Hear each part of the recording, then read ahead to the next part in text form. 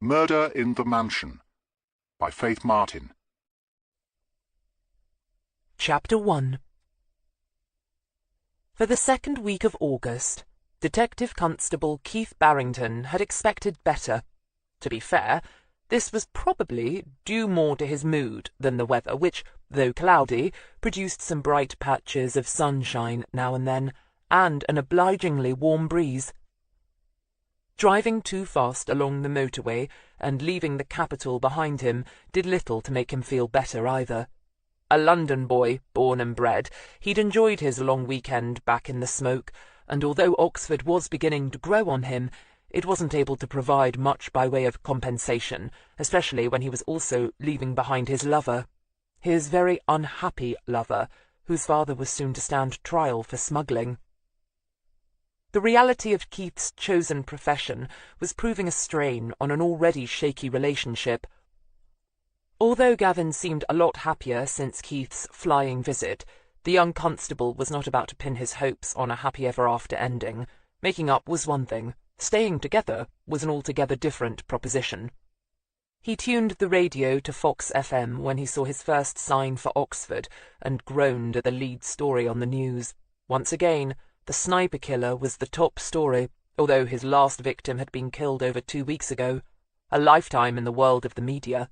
But in this case, the story was too good not to keep it at the top of the pile. For almost 2 months now, some maniac with a rifle had been targeting police stations, lying on an overlooking roof or vantage point and taking out a single individual with one accurate shot to the head.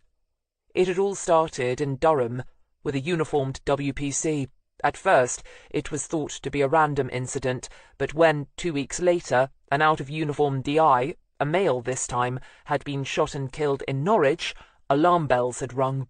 Since then, a uniformed sergeant had been killed in Diss, and the latest, just 2 weeks ago, another sergeant, this time a female and out of uniform, killed in Bedford. There was no doubt about it. The killings were getting remorselessly closer and closer, geographically at any rate, to Thames Valley Police Headquarters in Kidlington, Oxfordshire, where Keith had been working for nearly a year. Paranoia had been rife at the station when he'd left for his brief holiday, and he doubted it would have got any better now that the sniper was due to strike any time soon. But would Kidlington really be next? The news ended, and a tuneless pop song took its place, and Keith, with a sigh, turned it off. He glanced at the car clock and saw that it was nearly 8 already. If he hit bad rush-hour traffic, he'd be late into the office. Not that he thought his immediate boss, D.I. Hilary Greene, would read him the riot act. He'd been due his leave, and had more than pulled his weight at his new posting, and needed to after his rather undignified exit from his old London nick. As he took the turn-off from the motorway and headed towards the fabled dreaming spires, his thoughts became grim. The sniper killer had to be ex-army.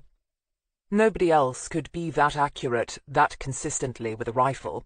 Unlike what the world of cinema or television drama would have the public believe, ordinary citizens just didn't get their hands on guns, train themselves to be a sharpshooter, and hire themselves out as assassins at £1 million a hit. No, this killer was bound to be some disaffected sod with a grudge against coppers, or some nutter, perhaps suffering from his time spent in a war zone, who just felt like carrying on killing.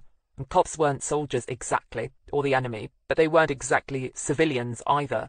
He could see how that might appeal to someone's twisted sort of logic. None of which made him feel any happier as he approached HQ. He couldn't help but wonder if, somewhere, maybe from a bedroom window or one of the houses in the small, unassuming town of Kidlington, a man with a gun was affixing a sight to his rifle. Getting ready. Detective Inspector Hilary Greene blew across the top of her coffee mug and watched Mike Regis, a DI from Vice out of St. Aldate's Nick, rifle through a small cupboard in search of cornflakes. "I'm all out," she said flatly. Regis grunted and straightened up, shaking his head. "I'm not surprised. You can't store a day's worth of food in these Mickey Mouse contraptions." So saying, he flicked shut the narrow cupboard door and turned around, bumping his elbow on the tap in the sink as he did so. He winced and rubbed his arm, and Hilary sighed. "Once you've lived on a boat for a while, you get used to moving about in a narrow space. It becomes second nature. You don't even realise you're doing it. But even as she spoke, she knew he was hardly feeling mollified. She had moved on to the Mollern, a narrowboat moored in Thrupp, just outside Kidlington, after her corrupt and useless prat of a husband had finally gone one step too far. The fact that he died shortly thereafter in a car accident hadn't meant her return to more conventional living quarters, and now, after nearly 4 years on the boat, she couldn't imagine living anywhere else. A fact that her lover, Mike Regis, was only just beginning to seriously take on board. He watched her now, his cat-green eyes wavering between bewilderment and resentment. He wasn't a big man, but he felt, as he always did, whenever staying overnight with Hilary, like a very large bull in a very small china shop. "You got bread, at least? Some toast too much to hope for?" Hilary grinned and, taking pity on him, reached into a minuscule fridge, recessed under the fold-down eating counter, and pulled out a half-loaf of sliced wholemeal. "Think you can get it into the toaster without dislocating something?"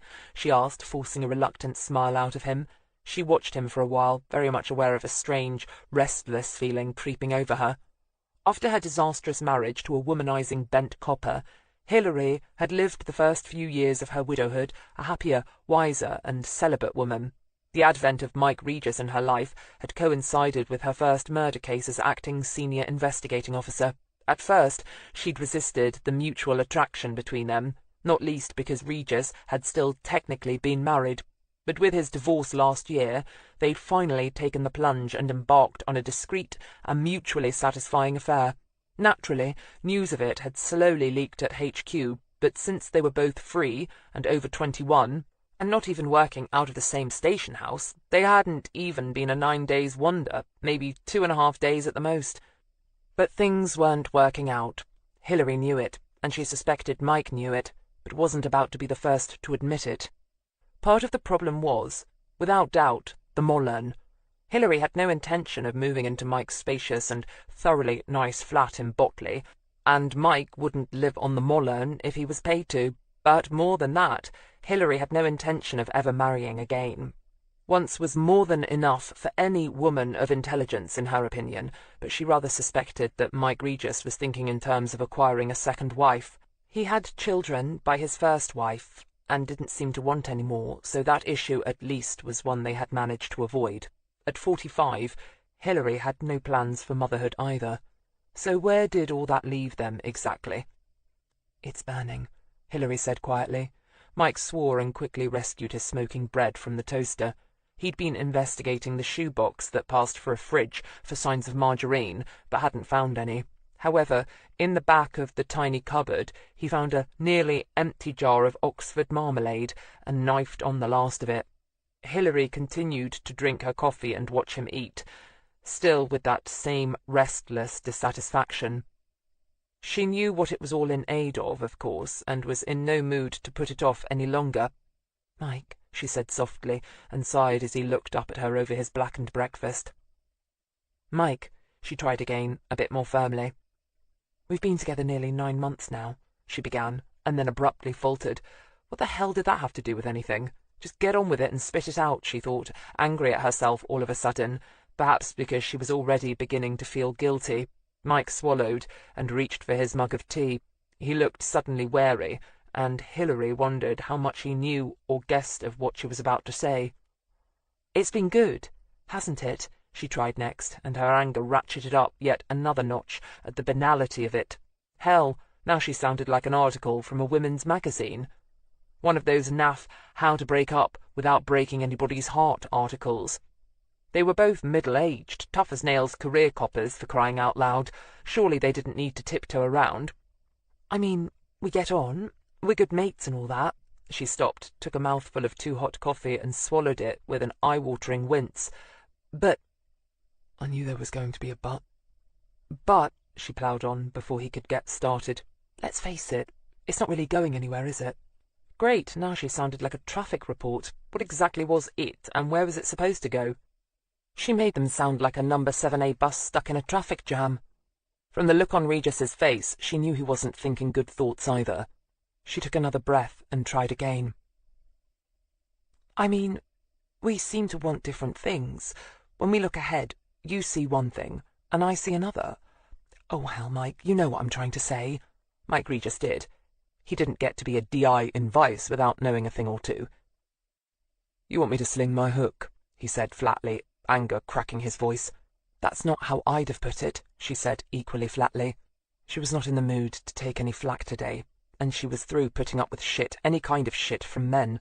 Not that Mike Regis was another Ronnie Greene, of course he wasn't, far from it. He was a decent copper, for one thing, not in the job to line his own pockets, but to put away the scum who needed putting away.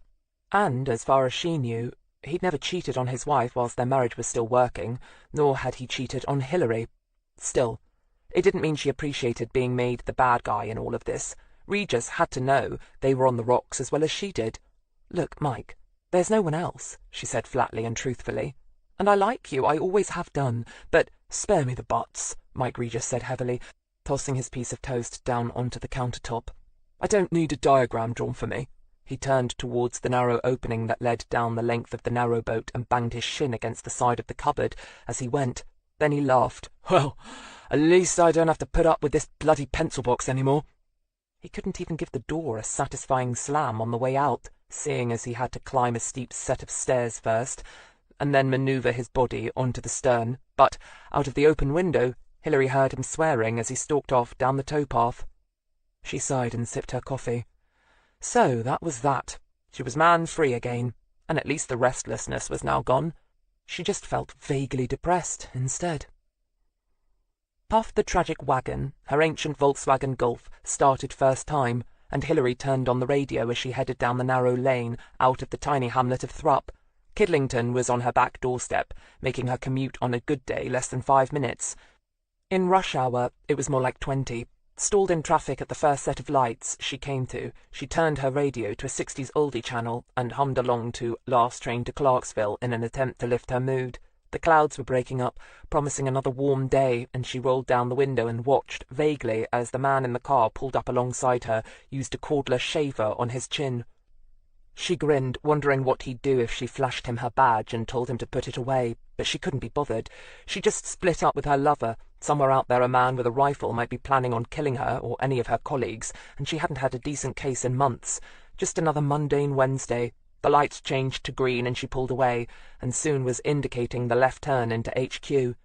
The car park was deserted as she parked Puff in a space at the back. Every space near the large main doors into the building was already taken. Normally, there'd be the usual little cliques of smokers out and about, forced outdoors by the universal smoking ban in public places. Then there'd be the patrol car teams, parked up and chattering before setting off. Cops who liked to come in on bikes, green badges to the fore, or even those who walked. Normally, the car park would be buzzing, but now it was empty, utterly deserted. As she parked, she noticed a uniformed DS further along, getting out of her car and locking up double fast before sprint-walking to the door. Hillary felt the skin on the back of her own neck begin to crawl as she also got out of the car, but she was damned if she was going to hurry. As she'd been telling anyone and everyone who'd listened to her ever since the sniper killer had first struck, your individual chances of being the next victim had to be 1 in a million, or however many working coppers there were in the country currently. She locked Puff, wondering vaguely why she bothered. They were in the police station car park after all, and besides, no self-respecting car thief would be caught dead trying to pinch her ride.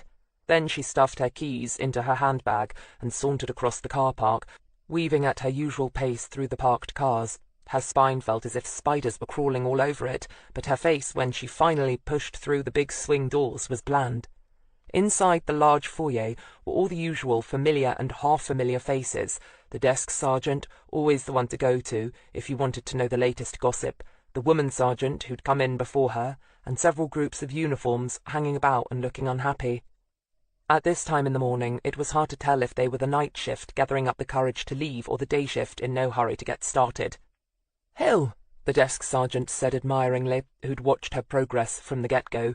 "I thought you were going to stop and smell the roses." The car park did in fact have a few green spots scattered throughout, which the Cherwell District Council, in their wisdom, had used to plant bushes of various species, most of which wilted and died from lack of watering. Hillary smiled grimly. "I keep telling you lot, you've got more chance of being hit by lightning, etc., etc." She waved a hand vaguely around and headed for the stairs. She was aware of many eyes watching her as she went, and out of the corner of her eye saw the desk sergeant grin. Well, if you couldn't lead the troops by example, she thought, grimly entertained, you could always try the old don't do as I do as I say ploy, but in her experience, nobody paid you any heed whatever you did. The desk sergeant grunted. "Good copper, that," he said, which at least made the day-shift contingent blush a little, and got them out the doors. Most of them all but ran to their patrol cars, however. Detective Superintendent Philip Mallow leaned forward and pressed the button on his intercom when it buzzed. "Yes, Sue?" "T.I. Greene, sir. Says she had a message on her desk that you wanted to see her when she got in." "Oh, yes. Send her right in." Hilary pushed open the door to his office and looked around, smiling to see that the office was empty of people apart from him. When she'd got to her desk and seen the summons to her old friend's office, she half expected some sort of meeting to be going on, the boring kind that never seemed to have anything to do with crime or the solving thereof. "Hey," she said, shutting the door behind her and making herself comfortable in the large padded chair facing his desk without being asked. She had no need to stand on ceremony with Mel, who was one of her oldest friends. "How's Janine?" A few months ago he'd married DS Janine Tyler, who'd been working on Hilary's team for 3 years. Now, with the marriage, Janine had moved to Whitney Nick, and Hilary had a new DS. And if Hilary wasn't exactly missing her feisty, rather sensitive-skinned DS, she wasn't about to say so. Janine had made no secret of the fact that she didn't like working with a woman as her boss, and her ambitions to make DI had often led her into doing something reckless. Not that her replacement, DS Gemma Fordham, was exactly a bowl of cherries to work with either, if for vastly different reasons. "Janine's fine," Mel said, then frowned and shook his head. "Well, maybe not, but that's neither here nor there." Hilary raised an eyebrow and grinned. "Well, that's clear as mud." Mel grinned and ran a harassed hand through his hair. He was nearing his 50th birthday, but didn't look it. His hair was well cut as usual, and showed not a sign of grey. His suit, impeccable as always, covered a lean body that showed little signs of middle-aged sag. Mallow had earned his nickname by seeming so laid back and mellow as to be almost somnolent, but it was a very deceptive nickname, as villains very quickly realized. "It's the Myers case," Mel said now, walking to his window and glancing outside. As a superintendent, he was entitled to an office with his own window, albeit a small one. "I just want to vent a little, as the Yanks would say." "I shouldn't stand there if I were you," Hilary said dryly. "Haven't you noticed how deserted it is out there?" Mel turned and looked at her blankly. Then she saw the comprehension reach his eyes. "Oh, right, the sniper." He moved away from the window, but she could see he wasn't really thinking about the cop killer. Unlike her own bravado, which had been mostly forced, Mel Mallow seemed genuinely uncaring. "Is it as bad as all that?" she asked sympathetically. She knew the basics about the Myers case, of course. Most of the Nick did. One of the DIs under Mel's remit had handled it, but had somehow botched it. Evelyn Myers, a 15-year-old schoolgirl, had been attacked and raped by a gang of youths following an impromptu disco at a village hall. She'd returned, tearful, to her mother, who'd promptly called the police. A rape crisis counsellor had been called in, and the girl had been taken to the local hospital, where all the necessary testing had been done. The result was more DNA than you could shake a stick at. Also, youthful witnesses at the disco helped the DI assigned to the case, Pete Gregg, to quickly round up, interview, and subsequently charge 3 teenage boys aged 14, 15, and 16, respectively. The case had gone to trial only 2 weeks ago, with everyone confident of a guilty verdict, when disaster struck. A clever little cove on the defence team of the oldest boy, the 16-year-old, had noticed a one-word mistake on the warrant that had allowed D.I. Gregg to search the boy's house and take away the clothes he'd worn that night. Clothes with enough forensic evidence on them to convict the boy, practically without the need of a jury. The defence barrister had pointed this out last Friday afternoon, making a motion to have all subsequent evidence gained by the questionable warrant thrown out of court. If that motion was granted, the CPS had warned them, the case against the eldest boy would crumble. They'd literally have to proceed without any of the valuable blood and semen evidence that rape trial juries found so necessary, and since the 16-year-old had been the chief perpetrator, the case against the 2 younger lads would almost certainly fade away as well. "Has the judge come back with a decision yet?" Hilary asked, watching her friend pace up and down. Mel shook his head. "Not yet. He was due to come in with it yesterday, but there was a postponement. Greg's down at the courthouse now, biting his nails, but I've got a bad feeling about it." The warrant, of course, should have been checked not only by the judge issuing it, but by the judge's clerk. probably a secretary or two, and Greg himself, but the buck stopped with Mel, being as he was in overall charge, and of course nobody over the rank of detective superintendent ever made a mistake, let alone got called to account for it. "And you blame yourself?" Hilary asked. "Mel, did you even see the warrant, let alone read it?" "No, of course not. Such minutiae hardly ever crossed his desk." "I know in my head it's not down to me, but that's not it. It's the Myers I feel sorry for. The girl's been admitted to a mental ward, did you know? And the mother's so depressed she can hardly speak. What's more, Clive Myers is fairly radiating rage. He used to be in the Paras or something, so he has a military heart and mind. He simply can't understand administrative cock-ups like this. He doesn't have the mentality for it. It was all Greg could do to stop him going after the lads himself and dishing out some of his own discipline. He only kept him on side by promising the judge would come down hard on the vicious little bastards. Now it looks as if he's going to have to dismiss the case, and all because some overworked legal clerk got his wording wrong." Hilary commiserated, but there was little she could do. They'd all had cases go to hell in a handbasket before. It was a sad and teeth-grinding fact of life. "Oh well, perhaps the judge can wangle some way around it." Mel sighed heavily. "Coffee?" Hilary nodded, and he poured her a mug. "Greg seems to think he's well and truly on our side. The fact that 2 of the boys already have form was working in our favour." Although he tried to sound upbeat, Hilary could sense the defeat already dragging him down. "Why don't we go out for a drink lunchtime?" she said, and was rewarded with a bleak smile and a half-promise. When she returned to her desk, however, it soon became apparent that the lunchtime drink with her troubled pal would have to wait.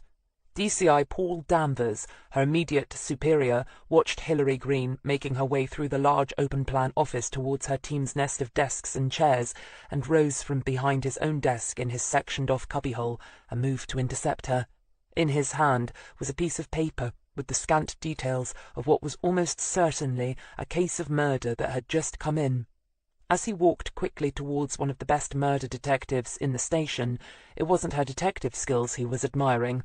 With her curvaceous figure, meltingly dark eyes, and lush nut-brown hair cut in a long bell shape and highlighted with delicious hints of Titian red, Danvers had been smitten with her the moment they'd first met. Unfortunately, at the time, he'd been one of 2 men assigned to investigate her for corruption. But that was long ago. Now he was her immediate superior, but not, alas, any closer to being anything else. But he was patient. "Hilary?" He glanced across and saw the tall blonde Gemma Fordham glance his way. Lean and martial arts trained, she watched him with curiously unreadable eyes. Beside her, sitting at his own desk, the carrot-topped Keith Barrington was busy typing at his console. Frank Ross, the other DS on Hilary's team, was slouched in his chair drinking tea. He looked, as ever, vaguely hungover, and smelt of the canteen version of bacon and eggs. He had a blob of grease on his tie, and one on the lapel of his jacket. He eyed Danvers balefully, rightfully guessing that he brought with him the unwelcome prospect of work. "Hilary, we have a murder in Bletchington. Know it?" Hilary nodded. "Small village about halfway between here and Bicester. Uniforms have just radioed it in. It looks messy and nasty." Hilary nodded, silently holding out her hand for the piece of paper. "Just another mundane Wednesday, all right." Chapter 2. Bletchington looked quiet and deserted as Hilary and Barrington approached it from the quiet country lane leading from its nearest neighbour, the village of Kirtlington. But as she turned her car towards the village green, she saw 2 patrol cars parked up outside a large detached residence, and a small knot of people milling around on the pavement, trying to look uninterested. She parked off-road whilst behind her Gemma and Frank pulled up beneath the shade of a large oak tree. They all climbed out, and Hilary took a moment to look around her. It was a typical Oxfordshire village, with a mixed bunch of houses and styles, some gardens well kept and colourful, others more mowed lawns with a shrub or 2 for form's sake. There was, wonder of wonders, a village shop still managing to cling to existence, and behind her she heard the church clock strike 10. The house that was attracting all the attention was the biggest one in sight, built solidly of the local stone, maybe 200 years old, but with all mod cons installed. Double glazing, satellite dish, burglar alarm box, and no doubt a myriad of other gadgets that the original owners could only have boggled at. The gardens, too, were large and well kept, either by an owner, who must have had green fingers and plenty of leisure time, or, more likely, a gardening contractor. Hilary walked towards the 10-foot-high garden wall that surrounded the property, and saw the uniform on guard by the gate straighten up a little at her approach. He was holding a clipboard. Hilary showed him her warrant card, and watched as he signed her in and added the time. She walked through the gate, a pristine white-painted affair with a black iron ring-handle in the centre, and heard her team signing in behind her. The house, in the warm, fitful August sunshine, looked mellow and welcoming. Hanging baskets full of frothing colour hung at either side of a wooden white-painted porch, which had a grey-tiled upside-down V-shaped roof that echoed the tiling in the main roof-line. The windows were sparkling clean, the white paintwork of the window frames brand new. Whoever lived here had money and didn't mind spending it. The gravelled drive led away to a walled-back garden, maybe where someone grew vegetables for the table. She could see, over the wall, the ripening fruit of apples, plums, and pears, the original kitchen garden, no doubt. A uniformed constable came around the side and coughed discreetly. "The body's inside the hall, ma'am, right behind the door. Succo are on the way, as is the police surgeon." Hilary took the hint and turned away from the main entrance, glancing down automatically as she did so. The gravel drive went straight to the front porch step, so would probably be useless as far as footprints were concerned. Likewise, the well-manicured lawns on either side were hard and flat after a week of very little rain. She doubted Succo would get much joy here, but nonetheless was careful where she put her feet, and kept well away from the entrance. Instead, she approached the uniform, a man in his late 40s, hefty but not quite fat, with thick fair hair going that dirty white that looked in need of washing. "B.C. Rogers, ma'am." Rogers knew Hilary by sight, and wasn't surprised to see her here as SIO. So far, she'd solved all 7 of her previous murder cases, so it made sense. He'd always wanted the chance to watch her work. "You were first on the scene?" "Me and my partner, ma'am, P.C. Cantor.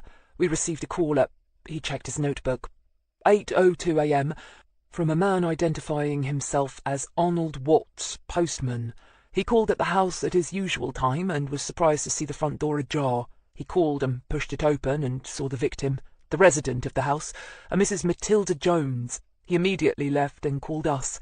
He's sitting in the patrol car with P.C. Cantor now. He's a bit under the weather. It might be a good idea for the doc to see him. It's not a pretty sight in there." Hilary nodded. "OK.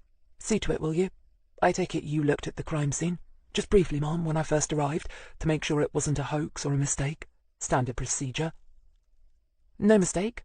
Hilary asked, not without sympathy, as she noticed the man pale slightly and swallow hard. "No, ma'am. Describe what you saw, please." Rogers took a deep breath. "Female Caucasian in her mid-40s, early 50s, I'd say, lying on her side, feet nearest to the door, head pointing towards a large semicircular staircase. She was wearing something white and brown, I think. It was hard to tell on account of the huge amount of blood on her person. She had short dark hair and wore no watch, rings, or other items of jewellery that I could see. She looked to me as if she'd been stabbed many times. No sign of a weapon by or on her body. No sounds from inside the house, radio or television. I called, but nobody answered. I called for backup and kept an eye out, and posted a man on the back entrance as soon as I could, but I don't think anyone was inside the house. It just had that empty feeling." Hilary nodded and knew instantly what he meant. "So somebody rang the doorbell, the victim answered, and no messing about, straight into the stabbing. It appeared frenzied, driven by hate or rage, or maybe fear. Left the victim lying where she fell, and left, not bothering to close the door." Hilary frowned, running it through her mind. It was possible, of course, that the victim had been lying there all night, but the autopsy would answer that one. The killer probably took the weapon away with them, unless it was still underneath the body, a fact that couldn't be established until the body was moved. And if the attack was as bloody as it appeared, the killer would be bound to have bloodstains on them. Did they bring a long coat to slip on afterwards? It certainly had all the makings of a premeditated crime. The killer must have brought the knife or sharpened screwdriver or whatever it was with them. Unless, of course, the killer had come calling, chatted about something, managed to grab a knife from the kitchen, and then killed the victim in the hall on the way out. But she was getting ahead of herself. She nodded to Rogers and turned back to her waiting team. "We can't do much until Succo and Doc Partridge get here. Start canvassing," she instructed them bluntly. Stephen Partridge parked his classic MG as far from the gaggle of cars and people as possible and climbed out, grabbing his bag as he did so.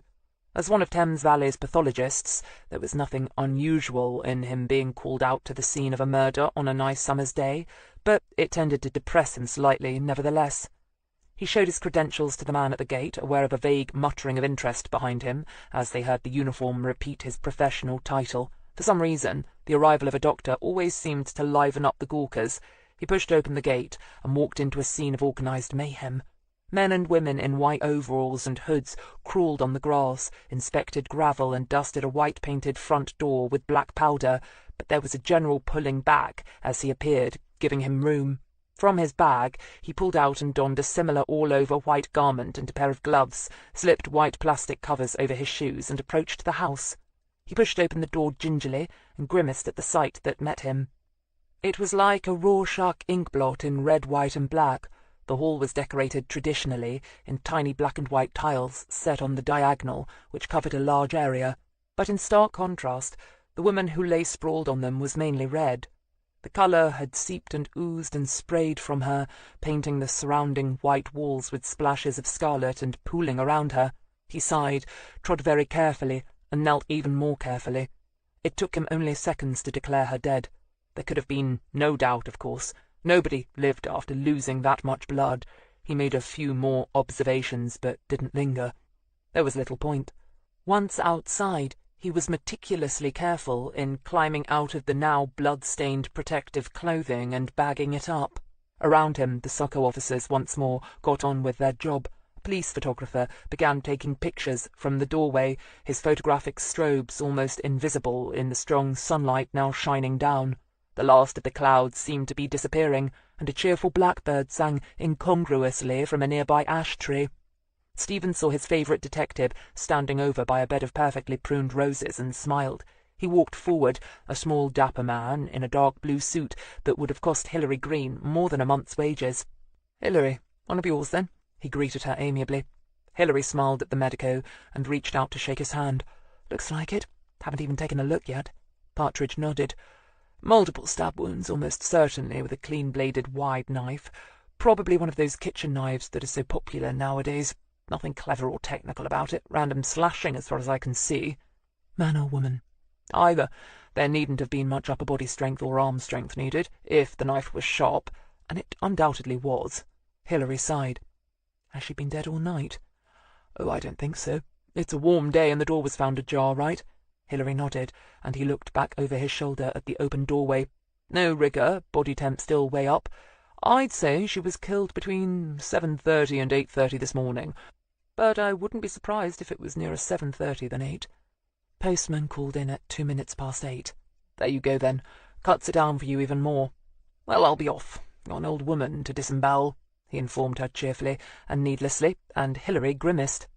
"Always a ray of sunshine, Doc," she said dryly. Outside, standing under the shade of the oak tree, Gemma Fordham used her phone to leave a text message. She'd never met Gary Greene, Hilary Greene's stepson, but she was hoping he'd be intrigued enough by her message to respond. She needed a few words with that young man. Gemma Fordham had met Ronnie Greene many years ago, before she'd even joined the force. She hadn't known it then, but Ronnie had a penchant for leggy blondes, but preferred them dumb. Perhaps that's why they hadn't lasted long. At the time, Gemma had been getting her degree in criminology from Reading University, and Ronnie had been seconded from Thames Valley to help in a child abduction case. When, nearly 8 years later, he died in a car crash, and a subsequent investigation had proved he was as bent as a £2 note, and must have salted away a fortune from an animal part smuggling operation he'd masterminded, Gemma had decided to transfer from her old nick to Thames Valley. She'd been on the force for nearly 5 years by then, and had won several martial arts medals. She'd aced her sergeant's boards, and when she'd requested a stint on Hilary Greene's team, nobody had questioned it. Hilary, after all, was well respected in the force, had a rep as a good detective, and there was nobody better at training up young DCs and sergeants who wanted to climb the ladder. Anybody would give their eye teeth for a chance to watch and learn from a maestro. Of course, Gemma was far more interested in getting her hands on a fortune than achieving the rank of DI, but who said she couldn't do both? Since coming to Kidlington, she'd managed to get onto Hilary's boat, but the search had been disappointing and inconclusive. If her immediate boss knew where her late and unlamented husband had kept his money, it didn't show, and she certainly hadn't spent any of it. It was one of the first things Gemma had checked. Her car was ancient, and her home was still a bloody narrowboat of all things. No, she'd all but concluded that Hilary Greene, as a stepping stone to wealth and happiness, was something of a washout, which was why Gemma was now turning her attention to Gary Greene. Her text message sent, she closed the phone with a snap and turned her attention to the group of gawkers currently being questioned by Keith Barrington. Frank Ross, on spying the local pub, the Black's Head, had quickly shuffled on over to it, muttering something about local knowledge. What he really meant, of course, was local beer, or whiskey, or whatever he was able to afford today. Gemma turned her eye towards the village shop, smiled to herself, and trotted over. If you wanted to know the gossip, it was as good a place as any to start. Hilary Greene didn't really want or need to see the body, but she knew it was expected of her, and with the police surgeon been and gone, the body photographed, and Socko more or less happy with the preliminaries, now was as good a time as any. She walked to the door, nodding at the photographer as he stepped out of her way, and glanced inside. It was bad as any she'd seen. It was hard to see the victim at all, under her macabre body paint of red. She looked tallish and slender. No doubt her white slacks had once been pristine and tailored, and her blouse, which looked to be raw silk, the epitome of good taste. Now they were just soiled and useless rags. She sighed and turned away. "Tell the mortuary people they can remove the body when Socko's ready," she said to Rogers, who'd been keeping an eye on her and was waiting for orders. "Mum, and when you're through, I want you to take a team and inventory the house. She might be the kind who didn't like to wear jewellery, or she might have been robbed. See if there are any signs of burglary inside. There's bound to have been plenty of small silver baubles, collectibles, that kind of thing. In a house like this there always are. Get on to her insurance company to check what she had listed." "Mum." Hilary nodded and walked down the gravel path, pausing to admire a stand of bright orange Montbretia that were attracting half a dozen or so tortoise-shell butterflies. She'd have to get on to the next of kin, of course, once they were known. Breaking the bad news to grieving relatives wasn't something she often delegated. She carried on walking, out through the gate, ignoring the small knot of people who only pretended to ignore her and looked instead around the square. It was old and spacious, and clearly designed in a more elegant age. A slightly smaller stone house was set back a little to the left of Matilda Jones's, and Hilary decided to start there. She heard a ripple of speculation from the crowd follow her all the way up the garden path, and Hilary could almost hear their minds buzzing. Was this particular neighbour suspected of something? What did the police know? Who? What? Why? The door of the house opened before she got there, and a tall, thin, white-haired woman watched her approach. Before Hilary could say anything, she crossed her arms over her scrawny chest and spoke. "Trouble next door, is it?" she asked crisply. Her voice was educated, cool, and showed no signs of unease. "Yes, madam. May I have your name, please?" Hilary asked. Something about the way the woman leaned firmly against the door jamb and met her eyes with an unimpressed, level gaze told her that she was not about to get invited in for tea and biscuits, but the woman wasn't actively hostile either, so far as Hilary could tell. "Dorothea Grimmett. I'm a widow. Lived here for 46 years. Hilary appreciated the no-nonsense approach and decided to take advantage of it with a simple question-and-answer session. The cosy chat was definitely not going to work here. "Do you know the woman next door?" The white head bobbed once. "I do. Don't like her much, to tell the truth. Matilda Jones, or Mattie to her friends, which I suspect are few. Married, no children. About to be divorced from her husband Barry Jones, who moved out at the beginning of the year. She drives a Mercedes-Benz, currently white, but she changes it every 2 years, always for another Mercedes model. She seems to have a fetish for white. Clinical and cold, I always think." The woman paused, thought a little more, and gave a small nod, as if mentally approving her next choice of words. "Doesn't seem to work. Isn't interested in charity, and likes to dine out a lot.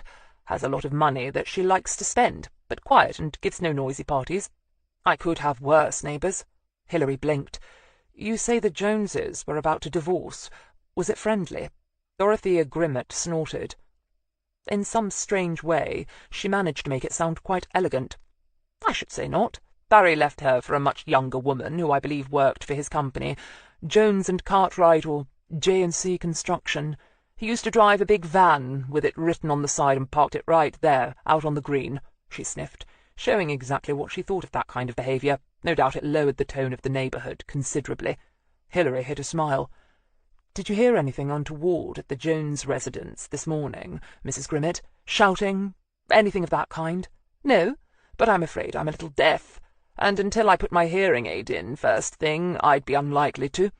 The admission came out levelly enough, but with just a tinge of angst. She shifted restlessly against the door-jamb, as if unwilling to contemplate the indignities foisted on her by creeping old age. And who could blame her? "And what time did you rise this morning?" Hilary asked, using more formal language almost instinctively now. Years of experience in dealing with all sorts of witnesses had taught her that it always paid to talk to people in a way they expected to be talked to, unless, of course, you wanted to shock them out of their complacency. "At my usual hour, 8:20. Too late, Hilary thought instantly. The victim was already dead by then. "Did you happen to notice any vehicle pull up in front of Mrs. Jones's house this morning?" "No, but my bedroom faces the other way." Dorothea Grimmett waved a vague hand behind her, indicating the back of the house, and Hilary sighed. Of course it made sense. If you lived in a big house, you'd choose to sleep in the quiet rooms at the back. Hilary nodded, sensing there was nothing more for her here. "Thank you, Mrs. Grimmett." The old woman nodded graciously, turned, and closed the door behind her. If she was burning with curiosity, she'd not shown it by so much as a flicker of an eyelash. But then, women of her generation and ilk would rather die than do anything so vulgar as to show honest human emotion. The arrival of the mortuary van caused its usual brief stir in the slowly enlarging crowd, and nobody paid any attention to Hilary this time, as she crossed the green and walked up the path of the house directly opposite the victims. She had to ring the doorbell twice before it was answered, this time by a younger woman in her late 20s. She was running a little too fat, and appeared apprehensive. Like Dorothea Grimmett, before her, she probably for vastly different reasons, she seemed unwilling to invite Hilary inside. "Hello, I'm D.I. Greene." Hilary held up her ID and smiled gently. "I just need to ask you a few questions about your neighbour, Matilda Jones." She kept her voice light and unthreatening, and was rewarded by seeing the younger woman's shoulders relax a little. "I don't really know her. My husband and I only moved here last year, and Mrs. Jones isn't really the sort of woman we mix with. She's a bit grand, to be honest." The woman had bags under her eyes and was without makeup. She looked as if she might have been ill recently. Hilary smiled. "And you are?" "Oh, sorry. Jennifer Potter. My husband Mike inherited this house from his granny. You're lucky to find me in. I'm usually at work by now, but I'm having some time off. I work at Sainsbury's, by Kidlington roundabout." Her raised voice made it a question, and Hilary nodded, instantly getting her measure. Her husband was probably some mid-level manager type, and his grandmother had probably been born in this house with no idea that one day it would be worth a cool $500,000 at least, far more than the likes of Jennifer Potter and her husband would have been able to afford on the open market. No wonder she didn't mix much with the likes of Matilda Jones, who seemed to have money to burn, and would almost certainly have considered herself a cut above the likes of a supermarket checkout girl. "Were you up early this morning, Mrs. Potter?" Hilary asked hopefully. "Oh, yes. I just had a baby 3 weeks ago." Her tired face wreathed itself in a self-satisfied smile. "Jacob, he's wonderful. So I tend to be up all hours." She shrugged in a what-can-you-do gesture. Hilary nodded. "Did you happen to hear anything from the Joneses' place this morning? Anything odd at all?" Jennifer Potter frowned and shook her head. "No, I'm sorry. Has something bad happened?" "Yes, I'm afraid it has," Hilary said, and swept on before she could be asked what. "Did you see a car pull up outside Mrs. Jones's house any time this morning?" "No, I don't think so. I saw people leave from all over the square, of course, from around 7:30 onwards. You see them all go, like bees leaving the hive. Then at 5:30 or so in the evening they all start to come back." "But you didn't notice any car come to or from the Jones residence?" "Oh, no." "Do you think you would have noticed if there had been a car or van?" Jennifer Potter thought a while, then shrugged. "Maybe. It depends. My kitchen faces the square, and I was doing Jacob's bottle about 7-ish. I fed him at the table. and I usually look out the window when I'm doing it, just to see what's happening. There's a thrush nesting close by, and I like watching him banging snails on the pavement to crack them open. But after I fed Jacob, I put him down in his cot, then got on with my chores, so—" She shrugged her chubby shoulders helplessly. Hilary nodded. "And you didn't see anybody go through Mrs. Jones's gate?" "No, sorry." "Is it— is she all right?" "I'm afraid not," Hilary said again without elaborating. The last thing she wanted to do was scare an already timid witness into forgetting something that might later prove vital. "Do you know anybody with a grudge against Mrs. Jones?" "Oh, no. Well, not unless you count Vera. But she's a nice woman, so I'm sure she doesn't count." "Vera?" "Vera Greersley. She lives over there." Jennifer pointed to the house directly on the right of the victims. "Vera makes lovely jewelry. She made this." Jennifer held out her arm, on which a silver bracelet dangled. The links were large and heart-shaped, with various stones set in the middle. "She sells her things on the internet and everything," Jennifer carried on admiringly. "She was one of the first to welcome Mike and me to the village. Came over with a cake, she did. It wasn't really a good cake," Jennifer said with a smile. "A Victoria sponge, a bit dry. But it's a thought that counts, isn't it?" Hilary agreed that it was. "Why do you think Vera and Matilda don't get on?" she asked, very careful in her phrasing of the question. The last thing she wanted was for the young, somewhat naive mother to get reticent now. "Oh, because of Oscar," Jennifer said blithely. "Oscar?" Hilary asked, her antenna perking up. "A man on the scene. Always a good start." "Oscar Wilde," Jennifer said, making Hilary, who'd taken an English literature degree, blink, then blink again. Visions of Lady Windermere's fan flashed through her head. "Her cat. Vera's cat, that is, not Mrs. Jones's," Jennifer burbled on. "I don't think Mrs. Jones likes animals much." Hilary gave a final blink and got with the programme. "Oh, a cat. Okay, what's wrong with Oscar Wilde exactly?" she asked. "He's always getting into Mrs. Jones's garden and scratching up her plants and, doing his business on her lawns. She doesn't half make a fuss about it. But cats roam, don't they? You can't do anything about it." Jennifer sighed philosophically. "Anyway, Oscar got sick and almost died. Oh, about 6 weeks ago now, and Vera swore blind Mrs. Jones poisoned it. My Mike told her she ought to be careful what she said, that it was a libel or slander or something, and that Mrs. Jones is just the sort to take you to court over something like that. She's very clever, Jennifer added, nodding sagely. Mrs. Jones, I mean. A friend of mine told me she used to keep the books for her husband's company, and she knows all about taxes and the law and stuff like that." Hilary nodded, almost overloading on information now. "I understand from Mrs. Grimmett that Matilda Jones and her husband were divorcing?"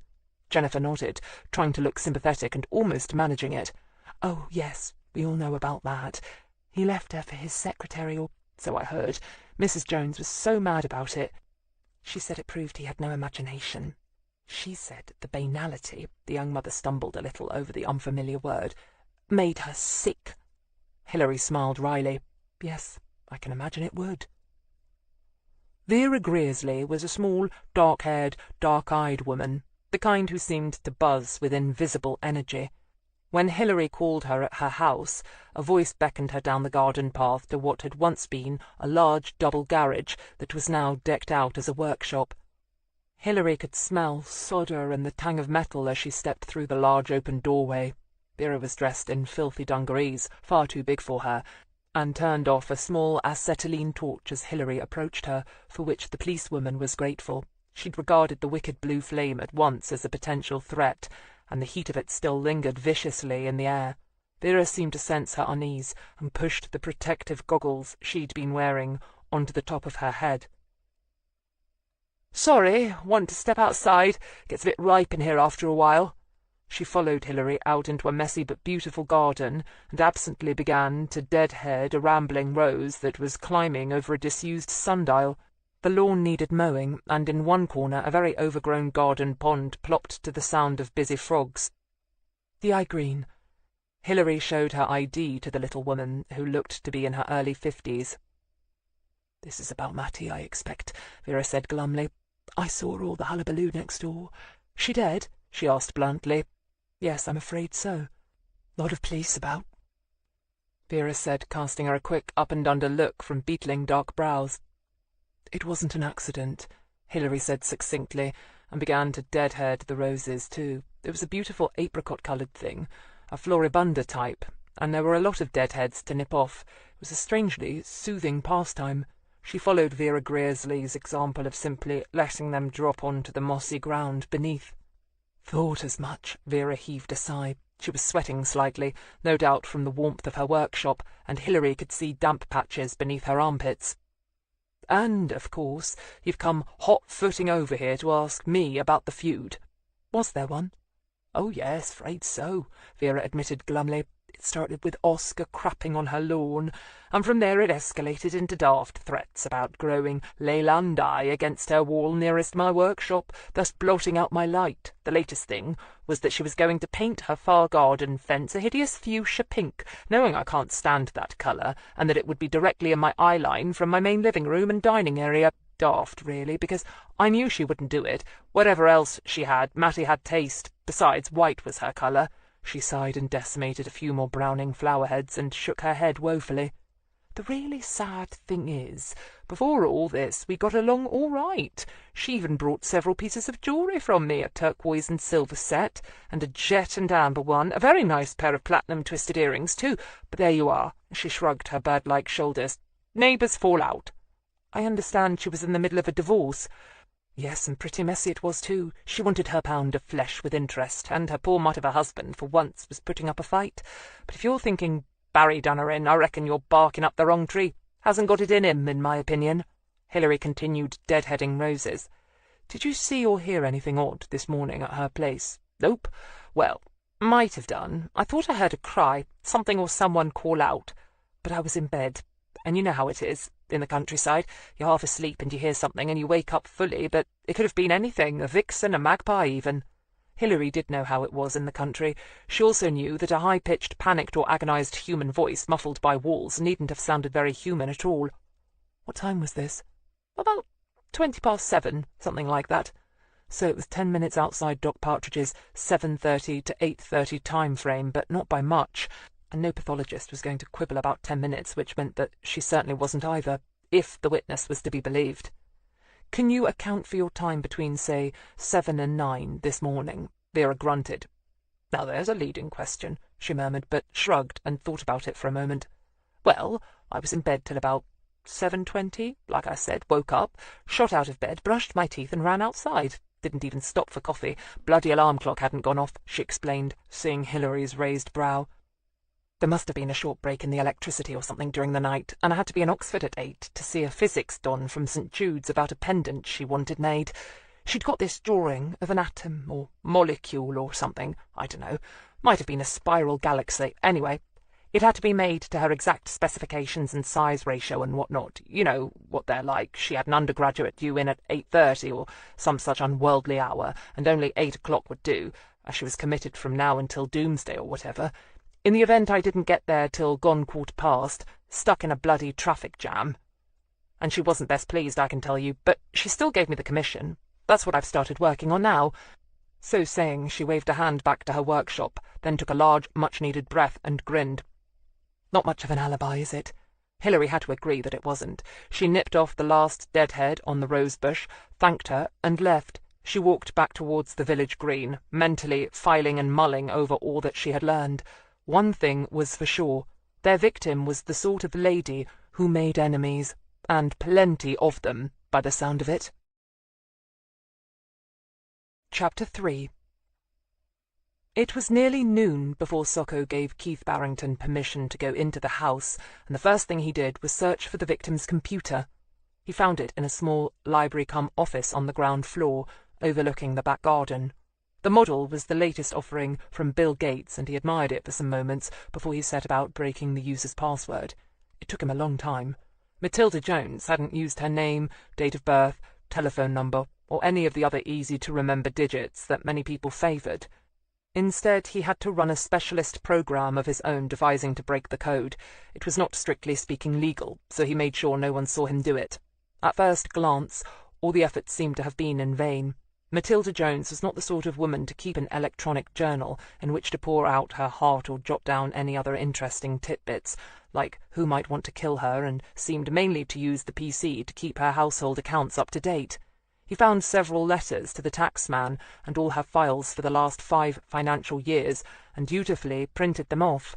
He had no doubt Hilary would want to read them later. He whistled as he ran his eye down the figures. Their victim had certainly lived well, and right up to her means. He found some vaguely interesting personal letters to what seemed to be an old university friend, now living in Melbourne, but it wasn't until he found a folder labelled intriguingly GYYB that he hit pay dirt. The initials, according to the title heading, stood for Got You, You Bastard, and it was a complete, accurate and detailed listing of all the work Matilda Jones had done for J&C Construction over the years. It took him a while to read it all, and by the time he was finished, he couldn't help but feel reluctant admiration for the dead woman. Matilda Jones, née Cartwright, had set her husband up initially in business after selling a house she'd inherited from an elderly relative. Neatly detailed timesheets followed, showing every last second of time Matilda had spent working the growing business's accounts, her dogged efforts at chasing contracts, and even her expenses for cooking expensive meals at home when her husband brought back councillors, city planners, and major contractors in a bid to woo them. Most wives probably did as much for the sake of their husband's business, but how many bothered to make such careful cast-iron records, some of which went back nearly 15 years, since, presumably, the Joneses' marriage had started off happily and cheerfully enough. It spoke of amazing forethought, if nothing else. It was as if the young Matilda Jones had realised right from the start that one day she might need meticulous records to show a divorce court judge that she was entitled to half the business, if not more. It was almost as if she'd been expecting the marriage to fail. He printed off the entire folder and went in search of his boss. Hilary Greene was in the victim's bedroom, staring somewhat bemusedly at a vast built-in closet. There were racks of evening gowns, trouser suits, skirts, blouses, jackets and tops, most with matching accessories. And the woman had more handbags, shoes and purses than Hilary could have stored, using up the entire length of her own home. A vast array of cosmetics, face creams, curling tongs, and some things that looked like instruments of torture were crammed into the upper shelves. She reached for a particularly vicious-looking contraption and, after some thought, supposed that they must be eyelash curlers. She put it back with a shudder. Her own dark lashes had always been allowed to go their own way. She hastily turned her back on the eyelash curlers, or at least that's what she hoped they were, and shut the door, jumping a little to find Barrington standing right behind her. "What the hell are they?" he asked curiously. "Not sure, but I hope they weren't a sex toy," she added with a grin. "If so, I'm not surprised her husband left her." Barrington shuddered. "And don't creep up on me," Hilary added, glancing at the sheaf of papers in his hand. "Sorry, Gov. None of the floorboards creak in this place. Have you noticed?" Hilary hadn't, but nodded anyway. "What you got?" "From the victim's computer.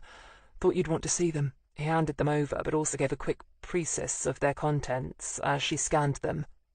"She wasn't going to take any prisoners in court, was she?" Hilary mused, agreeing with his assessment of the victim's thinking. "I wonder if her husband knew about this." She waved the papers thoughtfully. If her brief had got around to parleying with his brief, he might well have done, and given all this, I can't see any judge not allotting our victim at least half the worth of the business, if not more. You say she initially founded the start-up of the firm?" Keith nodded. "Before she came along, Barry Jones was a sort of one-man labourer who occasionally hired others. You know, if you wanted a garden shed put up, or a cheap conservatory, some walling done around the garden, that sort of thing, by the look of it. Then he married Matilda, and she used her inheritance to put it into a whole different ballgame." Hilary nodded. "I see the name changed from Jones Construction to Jones and Cartwright round about then too. Cartwright being her maiden name, so she obviously wanted her own name in the title. Clever psychology, that." Barrington nodded. Her first big project was a barn conversion near Heathfield, then a stable block over near Blenheim. Some enterprising incomer wanted them converted to a tea shop and souvenir place. A few years later, they were doing house builds from scratch. Started off small, some homeowner with a bit of ground selling off to J&C, and the company then building a clone next door. No hassles with the planning officer. Quick and easy. Just recently, though, the company's been growing even more, and the last few jobs have been erecting small estates out near Bicester. "Big league," Hilary whistled thoughtfully, thinking about the scandalous rise in house prices in the area. Even a small cul-de-sac of houses would net them millions. And this is the time he chose to up and leave her for a younger woman. Not clever, that, she said thoughtfully. Not clever at all. Vic certainly doesn't seem the type to take something like that lying down, Keith agreed. Okay, keep looking, Hilary said, rolling the sheaf of papers up into a loose tube and tapping it against her hand. Oh, and thinking ahead, find the best photograph of our Vic you can and get some copies made. We might well be needing them before the case is out. Right, Gov. And if you're finished with the computer, you can carry on in here. Hilary glanced around the bedroom vaguely. A large, modern four-poster stood against one wall, the dark, rich wood of the twisted hand-carved posts contrasting with the pure white walls. A light and wispy material in white, green, and apricot was tied back, allowing access to the bed. A matching green carpet stretched from wall to wall, whilst the bed-sheets were apricot. Apricot cushions lined the window seats at both large dormer windows, and the colour was picked up here and there in various other soft furnishings. It was beautiful, tasteful, and made her narrow bunk on the mollern seem pitiful by comparison. But when Hilary thought of their victim, lying alone in that big bed, probably with her mind full of revenge on an erring hubby, she found herself totally incapable of envy. "I take it you didn't find anything personal on the PC?" she asked sharply. "Not really, Gov. Just some letters to an old pal in Oz." "Then this is the place she probably kept the secret stuff," Hilary mused. "The modern computer age might be great for storing data, but when it comes to matters up close and personal, you can't beat the old-fashioned touch. So don't leave a potpourri jar unturned. Every attractive woman under 70 has something intimate stashed in her bedroom, and I want to know what Mattie Jones found necessary to hide." "Gov," Barrington said, with a slight gulp.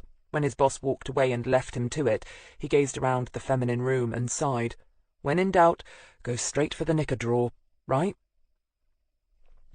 J&C Construction had offices in a small business park on the east side of Kidlington. The building was strictly modern, yellow brick and single-story, functional and neat enough, but hardly likely to appeal to someone who came to J&C wanting to build something innovative or beautiful. But then, that particular niche was probably not their market. Hilary parked next to a gloriously flowering dark purple buddleia, got out and set off for the doorway, stopping to let a large red admiral butterfly have the right of way as it blundered across the path. The paving was mainly white slabs, with a few weeds already putting in an appearance in the joins. She pushed open an unlocked door and found herself in a small waiting room, where a lone woman sat typing into a computer terminal behind a small desk positioned in one corner.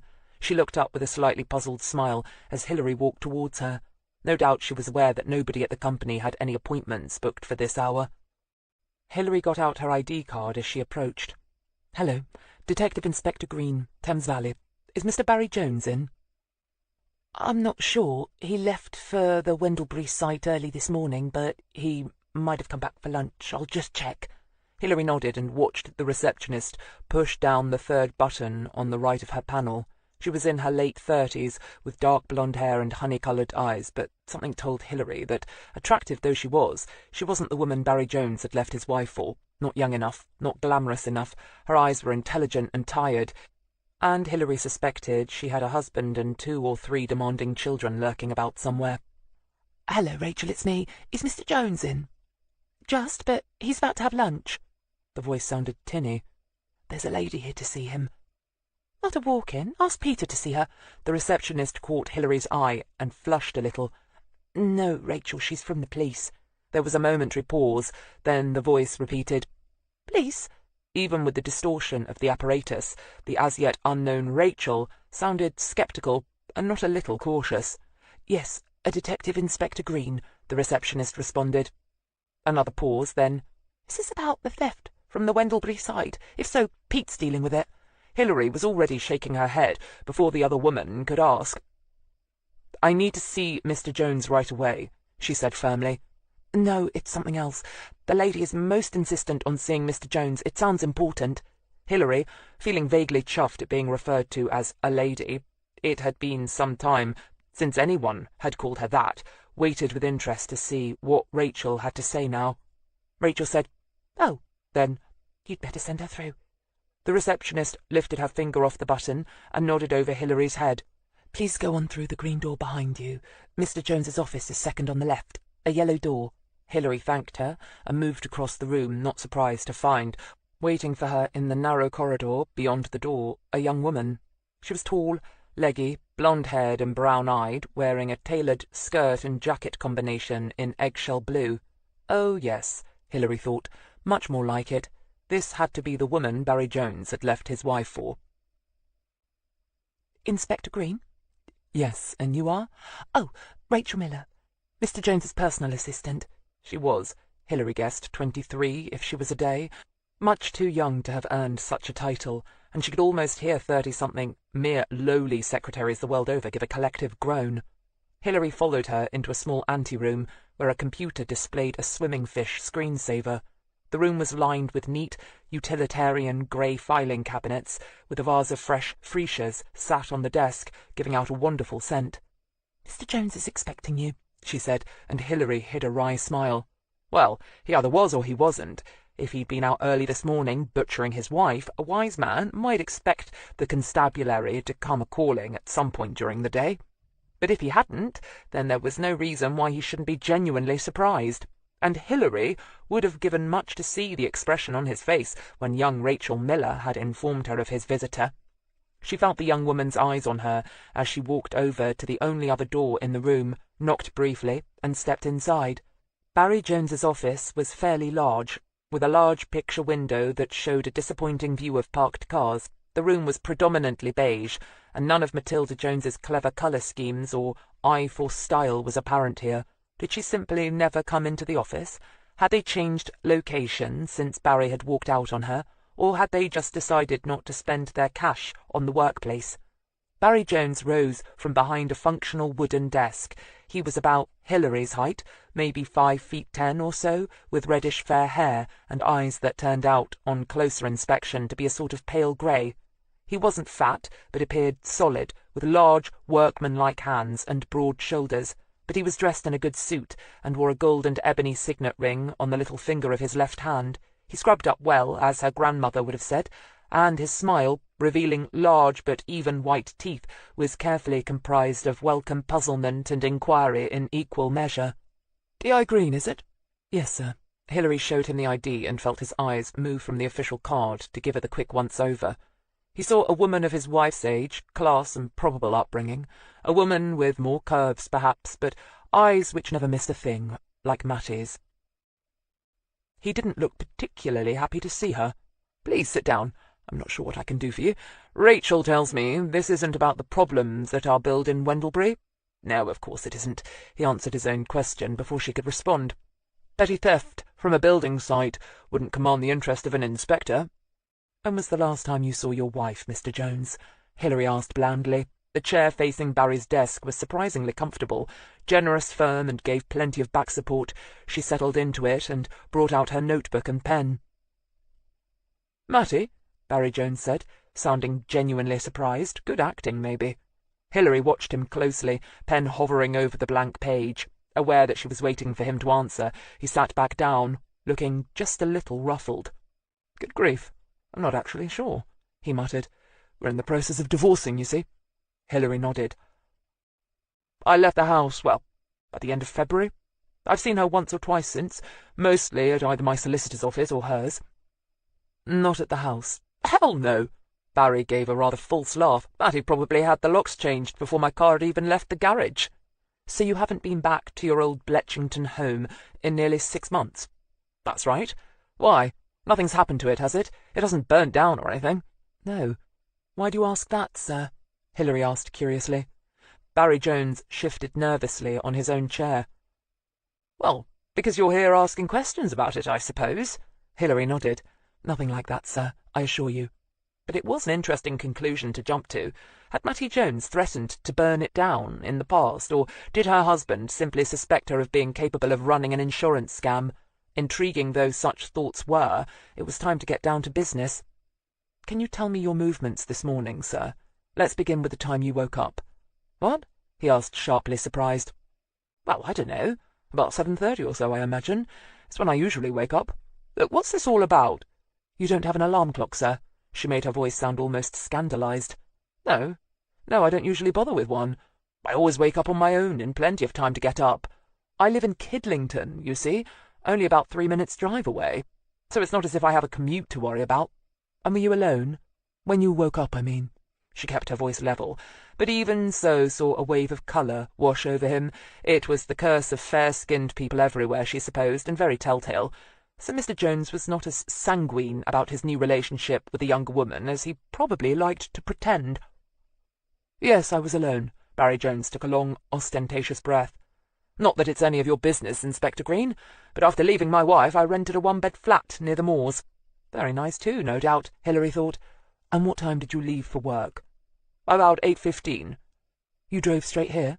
"Yes." "And you arrived when?" "About 8:30 or thereabouts." 15 minutes. Quite a long time to cover barely a quarter of a mile, isn't it?" "You know what it's like. Traffic and stuff." He shrugged. "And I caught every red light going." Hilary nodded. "And was anyone here when you arrived?" "To vouch for me, you mean?" Jones asked, beginning to sound just a shade belligerent now. "Yes. In fact, Rachel was here before me." "Is that her usual time to be in?" "Yes, about 8:30 or so. And she leaves at 6, maybe 6:30, if we have any trouble at one of our sites that needs sorting." "Long hours," Hilary noted blandly. "Rachel is very flexible," Barry Jones said, then blushed beetroot. Hilary kept her eyes firmly on her notebook. So the lovers were alibying each other, were they? Well, up to a point anyway. But what about the earlier part of the morning, the time when the killing actually took place? Why not say they spent the night, and therefore the morning, together as well? "Look, Inspector, are you going to tell me what this is all about?" No, she wasn't. "Would you say you were close to your wife, sir?" she asked brightly. "What? No. Well, not now, I mean. Once we were, obviously, but... Look, this is obviously about Mattie. What's she done now? Has she been pouring some damn story into your ear?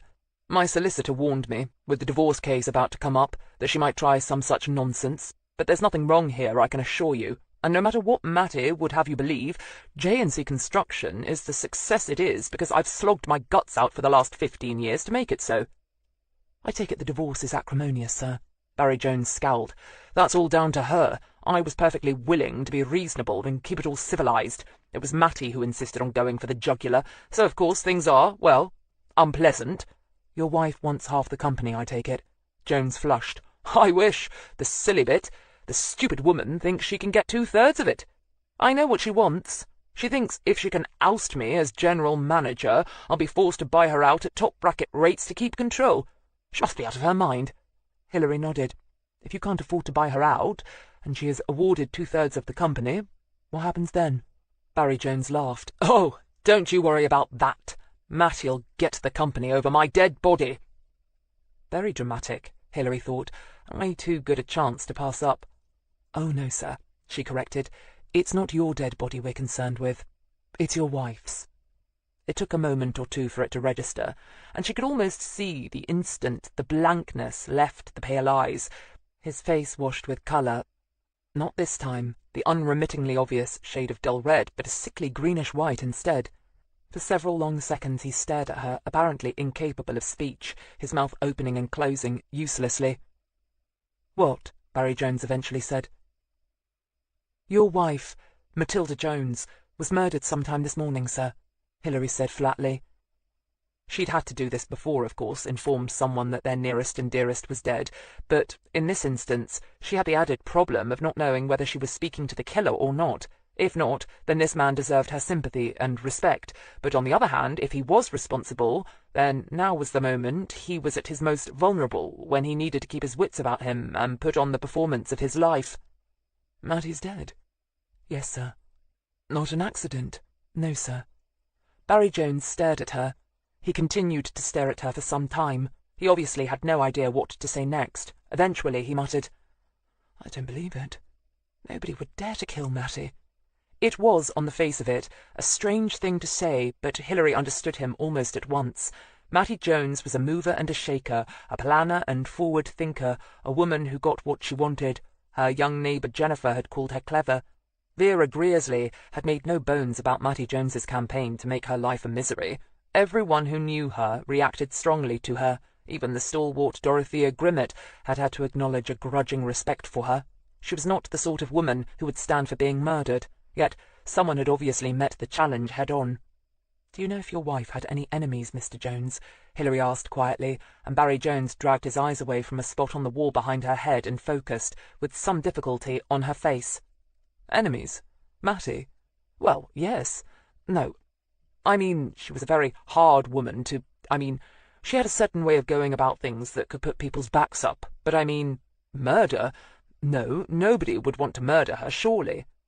Hilary knew she was not going to get any more out of him right now. Either he was in genuine shock, or was acting as if he was. Either way, he could keep. After he'd stewed for a while, and had time to come to terms with his new situation, she'd be back. "Well, that's all for now, sir." Barry Jones watched her, slack-jawed as she got up. "What? Is that it?" He sounded half scandalized, half relieved. "Oh, there'll be more questions later, sir," she warned him with a wry smile, "when we've discovered more about the circumstances surrounding your wife's death. I must ask you not to leave the country, Mr. Jones, at least not until things are sorted. We might apply to have your passport removed if you attempt to, and you must hold yourself available for further questioning. Do you understand?" Barry Jones nodded. "You think I did it?" Hilary closed her notebook and smiled at him. "Does your wife have parents still living? Brothers or sisters?" "No parents. She has a sister somewhere, but they don't get on. She was never invited over to tea or anything." Barry Jones smiled grimly. "She wasn't even at our wedding." "Thank you, sir. I'll be in touch," Hilary said, and walked to the door. In the small anteroom outside, she paused for a moment, then walked over to the secretary. "I have a few questions, Miss Miller. Can you tell me what time you got in this morning?" Rachel Miller shot her intercom a quick look, no doubt wishing she could ask her lover for instructions. Faced with Hilary's unwavering stare, she swallowed hard and managed a forlorn smile. "About 8:30, I think. Maybe a few minutes earlier." "You live in Kidlington?" "Yarnton. A small village not far away. I still live with Mum and Dad," she added reluctantly. Interesting, Hilary thought. So why hadn't Barry Jones and Rachel Miller set up house together? And what time did Mr. Jones get in? "Just a few minutes after I did." Well, that tallied. But then if they were in cahoots, it would, Hilary thought. But again, if they were going to alibi each other, why not go the whole hog? "And you left home when?" Rachel Miller dropped her eyes and reached out to straighten her desk tidier. "About 8:10. "Probably a lie," Hilary mused. People tended to avoid eye contact if they meant to lie. "Mr. Jones and Mrs. Jones are in the middle of a divorce, yes?" She changed the subject and kept it vague. As a rule, the more open-ended a question was, the more information could be milked from it. But in this case, Rachel Miller simply reached for a pen and began to twiddle it between her fingers. She seemed unsure whether or not to answer, so Hilary became more specific. "He left his wife Matilda for you, is that right?" "I don't see that as any concern of yours," Rachel said tightly. "Your parents don't approve, is that it? Is that why you're not living together?" "Barry and I will marry as soon as he's free," Rachel said, again in that tight, prim voice, which instantly made Hilary wonder if she'd got the habit from her mother. She had an idea that when they ran a background check on Miss Miller, they were going to find a strict upbringing and disapproval of divorce lurking somewhere around in the Miller family background. "Well, I'll let you get on with your work," Hilary said, and saw the younger woman shoot her a puzzled but grateful glance. No doubt she was dying to ask what this was all about, but wasn't going to. Hilary nodded and left. By the time she got to Puff the tragic wagon and climbed in, she could imagine the lovers were having a very serious talk indeed. But about what, exactly? Back at Bletchington, Keith Barrington was all but pacing up and down, waiting for Hilary to return. Through the open window he saw her park, and then head towards Gemma Fordham's vehicle, so he carried on pacing. Outside, Hilary crouched down to look inside the car, and was just in time to see her DS bite down on a large salad sandwich. Gemma saw her at about the same time, and hastily held up a finger to pop a piece of escaping tomato back into her mouth. "Sorry, Gov," she mumbled around her mouthful, but Hilary waved a vague hand. "Didn't mean to interrupt your lunch. When you've finished canvassing, I want you to start on the background checks. Dick first, of course, but also Barry Jones and one Rachel Miller, his secretary." "Gov." Gemma swallowed hard and put the sandwich down. "Might as well include Vera Greersley in the mix as well," Hilary carried on, knowing Gemma didn't need notes to remember it all. "Neighbour with the crapping cat," Gemma clarified. She'd obviously met the jewellery designer as part of her rounds. "Right. Picked up anything interesting so far?" Hilary asked. "Nothing on any vehicle, Gov. I'm beginning to think whoever did it didn't come by car or any other motorised transport. It's odd that nobody at all noticed a car pull up outside the Vic's house." Hilary sighed. Could be they were just all used to hearing cars starting and stopping around then. It was time for most people to be up and about and leaving for work. All the more reason for somebody to see another car there, Gov, Gemma insisted stubbornly. The Joneses' divorce was public property. A strange car parked up in front of the lady's residence would be bound to be a point of interest. Hilary frowned. True, so somebody on foot or bicycle, maybe. Or they approached from the back. No access from the back, Gov, I checked. That was another thing about her new DS. You didn't have to keep checking up on her, and she was perfectly capable of good, solid, rational thinking without being prompted. It was just a pity that Gemma was out to screw her over, Hilary mused. Apart from that, she'd be the ideal second in command. Okay, well, keep at it, she sighed. And let me know if anything interesting turns up. She got up and walked away, not quite catching whatever it was that her DS muttered under her breath, but she supposed it wasn't anything complimentary. At the house, Barrington pounced on her the moment she walked in. Gov, you were right, I found these. They were hidden in her jewellery box, this big handcrafted wooden thing. There was a secret drawer thingy at the bottom. He handed her his find like a chuffed retriever handing over a fallen pheasant. Hilary, careful to don thin rubber gloves first, took the offering of handwritten envelopes and read the letters they contained, her eyebrows gradually rising. Very nasty. Somebody who only signed themselves with the initials FC really didn't like Matilda Jones. The language was blue, and the threats became more and more graphic with each successive missive. The sense of frustration fairly leapt off the pages. There were 6 letters in all dated over the past 5 weeks. Luckily, their victim had kept them all in their original envelopes. Hilary glanced at the postmarks on them. Chipping Norton, Oxon, she read out loud. Good going, Keith. You can help Gemma out with her background checks, but concentrate on anyone whose life touched our Vicks with the initials FC.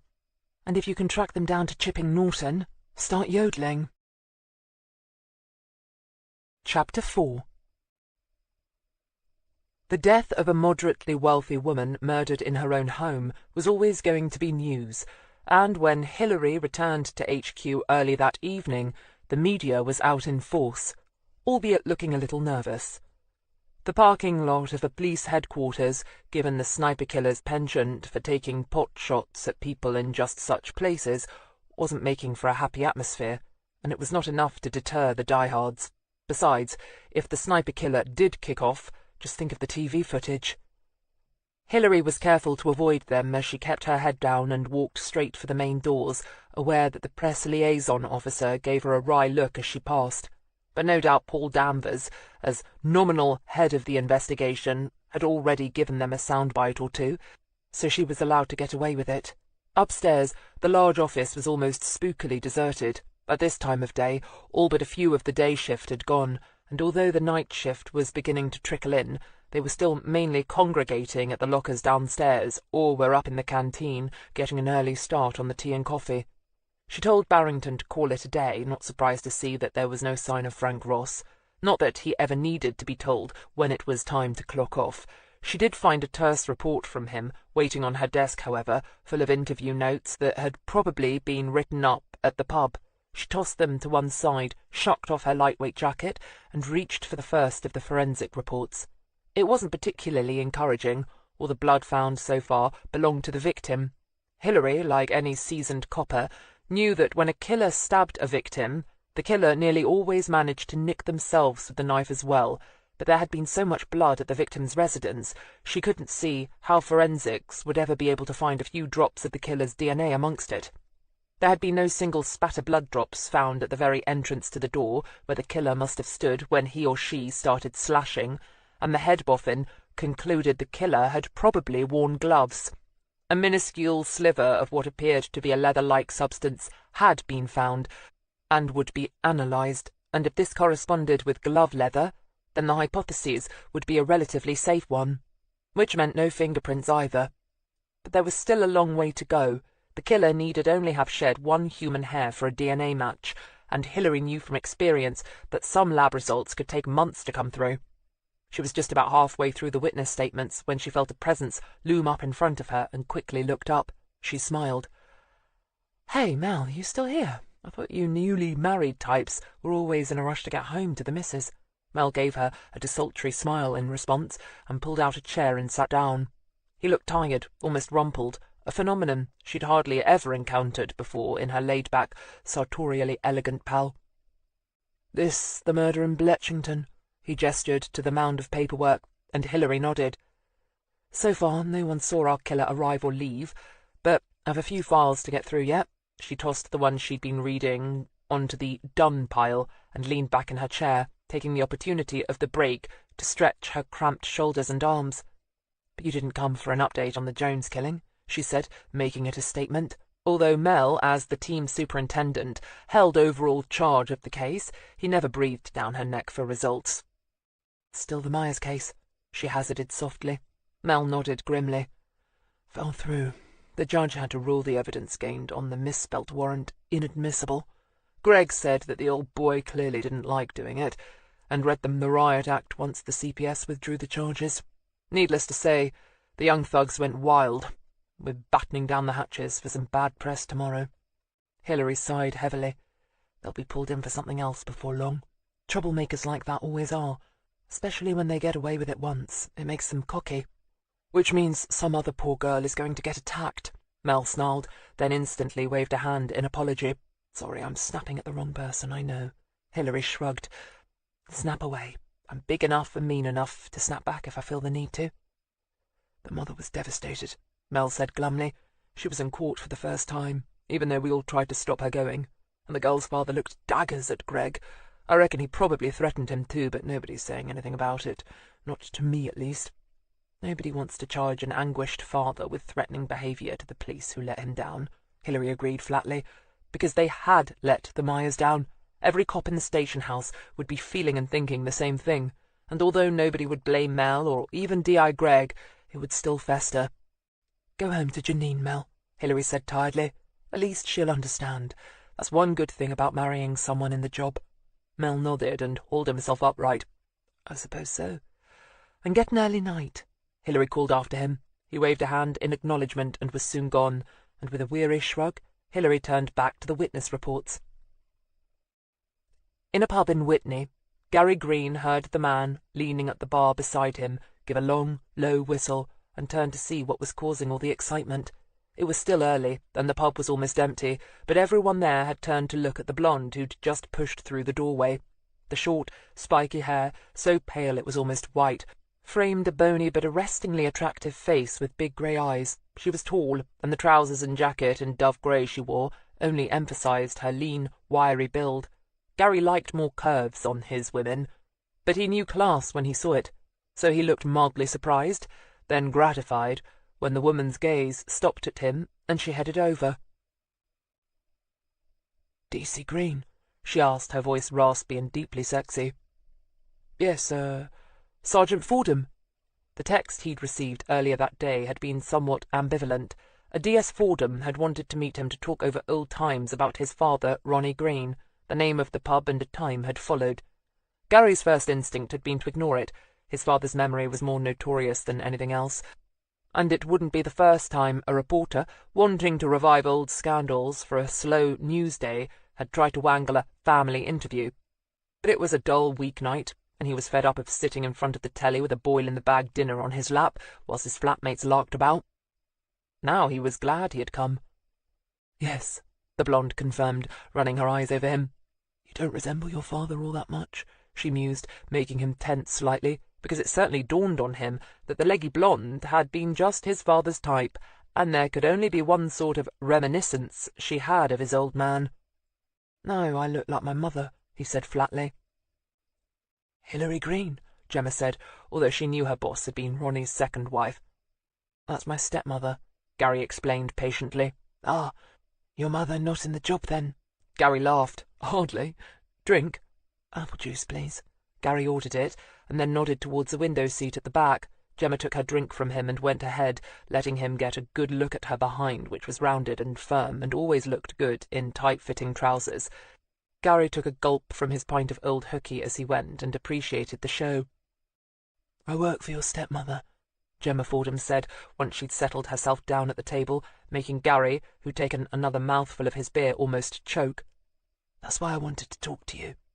Gemma had sensed his antagonism and guessed the reason for it, and she wanted to dispel, right away, any thoughts that she had been one of his father's women, even though she had been. "I only met your father the once," she lied smoothly, "when he was seconded to my old Nick on a child abduction case. I'm from Reading originally, and when I got the chance to transfer to HQ in Kidlington, I jumped at it, especially since it meant working with D.I. Greene. She's got something of a rep as an investigator, as you probably know." Gary nodded and smiled. "Yeah, she's great." So he's a fan, Gemma thought, with a pang of regret. She'd half been hoping that he would suffer from a wicked stepmother complex. It would have made things slightly easier to quiz him if he'd been anti-Hillary. Now she'd have to be extra careful. "Yes, a few years on her team, learning the ropes, and I reckon I could be DI. Gemma took a sip of her drink. "If I don't put my foot in it, that is. That's why I wanted to chat with you. I only know vague stuff about, well, what happened to her and your father, so I don't want to spoil my chances by doing or saying the wrong thing." She gave him a full wattage smile. "You know what it's like. Who's doing what to whom, old scandals that are never referred to. The place can be a landmine." Gary nodded. "You're ambitious to get ahead and don't want to step on any toes." Gemma nodded. "You have a problem with that?" she asked, letting her voice go just a shade belligerent. "Some men still don't like to see women get ahead." "Hell no," Gary said, flushing slightly. "It's my old man who was your typical male chauvinist pig, not me. I saw what he did to Mum, and later, when I was older and understood things more, I saw what he did to Hillary. No, more power to you, I say." Gemma nodded. "Okay then. So what really went on? I know my boss was investigated by the mob from Yorkshire, and now one of them's our boss. What the hell is all that about?" She rolled her eyes, glad to see the youngster relax a little and even smile. "Yeah, Hill was hopping mad about that, I can tell you." He grinned. "But it's not complicated. My old man was bent. His best pal, Frank Ross, was bent. But my dad had brains, and they reckon he amassed a fair bit from this illegal animal parts smuggling operation he was running. He was about to get pulled in when he had his car crash and got killed, which probably saved him from jail time." Gemma snorted. "No copper wants that." "Right. But they investigated Hillary as well." Gary shrugged. "I suppose they more or less had to. But by this time, Hillary had already left Dad and moved on to the boat. Not so much because of the smuggling, because I don't think she knew anything about it, but because of his women." Gemma forced herself to remain relaxed, but it wasn't easy. To have herself lumped together under the heading of his women was like having salt added to an open wound. It was one thing to know you'd been foolish as a 19-year-old, but another thing to have your face rubbed in it years later. "So that was it," she managed to say lightly. "Yeah, it was," Gary said flatly. "Coming under investigation must have been hard on her." "It was. She was working her first murder case as SIO at the time. But they exonerated her. Later, one of them, Danvers, transferred from York to Kidlington, and a year or so ago became Hillary's DCI. "Charming. And you, being the son of Ronnie Greene, can't be easy," she said sympathetically. "Hell no. But none of us has it easy, and people are beginning to forget about him. I only ever have the odd reminder now, like a few years back, when one of his old cronies from Bicester got in touch, wondering what to do about the contents of his locker." Gemma caught her breath. "Locker? I didn't know he worked out of Bicester. I thought he was stationed at Kidlington." "He was. Bicester was years ago. In fact, I was surprised he was allowed to keep a locker on there. I got the feeling a mate of his let him store stuff there on the sly. I don't know why he bothered. When I picked it up, it was only junk. Some old trainers, some—" He was about to say porn and changed it at the last second. "Magazines, old deodorant and shaving gear, that sort of thing." He shrugged and took a deep swallow of his pint. Was he imagining it, or was she coming on to him? Gemma felt her heart rate drop in disappointment. "So there was nothing personal at all?" "Nah. Oh, only a book. He must have got it for Hillary. He wrote her this naff inscription inside. I don't know why he bothered. I thought at the time it was hardly her thing." He pointed to her empty glass. "Want another?" Gemma shook her head. "No thanks, I'm fine." "What do you mean, not her thing?" "Hillary took a degree in English literature, did you know?" Gemma did, but shook her head. "No. So, what did your father get her? A comic book?" Gary grunted a laugh. "Might as well have done. No, it was one of those horsey thriller things. Like I said, not her sort of thing at all." "Dick Francis?" Gemma blurted out, suddenly remembering seeing it on Hillary's bookshelf when she'd broken into the Mollern a few months back. She'd thought at the time it had looked out of place amongst all the Austen Brontes and assorted poetry. Could have been, Gary said with a shrug. I prefer Bernard Cornwell myself, military history stuff, you know. Gemma did, and bought him another pint. Now that she'd got what she wanted from him, she was feeling good, and when they left the pub an hour later, young Gary Greene was feeling good too. He'd call her tomorrow and ask her out on a date. On the drive back to Summertown, Gary Greene already forgotten, Gemma wondered how soon she'd be able to get back on the Mollern and take a closer look at that book. Unless she was well and truly on the wrong track, Ronnie Greene's Inscription would be well worth reading. It was, after all, the ideal place to hide a clue as to the whereabouts of a lot of money. Not that Ronnie ever intended Hilary to have it, of course. No, it would have been just his idea of a joke for the clue to a fortune to be stashed under his estranged wife's straight-as-a-die nose. But this was one joke that could very well make her rich. She slipped in an old Eagles tape and hummed along to Hotel California. Tonight she'd cook something special for Guy. The blind music don she was currently living with was something of an epicure, and she was feeling in the mood to please him. Thursday, the 2nd of August, came in slightly damp, but a freshening wind promised to blow the clouds away before the morning was out. Hilary, as usual, was first in and shook out her umbrella in the lobby, wondering if people coming into work felt a little bit safer with an umbrella over their heads. After all, a sniper couldn't get an accurate line of fire at your head if he couldn't see it. She wondered if she ought to put a notice up in the hall advising everyone it might be good to use one, come rain or shine, until the killer was caught, but doubted if the top brass or the press liaison officer for that matter would go for it. The cops would look silly, standing around under umbrellas in bright sunshine. The fact that it could save their lives probably wouldn't matter a damn. Once at her desk, she managed to get through the last of the reports before the first of her team came in. Gemma Fordham smiled at her briefly as she took a seat. "Gov." "Gemma?" Hilary greeted flatly. It had been some months now since she'd learned that Gemma Fordham was an old flame of her husband's, and had almost certainly transferred to Thames Valley HQ in a bid to find a way of getting her hands on Ronnie's dirty loot. Thanks to her neighbour on Willow Sands, Nancy Walker, she already knew the young DS had been on her boat once to have a look around, but she doubted that Gemma had realised the significance of the Dick Francis thriller on her bookshelf, and even if she had, she would be doomed to disappointment. The money was already gone. She could, she supposed, have gone to Mel and demanded that Gemma be transferred, which had, in fact, been her very first instinct, but then she'd had second thoughts. Gemma was a good, competent and hard-working officer. After having to put up with Ross as a DS, she was heaven sent in comparison, and whilst Gemma still had hopes of becoming rich on Ronnie's money, she'd be very careful to keep on Hilary's good side and more than pull her weight. So why not take advantage of all that? Hilary wouldn't have been human if she hadn't enjoyed the delicious irony of the situation. Furthermore, Gemma had all the makings of a good DI. Personal feelings aside, Hilary knew the force couldn't afford to lose officers of Gemma's calibre. Not only did her martial arts training come in handy, she had brains and grit and a good analytical mind too.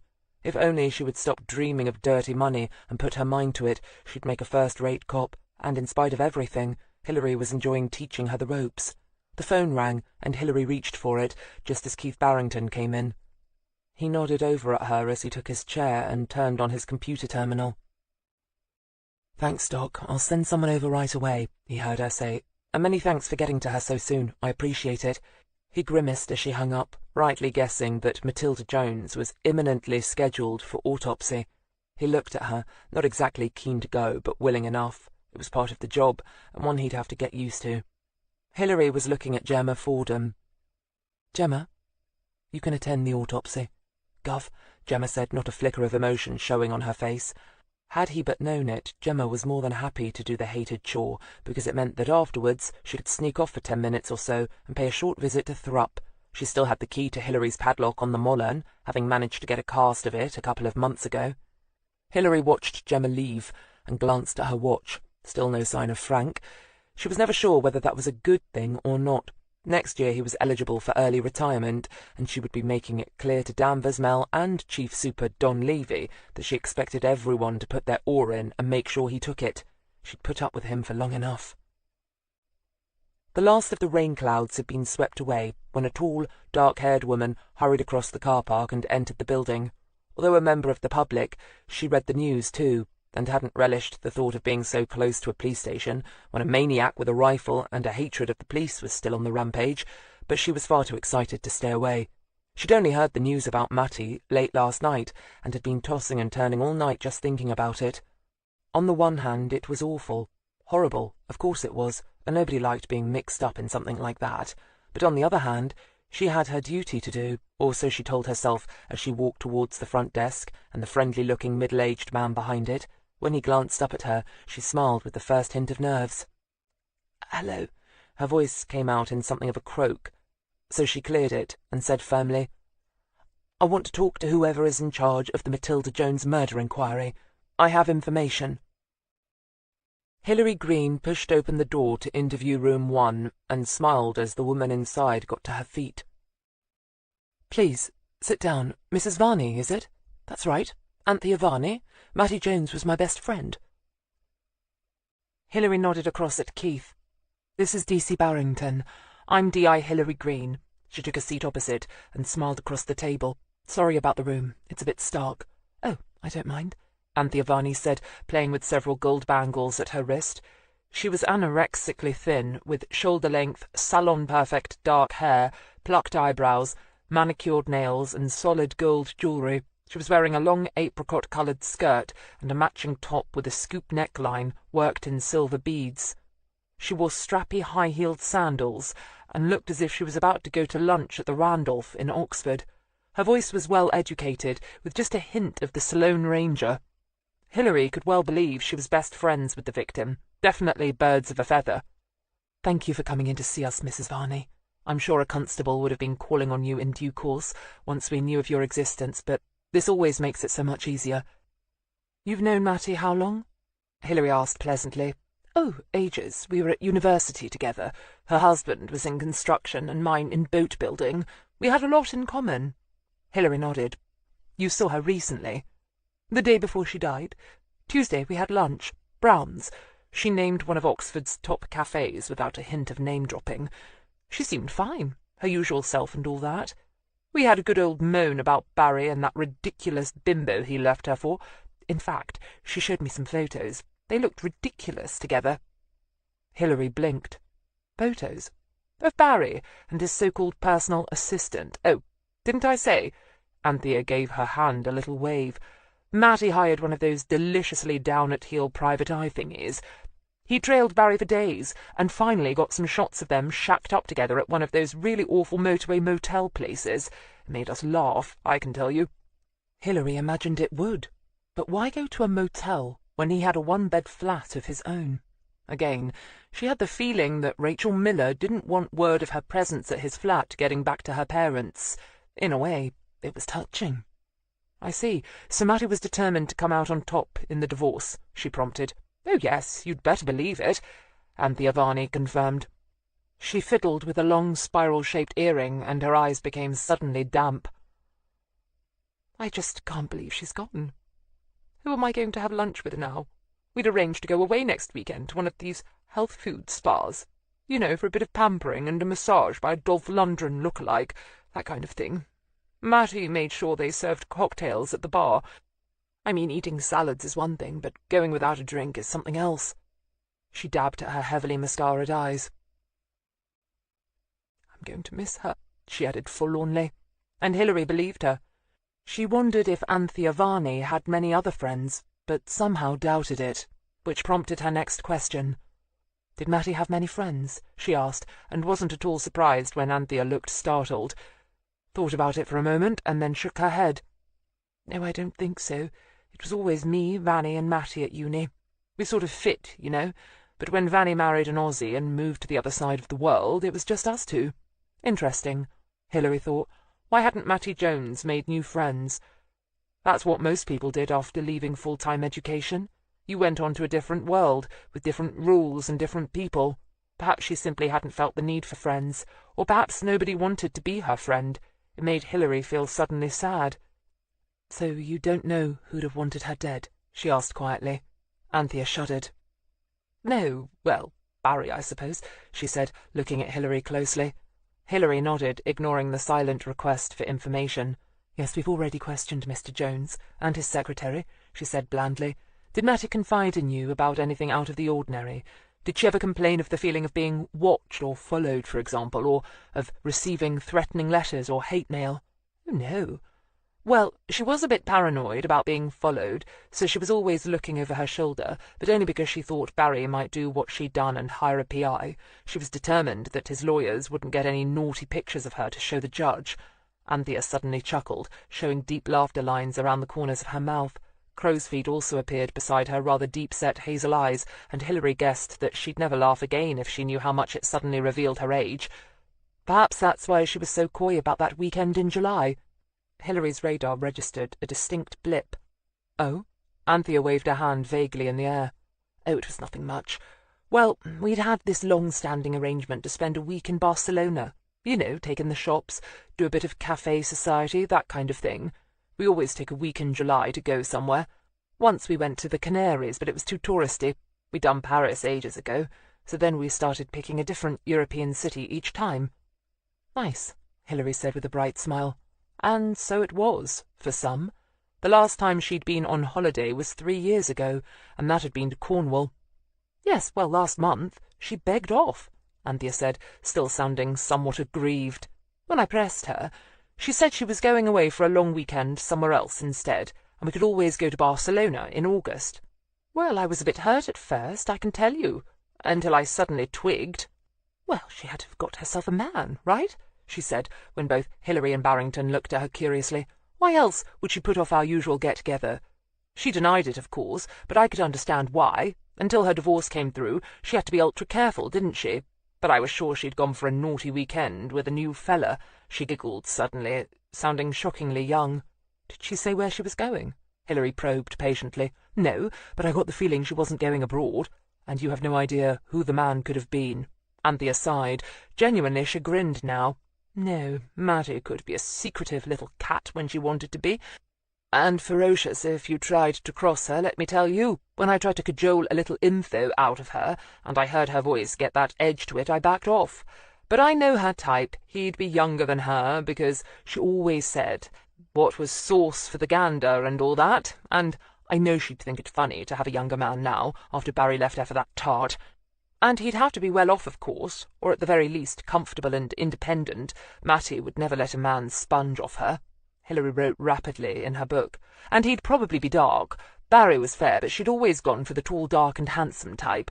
That's why me and Vanny were so surprised when she settled on Barry. Of course we understood later. He made a real go of J&C Construction, allowing Mattie to buy that lovely place of hers. It had always been her dream to live in a big country house. Her father was a television repairman, you know, Anthea said, as if it was something amazing, which in her world it probably was. Mattie grew up in one of those little boxes on a housing estate somewhere. Can you imagine? And you know nothing of her new lover. Interesting though the information about their victim's early family life was, it wasn't as meaty as a new man. No, Anthea said regretfully, but Mattie came back from her long weekend almost glowing, and again she gave that annoying little girl giggle. Was Mattie expecting a visitor yesterday morning, do you know? No, she never said. And she was much the same as usual? Oh, yes. Mind you, she'd been a bit tense for a few months now, but I suppose that was because the divorce was coming up and everything. Hilary nodded and questioned her some more, but nothing new came to light, apart from giving them a good thumb sketch of their victim's personality, lifestyle and habits. Anthea Varney had nothing else to offer them. At the time her friend was being attacked, she'd been in bed with her husband, and Hilary, although she asked Barrington to check it out with the husband and neighbours, had no reason, yet, to doubt her. Instead, she went back to her desk, giving serious thought to the victim's mystery lover, and how best to smoke him out. Chapter 5. Hilary glanced across at Barrington, who was on the phone, arranging a meeting with Anthea Varney's husband. When he hung up, she leaned back in her chair. "Keith, pretend you're a woman," she said, making Barrington blanch just a bit. He shot her a startled, searching look, but she carried on without a quiver. "And you want to arrange a dirty weekend with a toy boy lover."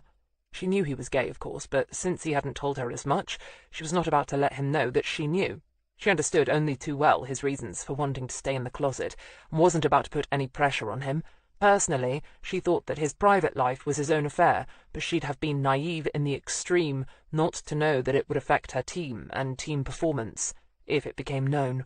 Frank Ross, for a start, would make the poor sod's life a misery, and she wasn't sure how Gemma Fordham would react either.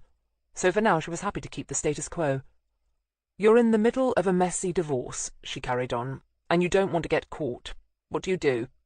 "Book a room far away," Keith said promptly. It was a typical, pragmatic response that made Hilary smile. "Maybe. Or maybe you don't want to go too far. A long drive isn't necessarily something you want to have to put up with on a weekend break. It's tiring and boring. You want to get where you're going and tuck into the strawberries and champagne. Amongst other things." Keith smiled. "And it's not very exciting to sit in a car for hours on end," he agreed wryly. "Right. A little spice is always nice, and so the risk of getting caught, providing it's only a very slight risk, can add a certain piquancy." Keith swiveled his chair from side to side as he thought about it. "Our Vic liked the good life, so it would have to be a top-class hotel." Hilary nodded. "And somewhere close enough that she'd normally never think of bothering to go to, but still somewhere with a bit of cachet and swank." "London?" "Too noisy, too crowded. Think seduction." "The seaside? A dirty weekend in Brighton?" Hilary laughed. "Not our Vic style, I think. No, I was thinking more in the region of the Cotswolds, maybe. That's right on our doorstep, not too far to travel, but not somewhere you'd think about going to normally, if you lived so close." Keith nodded. "Maybe the New Forest? That's only about an hour or so's drive away." Hilary nodded. "Yes, maybe. Walks in the woods, feed the ponies." "I want you to start running down her credit card receipts and transactions. See if you can find any for a hotel any time in July, even if it doesn't fit our bill, and get onto her phone records as well and start running them down." Odds were more than good that Mattie Jones would have called her new lover on the mobile, even if not the landline. "You're looking for anything that doesn't relate to business or any of the other usual things you might call on a day-to-day basis, specifically a lone male in a private residence, and hairdressers don't count." Keith grinned. "Gov." Gemma Fordham parked her car barely a foot away from the Oxford Canal and climbed out. The tiny hamlet of Thrupp looked deserted, just as she'd hoped it would on a sleepy Thursday lunchtime. She could still smell the tang of antiseptic and the reek of formaldehyde in her nostrils, and took a long, sweet gulp of August country air. The autopsy had been meticulous and grueling. So many stab wounds, so much damage.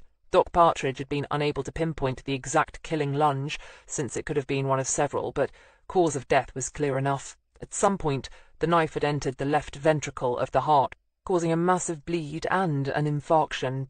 But the victim had lost so much blood, even if the killer had managed to miss the heart, or any other vital organ, she'd still have died from exsanguination. Time of death was still fixed between 7 and 8 yesterday morning. The victim had been in decent health otherwise. A non-smoker, her lungs had been in good shape, as had her liver and kidneys. So Matilda Jones had probably not been a heavy drinker. Her muscle tone was fair for a woman her age, which suggested a fitness regime, but she hadn't, according to Stephen Partridge, been fanatical about it. All in all, she should have lived to be 90. Gemma stood for a few moments in the warm sunshine, letting the chill of the morgue seep out of her bones, and thinking how good it was to be young, fit, and alive. Then she turned and headed towards the little brick bridge that went over the canal, but under the main road into Kidlington. She walked for a few minutes before she began to feel a brief moment of consternation. The Mollern, Hilary Greene's narrowboat, was not there. On her previous visit to the site, she was sure the boat had been moored only 50 yards or so from the bridge. As a non-boat owner, she had no idea that any narrowboat was rarely left at the same mooring for any length of time, and for various reasons, Hilary Greene had moved the Mollern a number of times since Gemma's last visit. Once she'd motored up to Lower Hayford to make use of the facilities there to pump out her septic tank and fill her water tanks. Sometimes she moved because she needed to turn the boat around to head a different way, if she planned to take a short trip north. Sometimes she moved it just to find a shadier spot under some trees. In a midsummer heat wave, the boat could cook if left moored out in the full glare of the sun. Although Gemma Fordham knew none of this, common sense told her that the Mollern couldn't be far away, so she carried on under the bridge and checked until the end of the line of boats, then turned and retraced her steps. There must have been nearly 25 to 30 boats all told, and she saw the distinctive white, blue, grey and gold colours of the Mollern towards the back of the line, furthest from the village. She glanced around casually before stepping onto the back of the narrow boat, but didn't see the curtains switch on the boat called Willow Sands, moored 3 up in the line. Nancy Walker had lived on her boat for nearly a decade, and apart from a brief sojourn to Stratford-upon-Avon, had spent the majority of her time moored at Thrupp. It allowed her to trawl her favourite fishing grounds, Oxford University, for the young, clever and handsome men she preferred. Once before she'd seen this tall blonde woman on Hilary's boat, and knew from Hilary who she was, if not what she was after. She'd become firm friends with Hilary Greene long before she knew the curvaceous brunette was a cop. Hilary's occupation had surprised her, but not totally dismayed her. She was careful to smoke pot only when Hilary wouldn't be around to smell it, and the friendship had gone from strength to strength. So when she'd mentioned to Hilary some months ago that she'd seen this Amazon of a blonde on her boat, Hilary had told her something of the story, namely that she was her new DS, who'd almost certainly had a brief and probably disastrous affair with Hilary's late and extremely unlamented husband, and was definitely up to something. Nancy suspected that Hilary knew exactly what that something was, but since she hadn't told her, Nancy didn't pry. She'd have stood no prying into her own private life, and certainly no censure of it, and she liked to return the favour to her friends. So now she watched, curious and alert, as the blonde woman bent down, and Nancy guessed she could only be fiddling with the padlock to the Mollerns' only door. Then she reached for her mobile phone. Gemma Fordham pushed in the small silver key and twisted it. Her fingers tingled because it refused to turn, and it sent a brief shock-wave of near pain up her hand. She swore, shook her head, and tried again, a little less hard this time. The key still refused to turn. She tried it the other way, although she knew that padlocks didn't open that way and, of course, encountered further obstruction. She removed the key and tried it again. Nothing. She put the key in, then pulled it out a tiny fraction again, knowing that sometimes padlocks could be tricky. No luck. Eventually, she pulled the key out and stood staring at the padlock. Her mind whirled for another explanation, but of course there was only one that made sense. Hilary Greene had changed the padlock. Why? Gemma felt a nasty chill creep down her spine, and once again felt paranoia nibble at the back of her scalp. Once or twice before, she'd caught, or thought she'd caught, Hilary Greene looking at her with knowing eyes, and now this. Why else would her boss change the padlock, unless it was because she suspected someone had been on her boat? Gemma took a deep, steadying breath and shook her head. Okay, perhaps she had, and that didn't mean she knew who it was. Copper's instinct might have warned her that her home had been invaded, but she wasn't bloody psychic, and she'd put enough villains away in her time for it to have been any number of ex-cons with a grudge. Get a grip, Gemma snarled silently at herself. You're imagining things. Still, she stared at the key in her hand and dithered. Perhaps she was making more of this than need be. This was not any normal front door, after all, where a lot of effort would have been made to change the locks. This was just a simple padlock job. Perhaps Hilary had simply fumbled the lock one night and lost the padlock over the side. It was easily done. A bit too much to drink, a passing craft tipping the boat to one side when she was opening the door, and hey presto, the padlock dropped out of her hand into the cut. And she was hardly likely to go fishing around for it, was she? Not in that murky, khaki-coloured stuff. No, she would have just gone out and bought another padlock. Simple as that. They were cheap enough. Telling herself that she was happy with that explanation, Gemma thrust the key back into her bag and jumped off the back of the boat. One thing was for sure. She was going to have to be careful. She didn't want Hilary Greene for an enemy, at least not until she'd got what she came for, and was well on her way again. She was still frowning to herself as she walked past Nancy Walker's boat. Back in her car, she started the engine. She was being daft. After all, the alternative to all this was that Hilary Greene knew exactly who Gemma was, and what she was after. And if that had been the case, then Hilary would already have kicked her backside out of the team with a boot that would have made Beckham envious. No. She'd just have to get another key made for the new padlock, that's all. Hilary Greene listened to Nancy Walker's breathless greeting and sat quietly as she launched into a somewhat excited monologue. At her desk, she listened to a step-by-step description of her sergeant's activities, and when she was finished, smiled grimly. It's okay, Nance. She can't get on the Moorland again. I've changed the padlock. She thanked her neighbour for her vigilance, promised to bring back a bottle of her favourite Chablis for them to drink that night, and hung up, and promptly wondered why Gemma had wanted to get back on the boat. She must have given it a thorough going over last time, which meant that she must have learned something new about Ronnie's dirty money since then. But from where? Or whom? She doubted that Ronnie's first wife would have known anything, or would have talked about it if she had, but Gary was a different story. and it had been Gary who'd brought his father's book to Hilary from his old Mr. Nick. She glanced at Keith Barrington, then got up and went to the ladies' loo. Once it was empty, she took out her mobile and called her stepson. Gary was pleased to hear from her, and assented readily to a drink sometime soon. Mention of her new DS brought forth a light, breezy response that told her instantly she was right. Gemma Fordham had pumped him for information. Gary was never off-hand unless he was lying. With a vague semi-promise of meeting up in her local pub sometime that weekend, she hung up and went back to her desk. In a small, semi-detached house in the middle of Thame, a man searched methodically in a cupboard for an old personalised telephone and address book. He was sure it wouldn't have been thrown out, but added to the lumber of useless junk that might come in handy one day, and got stuffed in various cachets around the house. Today he was glad of his wife's hoarding instinct. The number of the man he wanted to contact would almost certainly be discontinued by now, but with it he might be able to persuade BT to track him down. If not, there might be other numbers not out of use, belonging to members of his old team, who might know where he could get in touch with the mascot. The mascot could get him what he needed. He finally found the old book wedged in at the back of an odds and sods drawer and called the number. It was, as he'd expected, answered by someone he didn't know, who told him that the person he wanted hadn't lived there for over 4 years, but he gave him a forwarding address. The fact that the new phone owner still had it after all these years only went to prove to the man that his wife wasn't the only one who kept worthless objects safe. He wrote it down, thanked his anonymous friend, and hung up. Then, clutching the slip of paper in his hand, he walked out into the hall and paused at the bottom of the steps, listening intently. Nothing stirred. He couldn't even hear the sound of bed springs creaking as his wife turned over in bed. Good. The pills the doctor had given her were working. With luck, she'd be unconscious for hours yet.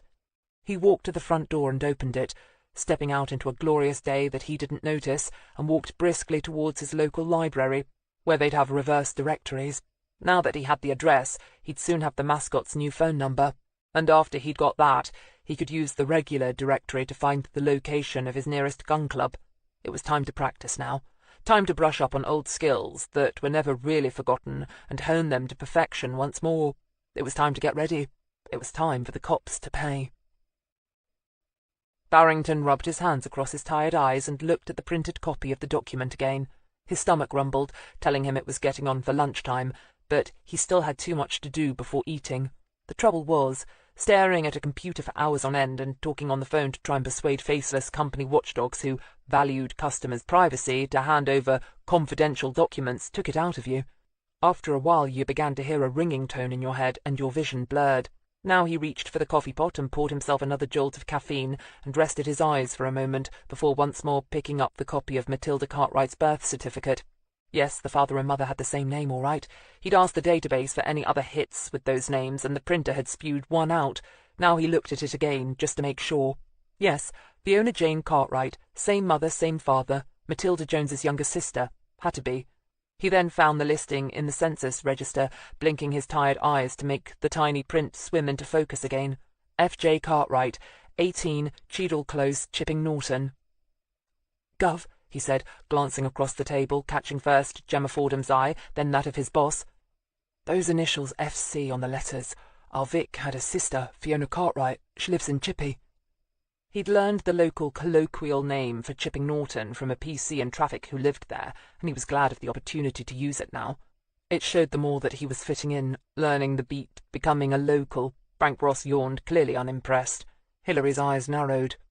"I remember someone telling me Mattie had a sister that she didn't get on with." She clicked her fingers. "It was Barry, the hubby. He said Mattie never even invited her to the wedding." "But her own sister," Barrington said doubtfully. "Why would she write nasty letters to our Vic?" Hilary shrugged. Maybe she didn't. There had to be hundreds of people living in Chippy with the same initials. Then again, why don't we go and ask her?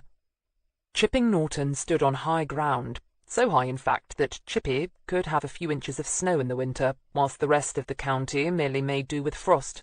It was regularly quoted by the weatherman as being the worst hit when rain or hailstorms were passing, but right now the small market town looked happy dozing under a mellow midsummer sun. Hilary always admired the huge factory on the outskirts of the town that had once represented a massive commercial endeavour, but which had long since been converted into luxury flats, Still, the sight of it, so massive and with the tall chimney tower standing defiant, always roused feelings of respect. Nestled in the gently rolling hills, she imagined children saw it as a princess's castle. But there was nothing magical about Cheadle Close. Right on the far north side of the town, it was a small estate of inevitable post-war council houses, and formed a semicircle with a litter-strewn green in the middle. A lone willow tree planted inside it looked very unhappy. A dog, lying under the shade of it, barked at them lethargically as they drove past. Hilary counted down the houses. They ran in a straight order, and nodded to Keith to pull over. Number 18 was easily the worst-kept house in the close. She got out and looked around, hearing a dull roaring of traffic over to the left. Town or distant motorway, she wasn't sure. She could pick out the now privately owned residences at once. Most had well-kept gardens, neatly maintained fences and hedges, and were painted in various shades of cream and other pastels, whilst those still belonging to the housing association that had taken them over from the council were still the grim, depressing grey of the original render. At some point, PVC double glazing had been installed in those still rented out, but that was the only thing of worth on number 18. The garden was a mass of wild, rampant switchgrass, nettles, thistles, and a scraggly bush that might once have flowered but was now over. The paving stones leading to the front door were cracked and uneven and weed-strewn. The door, once a deep shade of bottle green, now showed the original wood underneath, and it looked uncomfortably warped, as if the previous winter's rain had swollen it and left it bent permanently out of shape. Hilary pressed a finger to the doorbell but heard nothing. It was obviously broken. She reached for the knocker, a plain black pitted iron thing, and rapped it down hard. After a few minutes, she heard the stirring of noise from inside, and a curtain in the front window twitched. Silence again. Hilary sighed and rapped the knocker again. Still nothing. "Keith, go round the back," she ordered wearily. She waited until he'd disappeared from sight, then banged again, time after time, making it clear that she wasn't going away.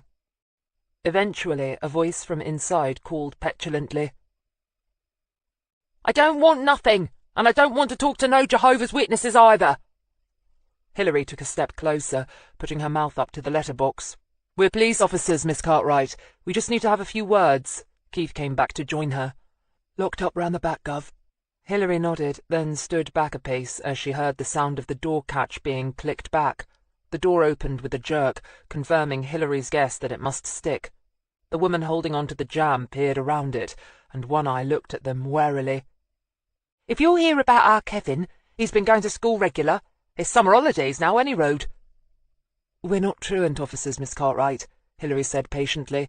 "Oh, if it's about our Jean, then she didn't do nothing. Men like to give her money to have a good time with. Nothing wrong with that, is there? Our Jean's a pretty girl. Why wouldn't she have a good time?" Hilary sighed. One juvenile delinquent for a son, and a prostitute for a daughter, and no partner in sight to help out. At this rate, she'd never talk her way past the front door. "It's not about any of your children, Miss Cartwright," she said patiently. "We're here to talk to you about your sister." The door began to shut, and Hilary stepped forward smartly to prevent it from actually closing. "Here, you can't do that," Fiona Cartwright's voice, muffled but shrill, called from the other side. "I know my rights. You got a warrant?" Hilary, once she felt the pressure on the other side ease, relaxed a little and nodded to Barrington, who'd stepped forward to help her, to back off. "I don't need a warrant to talk to you, Miss Cartwright. Now we can either do this here, and now, at your home, which'll only take a few minutes, or I can send for a squad car, and we can do this at Kidlington, which will probably take all day. It's your choice." There was a moment of silence, indicating a brief internal debate, and then the door reluctantly opened, letting the daylight spill in, illuminating Fiona Cartwright more fully. Hilary saw a woman who looked about 10 years older than their murder victim, although she already knew from their birth certificates that Mattie Jones had been, in fact, 3 years older than her sister. Fiona was scrawny, rather than lean like her sister, and her black hair was rapidly turning to grey. It was also long and uncut. Her skin had the yellow tinge of a dedicated smoker, only the dark green eyes were the same. Hilary had noticed the victim's eyes from the photograph Barrington had copied. They hadn't been open whilst she'd lain dead in her large black and white hall. Now those same eyes looked back at her from this woman's face, wary and hostile. "Come on inside then if you have to," she said grudgingly. Don't hang about giving the neighbours something more to gossip about." Keith shut the door behind him, and they found themselves squashed together in a tiny, rather smelly hall. Against one wall, a set of stairs led off, covered in green lino. The same lino, filthy underfoot from all the dirty shoes that had tramped across it, led through a doorway and carried on into what was a tiny kitchen. Fiona Cartwright opened the second door that led into a small living room. The lino here was beige and patterned in squares and circles. A couple of rugs broke it up. The furniture was old and sagging, the art on the walls strictly of the charity shop variety. "I won't ask you to sit," Fiona said flatly. "This ain't a bloody hotel, so don't expect no cups of tea, neither. Tea bags cost money. So, what the hell do you want, then?" she asked pugnaciously. She stood beside an old-fashioned fireplace, the original 1940s installation, and Hilary thought how ironic it was that such things were now coming back into demand. She wondered how long it would be before the Housing Association would cotton on and come and take it out and install her a new, better one. She was almost tempted to tell her about it. No doubt it would be levered out in a flash by the absent Kevin and sold to somebody running a dodgy second-hand store. But it would probably only go on booze or cigarettes, so she kept quiet. "When was the last time you saw your sister, Miss Cartwright?" "Her? Years. Why?" Hilary blinked. "You haven't read the morning papers?" "Don't have papers. Papers cost money." It was, Hilary realised, a common litany in this household. Keith hadn't been able to find a listing for her in the phone book either, and now she knew why. Phones cost money. "Radio?" Fiona Cartwright snorted and glanced around. "You see a radio? We got the telly, and that's rented. We go to the pub for music and stuff." Hilary could well believe it. Anything to get out of here. It felt damp and depressing, even in the middle of summer. "Your sister was murdered yesterday morning, Miss Cartwright," Hilary said quietly. Fiona Cartwright jerked. She looked at Hilary, then at Keith, as if seeking confirmation, then promptly folded her arms over her chest. She was wearing a pale green dress with a hand-knitted cardigan, and when she thrust her hands under her armpits and hunched forward a little, Hilary recognised the gesture immediately. Defensive. But the news, she was sure, had come as a surprise. "Well, thanks for telling me," Fiona muttered. "If that's all, you can go." She moved towards the door, but neither Hilary nor Keith moved with her. "We have one or two questions for you, Miss Cartwright." "What? Why?" Her head reared back, and she retreated to the fireplace, where she thrust her chin out belligerently. "I already told you. I haven't seen Mattie for years. Don't ask me who'd want to do her in. I expect there were plenty, though." Hilary smiled. "Really? Like who?" Fiona shrugged and tucked her chin back in. "Dunno," she mumbled. "It weren't me, though, so why don't you bugger off, eh?" In spite of the language, her tone was more pleading than aggressive. She looked longingly at a cupboard under the telly, and Hilary guessed it housed alcohol of some kind. "We'll be going soon," Hilary said quietly. "Where were you yesterday morning from 6 o'clock onwards?" 6 bleeding o'clock, Fiona laughed. "I was in bed, wasn't I? Where do you think I was? I heard our Kevin get up about 8. He made himself some cornflakes and was gone by about 20 past. I got up, cleared up after the lazy bugger, and had some toast. My daughter spent the night with friends, like. Then I went down to the shop, the greengrocer on the corner. I work mornings there. You can ask the packy who owns it." Barrington winced. Hilary nodded. "Do you have a car?" "You having a laugh?" There was, Hilary knew, no train service, but a bus wasn't out of the question. But to get to Bletchington, Fiona would probably have to take one to Oxford, then change there, and it was unlikely that any would be running early enough for Fiona to get to Bletchington by 7 in the morning. But she'd get Frank Ross to check. He could also ride the route and, with the help of a photo, see if any of the regular passengers or drivers recognised her. It would keep him out of her hair for another day or two at least. "You said before that there were probably plenty of people who'd like to kill your sister. If you haven't seen her in years, how do you know that?" Fiona laughed. It was a grim, bitter laugh that again made Barrington wince. "Leopards don't change their spots, do they?" Fiona said. "Meaning?" "Meaning our Mattie was a right conniving, thieving, selfish cow. She was when she was a kid. She was when she was a teenager, and no doubt she is now." "Is that why you wrote her those letters?" Hilary asked softly, and Fiona's large green eyes widened. Then she flushed. "Don't know what you're on about. And now I want you to leave. Right now. Go on, sod off. I ain't having you in here no more. This is my house." The words were born of guilt at being found out, and maybe temper as well. Hilary nodded at Barrington to retreat. She knew people like Fiona Cartwright when they were in this sort of mood, flushed with a self-righteous sense of grievance and an instinct for self-preservation. They would get nothing further from her. Instead, she went back into the filthy hall and, once outside, the door slammed shut. But whether in anger or simply the need to make the warped door close, she wasn't sure.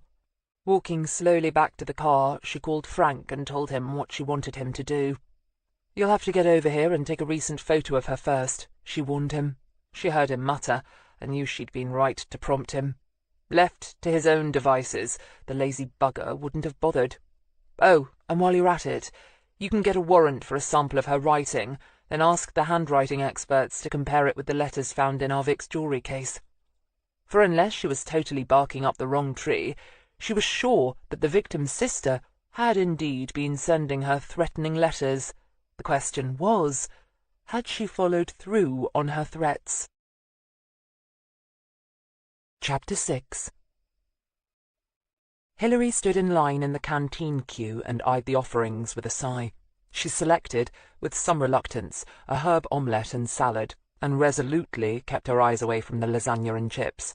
It was nearly 2 o'clock, and the canteen was emptying rapidly when she took a seat near the windows. The table, she saw, hadn't been used and was pristine, with none of the usual splotches of ketchup, smears of mayonnaise, or scattering of crumbs. Then she noticed that all the tables lining up at the windows were in the same clean state, and realized that nobody had wanted to sit at them. They made too clear a target. Her lips twisted grimly. No doubt about it, the sniper killer was beginning to get on her wick. She sat down, feeling the familiar creeping sensation of near fear that tried to tug the scalp off her head and refused to move. A couple of tables in, she saw 2 uniformed constables staring at her and whispering, and sighed. She was damned if she was going to move. If she got shot, they could just bloody well put something apt on her headstone. Something along the lines of what a stupid twit she was would do it. She dug into eggs that were not quite so rubbery that she could patch a tire with them, and reached for a newspaper on the table off to her left, which somebody had obviously abandoned. It was the Sun.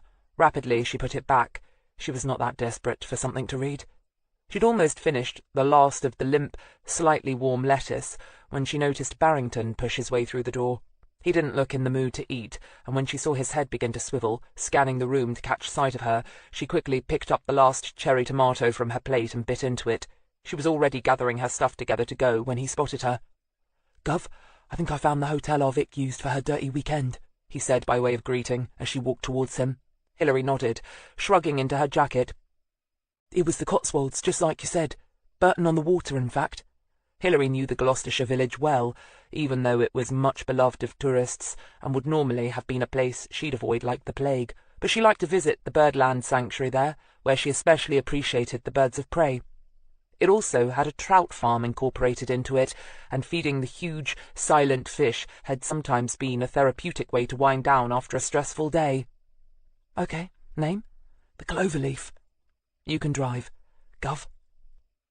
The Cloverleaf Hotel was not in the centre of the village itself, but right on the outskirts, almost closer to the neighbouring RAF village of Little Rissington, in fact. But it had spectacular views overlooking a verdant valley, and large gardens, complete with ornamental lake and roses galore. A sign, as they swept up the gravel path, gave it a AA 4-star rating. "Very nice," Hilary commented as Keith parked Puff under the shade of a weeping silver birch tree. "Judging from the charge made to her platinum credit card, it should be," Keith muttered sardonically. This was just the sort of place Gavin would have liked to stay in. Growing up the son of a wealthy entrepreneur father, Gavin liked a lot of things that Keith had never experienced. Fast sports cars, luxury cruises abroad, Cows Week, the opera, you name it. And being in places like this, somewhere Gavin would take for granted, which was so far out of Keith's budget that it might have been on another planet, only brought home to him what an odd couple they really were. And now, with Gavin's father facing trial on additional charges of fraud plus income tax evasion, as well as the smuggling of artefacts, Keith suddenly felt even more insecure than ever. Sooner or later, Gavin was going to demand that he leave the police force. If they wanted to stay together, Keith just knew it, and what would he do then? "Constable," Hilary said sharply, and Keith shot her a startled look, flushing when he realized she'd said something and he'd missed it. "Never mind," Hilary said shortly, and led the way towards the main entrance. Wide, shallow stone steps, done up in a half-shell motif, led up to a set of glossy bottle-green painted doors, complete with gleaming brasswork. On a sunny August day, they were stood open, and Hilary stepped straight into a lushly decorated foyer. The tiles underfoot were terracotta, but interlaced with little azure and deep green squares. The walls were a paler wash of cerulean blue, with splashes of accentuating colour. A woman on the oak reception desk glanced up at them, a professionally welcoming smile on her face. Hilary wiped it off instantly by showing her ID card. "Please, we just need to make a few inquiries. Nothing you need to worry about." The receptionist wasn't taking any chances, however, and buzzed through to the main administration office, requesting the presence of a Mr. Phibbs. Bernard Phibbs came quickly and introduced himself as the under-manager. No doubt the actual manager was off on a golf course somewhere. He was a tall, lean, effortlessly elegant man. "Inspector Greene," he read her name off the card she held up. "How may I be of help?" "I want to inquire about a guest you had here, from the 20th to the 23rd of July inclusive. Her name was Matilda Jones." Hilary got straight to the point. There was something about Mr. Phibbs's smile that was making her feel antagonistic, not that it showed on her face, which was as bland as his own. Bernard Phibbs nodded at the receptionist, who retook her seat and tapped on the computer keys. She scrolled down a few screens, reading carefully, then shook her head. "Sorry, we had no guests of that name during those dates." Hilary sighed. "Fake name, then," she muttered, more or less to herself. "Not Smith, Gov." Keith Barrington grinned. "No, you got her credit card number there?" "Yes, Gov." He pulled the relevant information out of his pocket and read the digits to the receptionist, who diligently typed them in, pulled up a different screen, then nodded. "Mr. and Mrs. Fox, registered 2:30 that Friday afternoon, the Kingfisher Suite, ordered the special breakfast for their stay. Papers." "Can you print me off a copy, please?" Hilary interrupted. "Also, do you have records of any phone calls they made?" The receptionist, a small 40-something with an ash-blonde pixie-like haircut and triangular face, looked to the under-manager for guidance, and Phibbs visibly hesitated. "We do, of course, have an obligation of privacy towards our guests, Inspector Greene. I'm sure you appreciate that." "I do, Mr. Phibbs," Hilary said, hoping the man wasn't about to tell her any. "But Mrs. Jones was murdered yesterday morning, so I doubt she'll be complaining to anybody about you giving out her relevant details." The receptionist bit her lip, and Bernard Phibbs blinked.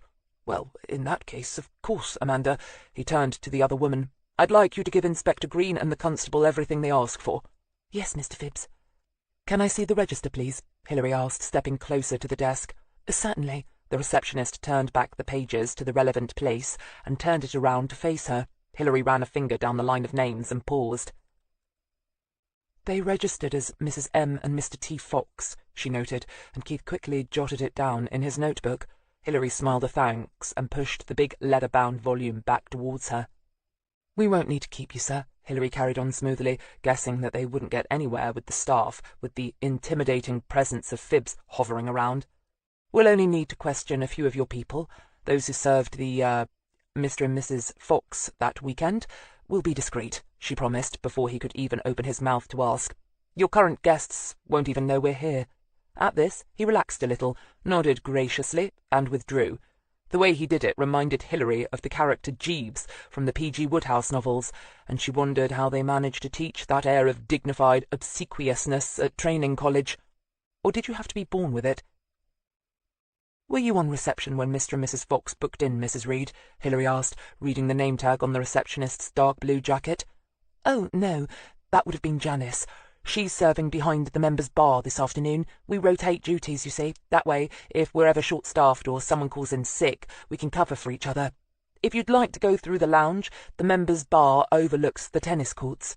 Hilary thanked her and headed off in the direction of her pointing finger. The bar, at this time, was largely deserted, but the smell of real wood, leather, and expensive cigar smoke still hung in the air. Hilary sniffed, wondering if the guests at the Cloverleaf had ever heard of the non-smoking rule in public places. The woman behind the bar was dressed in the same dark blue jacket and skirt as the receptionist. She had unnatural but striking Titian tresses done up in a bun on the back of her head, and a pleasant face, which smiled at them as they approached. "Yes, sir, madam?" "Nothing for us, thank you," Hilary said, once again showing her card. "Don't worry, just a few routine questions," she added when she saw the smile begin to waver. Janice Bostock, as her name tag declared, had dark brown eyes and brows, and she looked around quickly as Hilary and Barrington sat on 2 of the bar stools. "It's all right, Mr. Phibbs gave us permission," Hilary said, correctly guessing the reason for her unease. "I understand you were on duty here from the 20th to the 23rd of July?" She waited while Janice mentally counted backwards, then nodded. "That's right, on reception." "Do you by any chance remember a Mr. and Mrs. Fox who checked in for a long weekend? It was, Hilary knew, probably a long shot that she would. People in the leisure industry must see thousands of people pass through their manor, and remembering a pair of faces from the horde was almost certainly asking too much. But, to her relief, Janice nodded almost at once. "Oh, yeah. Fox by name, Fox by nature," she smiled. "Well, he was. Like something out of a Hollywood movie, you know. Mind you, she was a bit of a pain. Glad I wasn't her waitress or chambermaid, I can tell you. She was the sort who always had to find fault with something. One petal on one rose and a huge flower arrangement was withered or something. You know the type?" Hilary nodded sympathetically. "Like that, huh? What else can you tell us about them?" "Not a lot," Janice said automatically, then really thought about it and shrugged. "She paid, I noticed. Usually it's the man who coughs up with the old credit card, but not this time." Damn, Hilary thought. If Matilda paid for the room, she'd bet even money that she paid for everything else as well, all the drinks and extras. Probably felt safer that way. Although she obviously wasn't the sort to let a man sponge off her, Mattie Jones must have decided just this once that it was safer to have the payments on her card. That way, if any nosy divorce lawyers or PIs came sniffing, there'd be no paper trail leading back to the man in her life. "You say he was good-looking?" Hilary prompted. "Oh, yeah. I mean, really good-looking," Janice grinned.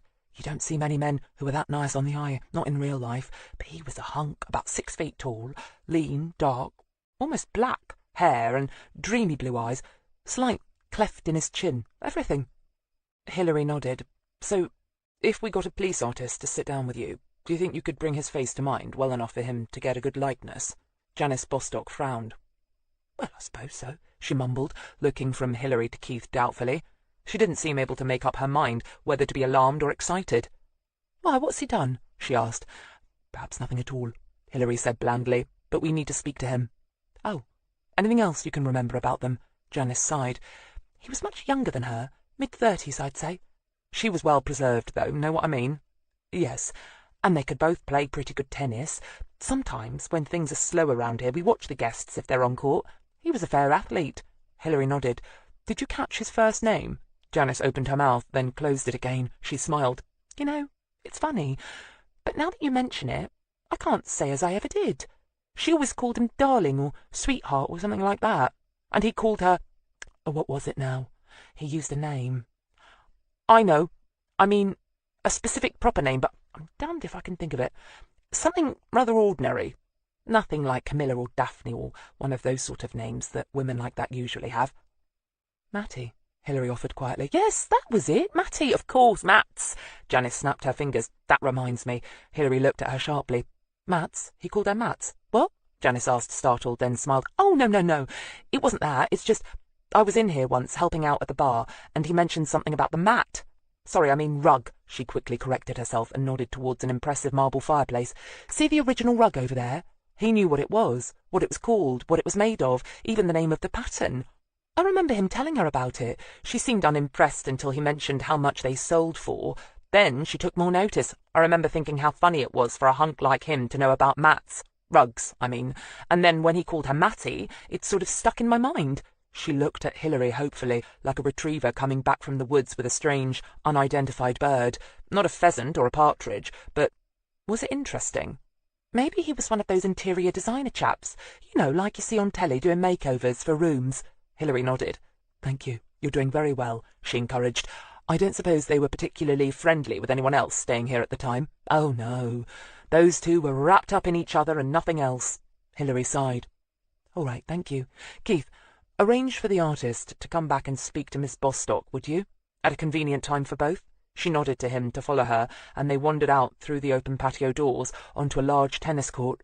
Tubs of flowering geraniums lined the paved areas around the outer netting, but there was no one on court at present. Then, once you get a likeness, have it distributed to the local papers. You know the sort of thing.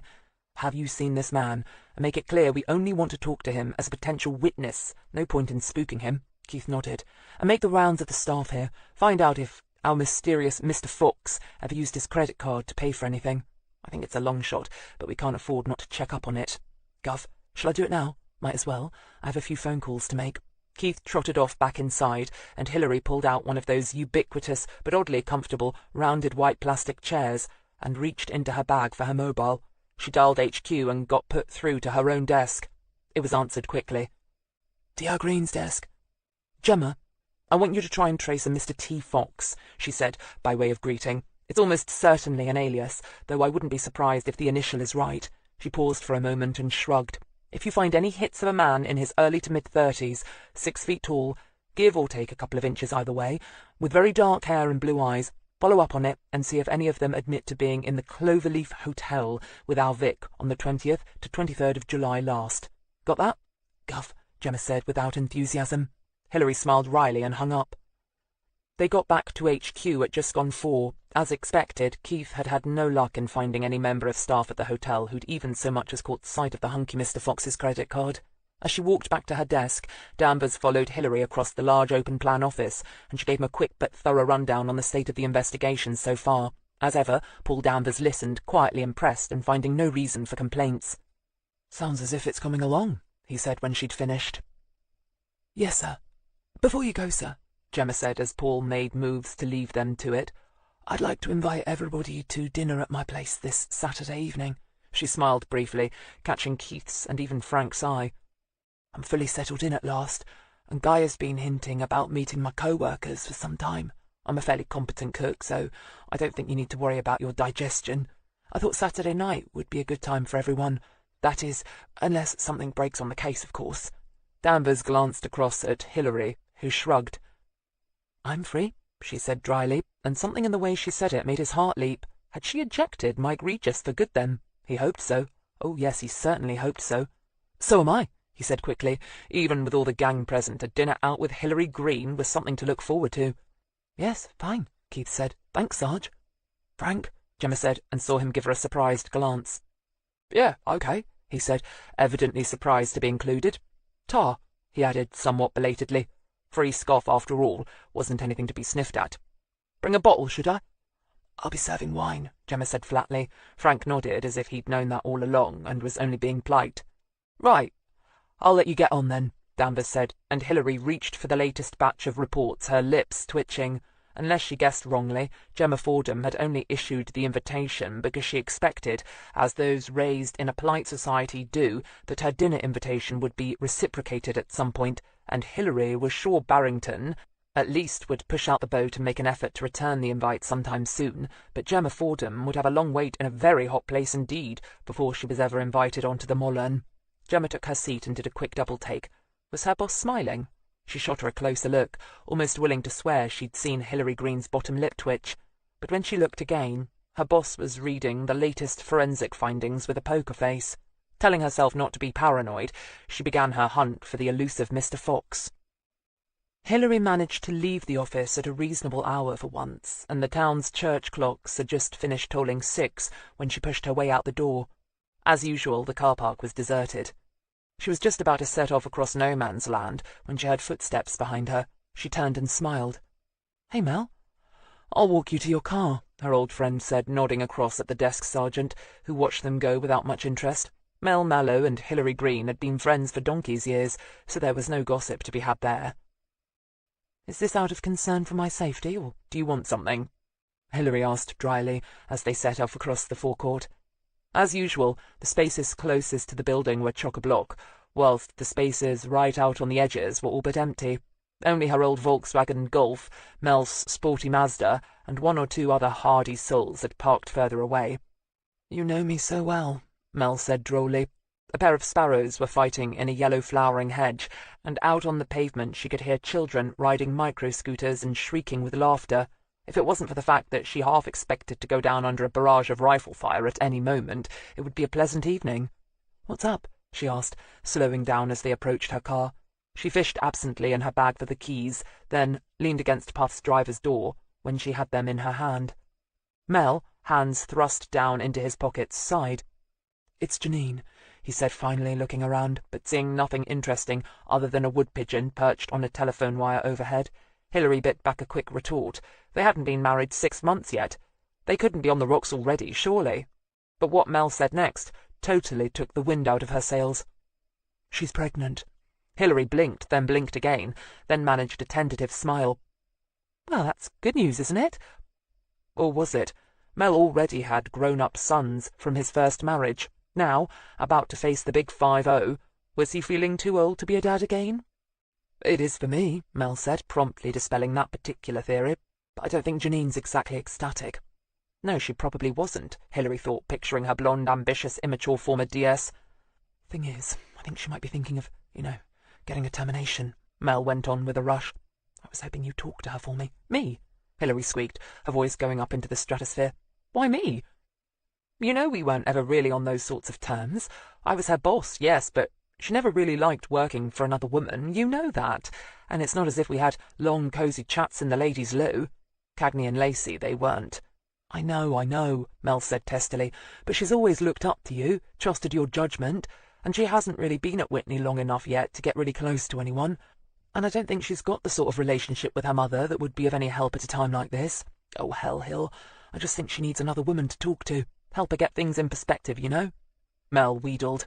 Hilary did know. Mel wanted her to talk his wife into having a baby. It was useless, hopeless. Janine would snap her head off and eat her for breakfast if she even tried, and who could blame her? She opened her mouth to tell her pal all this, caught the look of misery in his eyes, and sighed heavily instead. She saw his look change to one of hope, and she shook her head helplessly. "Okay, Mel, I'll call her. Invite her for lunch or something," she muttered, and that was all she was going to do, have lunch, if Mel thought she was going to interfere in things that were strictly best kept out of. He had another thing coming. "Thanks, Hill. I know you'll help her see straight." Hilary watched him walk jauntily over to his car and shook her head again. "Men," she muttered. "The buggers simply had no idea."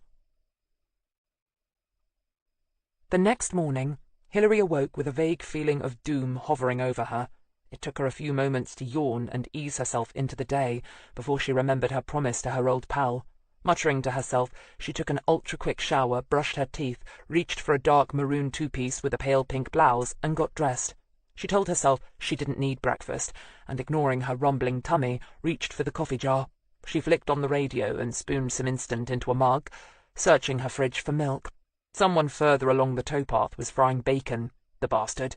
She came out of the fridge, not with milk, but with an overripe pink grapefruit, which she cut in half, returning one half to the fridge and putting the other down on the table. She was just reaching for a spoon to eat it with, when the music, some tuneless pop ditty, came to an end, and the familiar theme music to the local news came on. It was the top story, of course. The sniper killer had struck again, this time far too close to home, in the town of Abingdon, not 20 miles away. Hilary sat down with a bump as the newscaster's voice, an accentless female announcer, swept on. "Police have identified the latest victim as Superintendent Malcolm Gorringe. His family have been notified. Superintendent Gorringe was killed while arriving for an early meeting at Abingdon's Oxford Road police station. His wife and 2 grown daughters are being comforted by family members."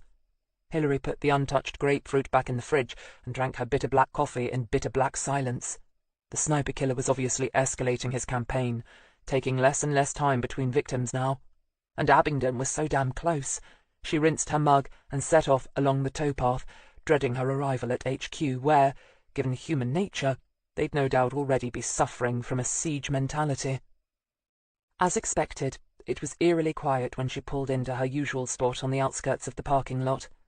The law of averages said it was now exceedingly unlikely that the sniper killer would be set up and ready to pick off anyone at Kidlington, given that just a few hours ago he'd been bringing death to Abingdon, but she still felt queasy as she forced herself to walk steadily across the parking lot. Inside the foyer, it was a lot noisier. Groups of uniforms and plain clothes stood in huddles, everyone talking. The desk sergeant instantly beckoned her over. "Hey, D.R. Greene, heard the news? They reckon the bastard made a mistake this time. I've got this mate who has a brother who works out of Abingdon."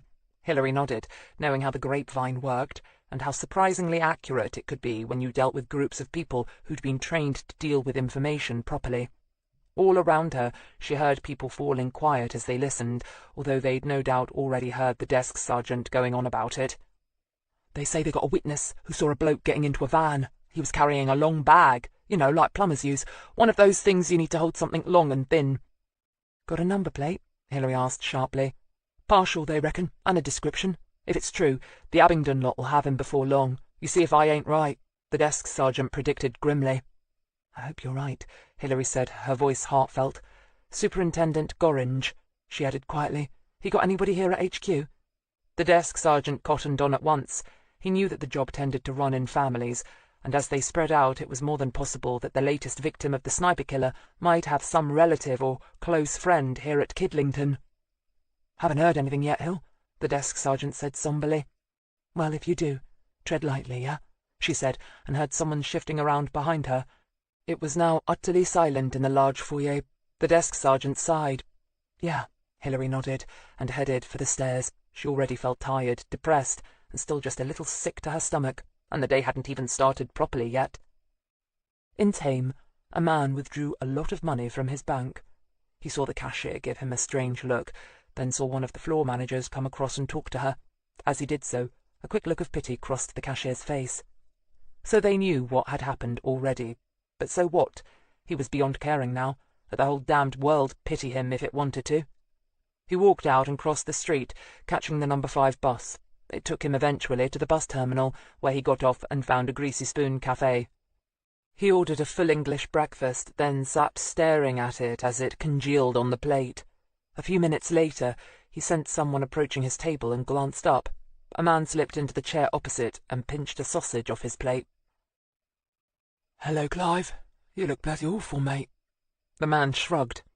"You look the same as ever, mascot." Clive was not sure why the guys in his old unit called Rear Gunner John Wilkins the mascot. He certainly looked like nothing of the kind. He wasn't cuddly or cute or even interesting. He looked instead like what he was, brutal, trained, a big-boned, flat-nosed, dead-eyed man with iron-grey hair and scarred knuckles. Perhaps they called him the mascot for the same reasons that giant-sized men got called tiny. "Surprised to hear from you after all these years," the mascot said, taking another sausage and munching it. A film of grease spread across his thickened lips, and disgusted, Clive quickly looked away before the other man could see it. The mascot had been the regimental boxing champion back in the old days, and it wouldn't pay to get on his wrong side even now. "You still in?" Clive asked, and the mascot laughed. "No, worse luck. Got in on the Gulf War first time round, but then I was mustered out. Missed the second show altogether. Pity that." Clive nodded, but without much interest, and leaned forward, dropping his voice to a bare whisper. It was pure habit. The cafe's only other inhabitants were eating their own food, reading newspapers, and paying them no attention whatsoever. "Thing is, I need a piece of equipment, mascot," Clive said. "You know, a specialized piece of equipment." The mascot picked up a piece of bacon and chewed it thoughtfully. "The kind you used to handle?" Clive nodded. "Yes, just like I used to handle." The mascot's grey eyes narrowed slightly. "I know a bit about your trouble, mate. You sure you want to go this route?" Clive shot him a quick, hard look. "Look, if you can't provide the goods," he began, and the other man reached across and picked up the salt. Just that, but it clogged the words in Clive's throat to a choking silence. The mascot poured salt on the cold egg, then reached for the last piece of bacon and dipped it in. His fingers were now shiny with grease. "Course I can fit you out," he said flatly.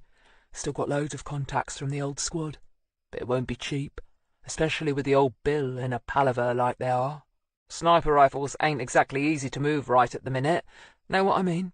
The mascot smiled widely, revealing 2 missing teeth. Clive nodded.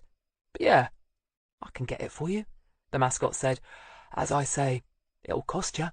Clive reached into his pocket and half withdrew a great wad of cash. The mascot looked at it, unimpressed, and nodded. "Yeah, that'll do for a down payment."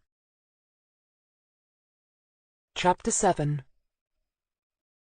Keith Barrington and the police artist arrived at the Cloverleaf Hotel bright and early, and was shown to a small, now obsolete smoking room that had been hastily but tastefully converted into a small library.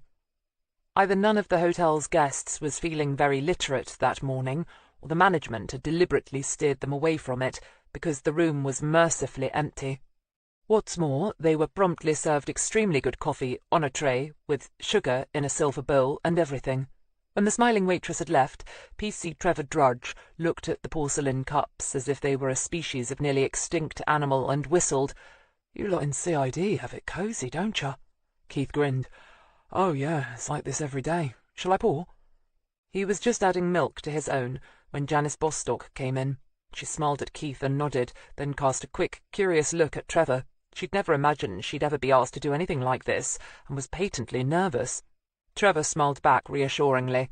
After leaving school, he'd spent 3 years at art college and earned his B.A., but had quickly decided he'd never be the next Damien Hirst and had joined the police force, more or less for a laugh. It had certainly made his fellow graduating students guffaw.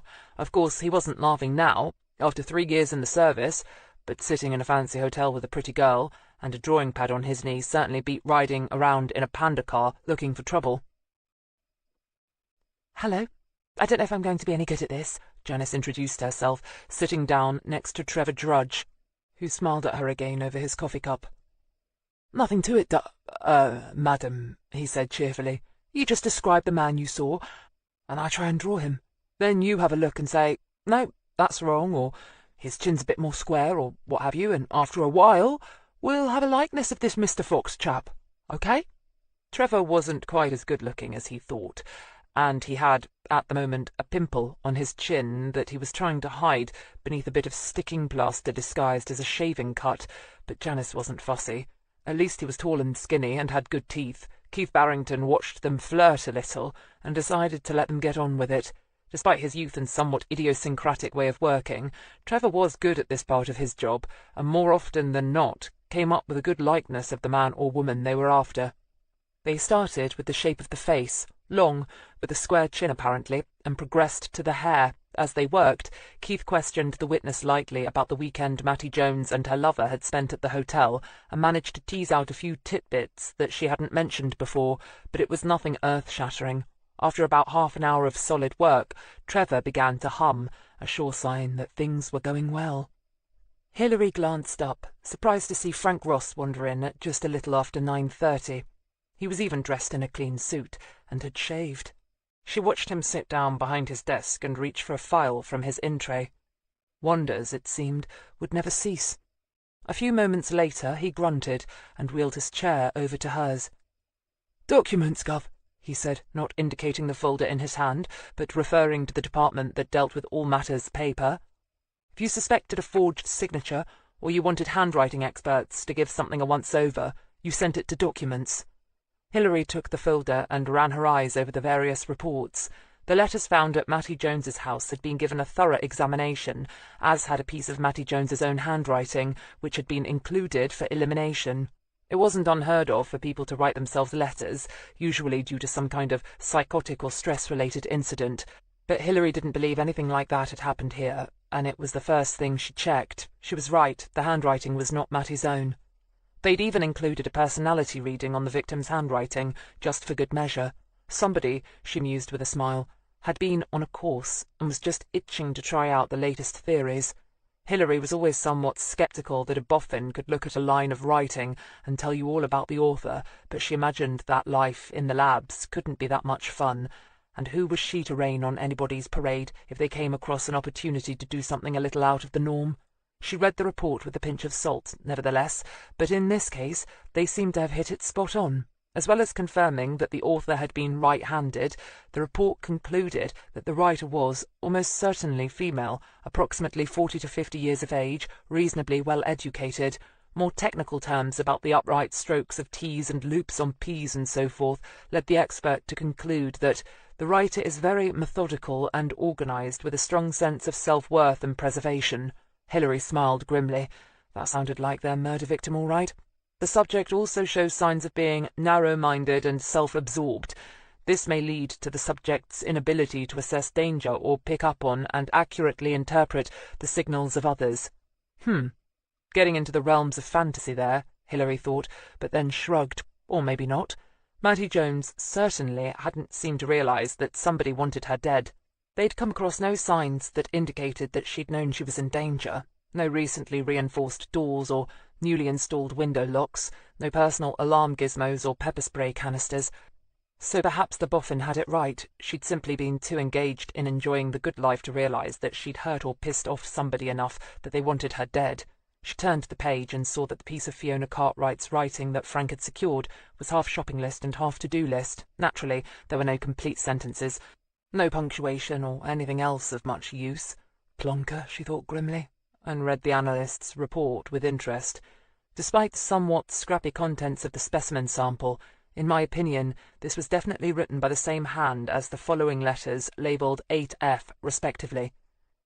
Hilary flipped the page over to check that the letters referred to were in fact the threatening letters they'd found at Mattie's house, then went back to the report. Again, the writer was a woman, maybe a few years younger than that of the murder victim, but I would say with a considerably lower IQ. The author of examples A to F has low self-esteem and anger issues. Again, Hilary read without fully understanding the complications arising from S's that leaned to the left, and the significance of uncrossed F's and open-ended D's, before cutting to the summary. The author shows signs of depression, but also, in direct and somewhat baffling contrast, a growing sense of euphoria. In conclusion, the expert advised, somewhat dryly, that the investigating officer might like to consult a mental health expert when questioning this witness. Hilary grunted and tossed it all back to Frank, who read it with his habitual sneer. "Shrink my arse," he finally said, making her mind boggle for a few seconds before she realised that he was, in fact, talking about the likelihood of Fiona Cartwright getting her own private psychiatrist to sit in on any subsequent interview. "Bring her in," she said curtly.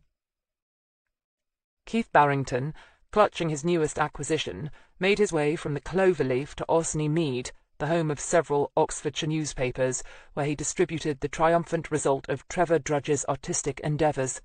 It was, he had to admit, a masterly piece of sketching. Unlike some police-issued effits, which would have made Frankenstein's monster blanch, this was a sensitive, clever drawing of what looked like a real flesh-and-blood man. Even the editors he approached, begging for an inclusion of it in their next issues, looked impressed. One even thought he knew the man, which made Keith's heart flutter until he was told the man in question was gay and only 5'2". He did the rounds of other newspaper offices not located in the city, then headed back to HQ. When he went upstairs, only Gemma Fordham was at her desk, busy working on updating the murder book. When she saw him, she nodded. "Good. You can help me with Mattie Jones's background check," she said. She caught him looking at Hilary's empty desk and chair and smiled grimly. "She's interviewing Fiona Cartwright again. Apparently she did write those letters to her sister." She filled him in on the handwriting report and saw the flicker of disappointment in his eyes when she told him Frank was sitting in on the interview. She knew how it was. He'd been in on the initial interview with the sister and wanted to follow it up. Well, life wasn't like that. She wasn't totally without sympathy for him, but it was part of her job to toughen him up. "I've got as far as the fixed divorce proceedings on her hubby. You can take her solicitor if you like." "Right, Sarge." Keith sighed and punched the law firm's name into the database. He doubted that Mattie Jones's divorce lawyer had been driven to taking a knife to her out of sheer frustration, but you never knew. Their victim had doubtless pushed her solicitor hard and would have demanded the results she wanted. It seemed to be her way of doing things. And Hilary Greene wasn't the only one who was slowly becoming convinced that it was this hard-headed, narrow-minded vision that had got her killed. Hilary Greene looked across the table at Fiona Cartwright and sighed. "Would you like a cup of tea before we start?" "No, thanks," the other woman said sullenly. She was wearing a dark grey skirt and a pale pink T-shirt, slightly frayed around the neckline. She wasn't wearing makeup and kept pushing a strand of greying hair back over her left ear as she talked. Her fingers drummed and fidgeted nervously on the tabletop, their ends nicotine-stained and shiny. "I would if I were you," Hilary warned her. "We're likely to be here some time, and you'll start getting dry after talking for an hour or so." Fiona Cartwright flicked a nervous green-eyed glance over her, then shrugged. "I ain't got nothing to say, so I can't see that coming off," she muttered belligerently, and glared at the "no smoking" sign on the wall. "What do you do if I light up? Arrest me?" she asked. then laughed. For some reason she seemed to find that really funny, and laughed for a long time. Hilary let her wind down, wondering what it was. Booze? Possibly, but she couldn't smell alcohol on her breath. Drugs were possible, but she didn't quite have that manic twitch of the junkie coming down off a high. It could be down to sheer nerves, or maybe she just had a peculiar sense of humour. When she had finished laughing, Hilary took the samples of letters found at Mattie Jones's house and put them on the table. Even in their plastic protective sheeting it was obvious what they were, and Fiona eyed them like a wall-eyed horse spotting Betcher's Brook after accidentally wandering into the Grand National. "You may remember my sergeant here taking a sample of your handwriting away, Miss Cartwright." Fiona glanced at Frank, paled slightly, and glanced away again. "Prick," she muttered. Frank smiled, not at all offended. "Our handwriting experts compared it with these letters we found at your sister's place," Hilary went on smoothly. "Can you guess what they said, Fiona?" "Couldn't care less," the other woman responded instantly, sitting back in her chair and folding her arms over her chest, looking bored and sullen. Hilary sighed and leaned back in her own chair. This was going to be like pulling teeth. "Okay, time to try a new angle." "Not that it's really surprising," Hilary mused. "That you hated her, I mean. Mattie was a gorgeous woman, wasn't she? Well-groomed, graceful, clever." Hilary let her tone become admiring. "From the things people say about her, she turned heads wherever she went. It's hard to believe you're sisters." Fiona Cartwright flushed and, as Hilary had expected, instantly took the bait. "Huh? I'd be gorgeous too if I had thousands and thousands of pounds to spend on makeup and clothes and beauty treatments and what-not." She stopped abruptly and shot Hilary a sly, considering look. "Think you're clever, don't you?" she said. "Getting me to talk and all that. I know you lot. I ain't as daft as people think. I may not have got O-levels like precious Mattie did, but I got O-levels in life, that's what I got. Nobody cheats me or does me down, I can tell you, and I raise my kids the same." Fiona's face suddenly lit up in a beatific smile. "That's something Mattie never had, ain't it? She never had no kids around her, nobody to love her, to really care whether she lived or died, for all her fancy house and her fancy car and her flair for colour and all her poncy words and faffing about." She was almost shouting now, and once again she abruptly stopped, panting for breath. Then she looked at Hilary through narrowed eyes and smiled. "You won't find anybody who's sorry she's dead," she said coldly, suddenly eerily calm. Then she reached into her bag and got out a packet of cigarettes. Hilary waited until she'd put it between her lips and flicked a lighter on, before reaching across and taking it from between her startled lips. "Tell me what you meant in these letters, Fiona," Hilary said quietly, laying the cigarette down on the table between them. "Take this one, for instance." She turned the evidence bags around and read from one at random. "Don't think you're going to get away with stealing from me. I know what's mine by right, and I'll have it back. I'll have it all back." "Now what exactly did your sister steal from you?" Fiona blinked and looked at her unlit cigarette, then back to her still flaming lighter, then back to the cigarette, then to Hilary, wondering if she dared pick up the fag and light it. She seemed to waver for a moment, then shrugged, flicked the lighter shut and put it back in her bag. After a second's thought, she picked the cigarette up also and put it back in the packet in her bag. All this was accomplished in a deadly silence. When she'd finished and looked back up, she seemed surprised to find both coppers watching her. She snorted a laugh. "What?" She looked from Frank to Hilary, then snorted again. "I ain't talking to you lot. Ain't you got that yet? I got nothing to say." She wiped her nose on the back of her hand, then folded her hands under her armpits again. Hilary nodded. "You know, when I read that letter, I thought it might be from a disgruntled employee at first," she said casually, although she'd thought nothing of the sort. "You know, someone from J&C Construction. We knew that Mattie had worked as a sort of bookkeeper and staff manager, and I could just see her cutting some poor devil's benefit or sick leave or what have you, maybe promising them a bonus for working late or hard, and then not following through. She had a tight grasp on money, didn't she, your sister?" Fiona opened her mouth, then grinned a wide Cheshire Cat smile and wagged a finger in front of Hilary's face in a you-can't-get-me-that-way again gesture. Frank shifted in his seat, obviously wondering if the handwriting boffin hadn't got it right after all. The woman was definitely renting out parts of her belfry to a bat colony. Hilary, ignoring the finger in her face, carried on. "Then I read some more of your letters, and I quickly realised that that scenario didn't really fit. It was much more personal than an employer-employee spat. This had real venom behind it." She pointed to another of the letters and read out loud, "You think you're so clever, living in your millionaire's house, drinking those dainty little cocktails, But one day one of them will choke you." Hilary put the plastic envelope down and frowned. "But Mattie didn't choke, did she?" "So you say. Somebody stabbed her.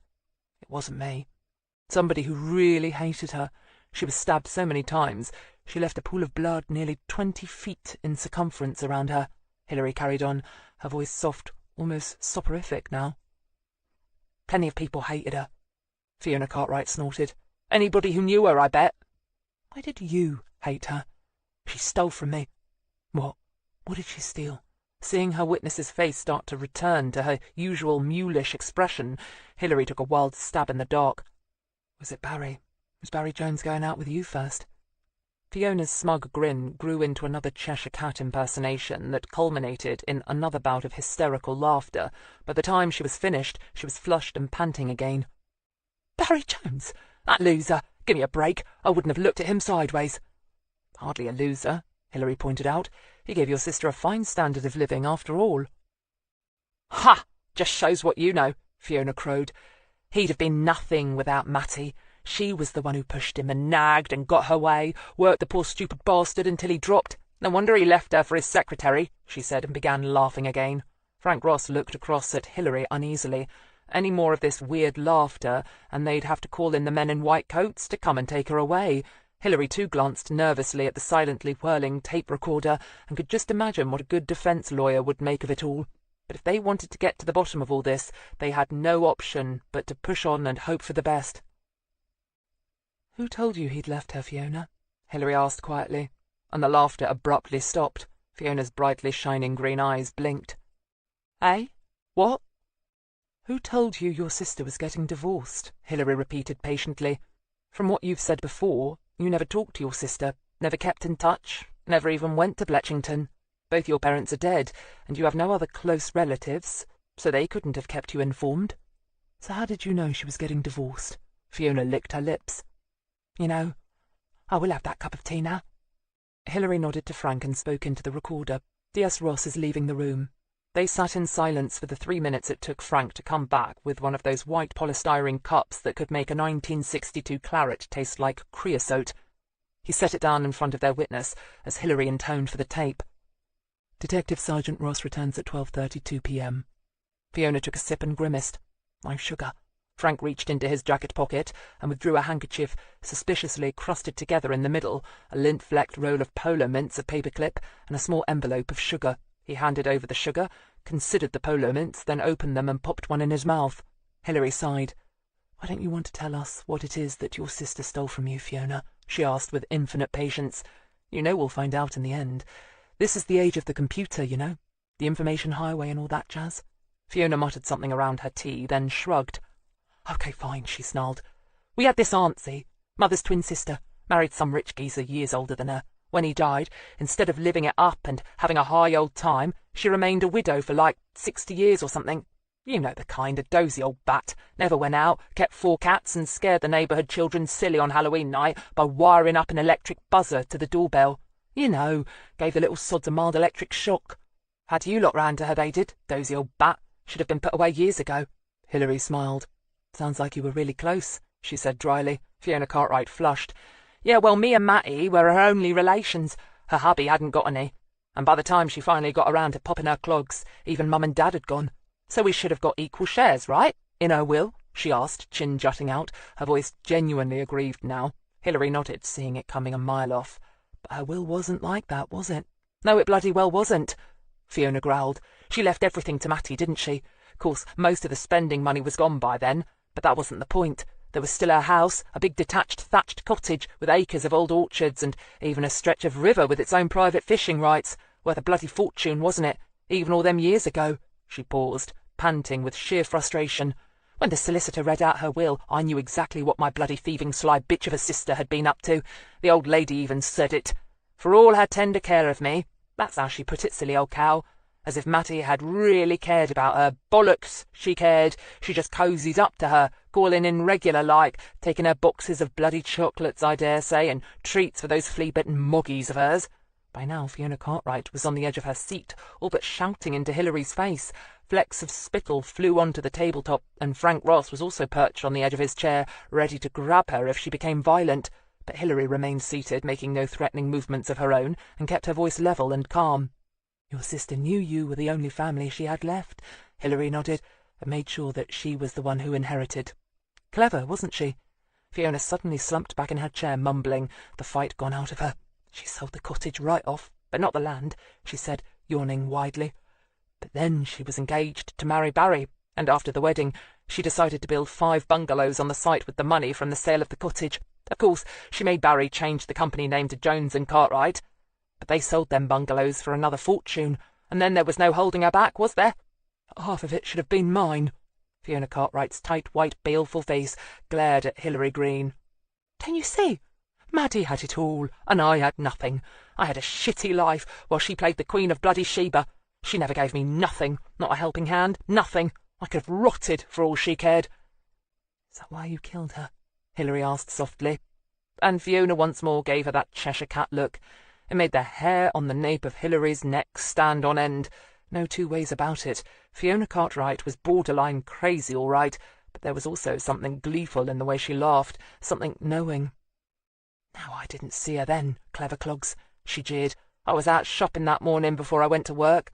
The local spa shop. You just ask them. I always do my midweek shopping on Wednesday morning. It took ages for them to do my receipt at the checkout because of all the coupons I cut out. Amazing what offers you get from the papers and stuff. They'll remember me all right." And Hilary was sure they would, but she remembered that Fiona had told them during their first interview that she'd gone straight to work. An obvious lie. Hilary knew some people lied all the time, and often for no particular reason. For all her vitriolic, simmering hatred for her sister, there was a wild, repressed excitement about the woman that spoke of euphoria.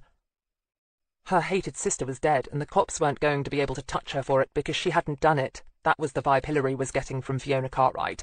She had the sinking feeling that this new alibi of hers was going to hold water. "We'll take a break now, Miss Cartwright. Give you a chance to calm down. As I said at the start of the interview, you can have a solicitor present any time you want." "Don't need one," Fiona shot back triumphantly. "I didn't do nothing." Hilary nodded vaguely and motioned Frank to follow her out. Outside, they both took a long, deep, much-needed breath. "Bonkers," Frank said in disgust. Hilary sighed. "Maybe. You had any luck finding anyone on the buses who saw her that morning?" "No, Gov. Not passengers, not the regular bus drivers. No one recognised her." "All right.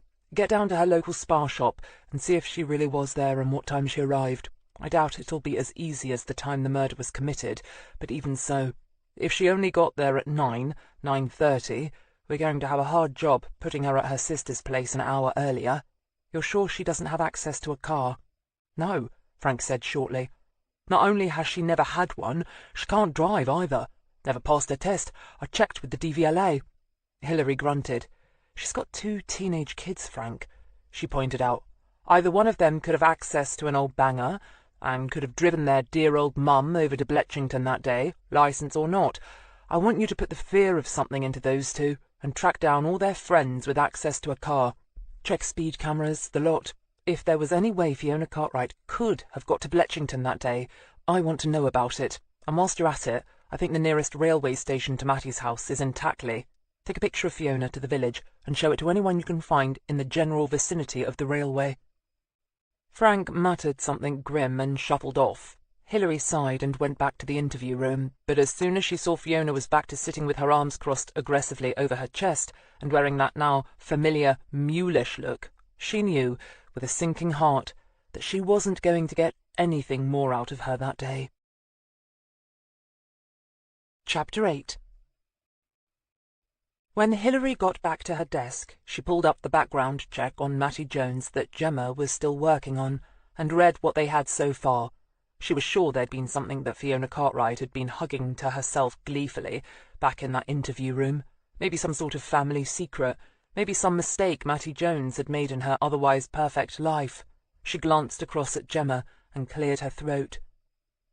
"Gov," Gemma responded instantly. "I want you to concentrate your search on our Vic to her immediate family, father, mother, and especially sister. Dig out any skeletons rattling in the family closet, interview their neighbours back at the old homestead, see what kind of dirt you can dig up. Leave the husband and his lover for a while. They'll keep. I got the distinct impression during my interview with Fiona Cartwright that there was something she knew that I didn't, and I don't like it." Gemma nodded. Gov. Hilary looked across as the door to the office burst open and 3 uniforms from traffic bustled in. "Did you hear? They've arrested him. They've got the bastard." The speaker was the oldest of the trio, a heavyweight grey-haired man, and he was talking to Sam Waterstone, the sergeant whose desk was nearest the door. "What? Who?" Sam asked, bewildered. Then a huge grin spread over his face. "The sniper!" he yelled, and the rest of the office gave up a ragged cheer. "Yeah, Abingdon pulled him in at lunchtime. Got him from the partial van number and witness description. They've just put it out over the radio." This time it was the youngest member of the group who spoke, a dark-haired sprog straight out of training college. "Usual helping police with inquiries line, but my mate, whose sister works out of dispatch at Abingdon, says they definitely reckon they've got him. The search warrant for his house has come up with ammo and everything, and they reckon they know where he's got the rifle stashed." The room began to buzz with excitement, and Hilary felt the tension in her shoulders slowly seep out. It puzzled her for a moment because she hadn't realized she'd been so tense. But that was probably true of anyone. Now it felt as if a steady, bearable, but nasty weight had been lifted from her shoulders, and it felt wonderful. She saw the same easing of movement from everyone in the office. Even Frank Ross managed a smile, which scared the chap behind the desk next to him. For a while, the talk was of nothing else, but eventually Hilary got back to work and started by checking her emails. There, a message awaited her from Janine Tyler, now Mallow, turning down her offer of lunch tomorrow, but saying she could probably meet her for coffee later on that day, as she had to conduct an interview in Yarnton at 4 o'clock. Hastily, Hilary sent off a reply agreeing to a 3:30 meeting in the coffee shop in the big garden centre in the village. It would only take her 5 minutes to get there. Opposite her, Barrington was following up on his notes, ticking off the little question marks that appeared in the margins as he cleared up possible loose ends. He frowned at one such loose end, wondering what he'd meant by "Crapping Catwoman, neighbour mentioned her car in garage, follow up." He squinted at his shorthand notes, but was sure that's what they said. Crapping Catwoman? His mind boggled for a moment, then he twigged. Of course, one of Mattie Jones's neighbours had fallen out with her over her cat getting into her garden. Who was it now? He turned back the pages of his notebook, feeling as if he should have the whole contents of it memorised by now. So often did he refer to it. Vera Greersley. That was it. He frowned, remembering now. It had been during the initial canvassing on the first morning of the murder. There'd been a group of people congregating on the village green, talking about the latest sensation. He'd wandered around, listening, putting in the odd question, just absorbing the mood of the crowd, and someone, talking about something else, had mentioned that Vera Greersley hadn't been able to take her cat to the vet that day because her car was in the garage. Keith sighed, rubbing his eyes tiredly. So what? Why had he made a note to himself to follow it up? He went to the murder book to read Hilary Greene's notes on her interview with the woman, and suddenly realised that Vera Greersley had said she was driving her car to work at the time Mattie Jones had been killed. Some story about showing a necklace to some Oxford don. But how could she, if her car was off the road? He smiled, nodded, and reached for the keyboard. Time to find out who Miss Greersley insured her car with.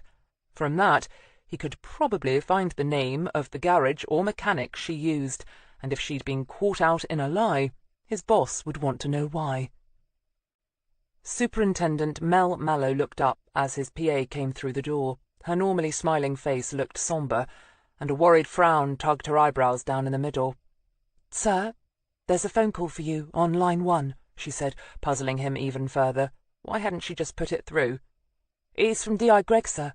I think it's bad news," she added tactfully. Mel groaned. The Myers case again. How much more bad news could there be concerning it? Already the police handling of the case had been savaged in the local press. He nodded grimly, and his PA withdrew, still looking troubled. He felt a shaft of acid indigestion lance through him as he put the receiver to his ear. He was probably getting an ulcer, and no wonder with this job. "Gregg?" he said curtly. "Sir?" The voice of the man who'd led the Myers inquiry sounded old and tired in his ear. He knew, as well as Mel, that this case would probably blight his career for years to come. "It's Mrs. Myers, Gov," Gregg said, coming straight to the point. "She's taken an overdose. Her husband found her this morning. She's in intensive care. Paracetamol, apparently," he added flatly, needing to say no more. Most cops knew how bad a paracetamol overdose could be. Cruelly, most victims seemed to have a chance of recovery, but the damage already done to vital organs meant all too often that suicide victims died long after the actual desire to die had passed. "Will she make it?" Mel heard himself ask, and realized at once what a bloody stupid question that was. "I don't know, sir." Mel closed his eyes briefly, then opened them again. No point sounding off at Greg. "All right, keep me informed," he said curtly, and hung up. He got up and walked to the window, for the first time able to do so without worrying about getting shot at. The scuttlebutt from Abingdon was coming in loud and clear. They'd got the sniper killer all right. The last phone call from a DCS over there had informed their chief constable that the rifle had been recovered, and ballistics were already working on confirming it. The man was a Yank, of all things, one of those hunters from the northwest who like to kill deer, then drape the carcasses over the hood of their cars. Exactly why he'd come to England to shoot policemen hadn't yet been established, but no doubt it would be soon enough. But the view of the sunlit car park did little to dispel the sense of gloom he felt. The Myers girl was already in a mental home, unable to face the ordeal of coping with what had happened to her. Her rapists had walked free, and now her mother might be taken from her. What a mess! What a miserable, damnable mess! He reached for the phone and dialed Hilary Greene's extension number. Her breathless voice answered a good 30 seconds later. She had, in fact, been halfway to the door to leave. "D.I. Greene?" "Hill, it's Mel. You got a minute?" "Actually, I was just off to see your missus for a coffee," she said, the faint reproof in her voice reminding him of the favour he'd asked of her. He felt his gloom deepen.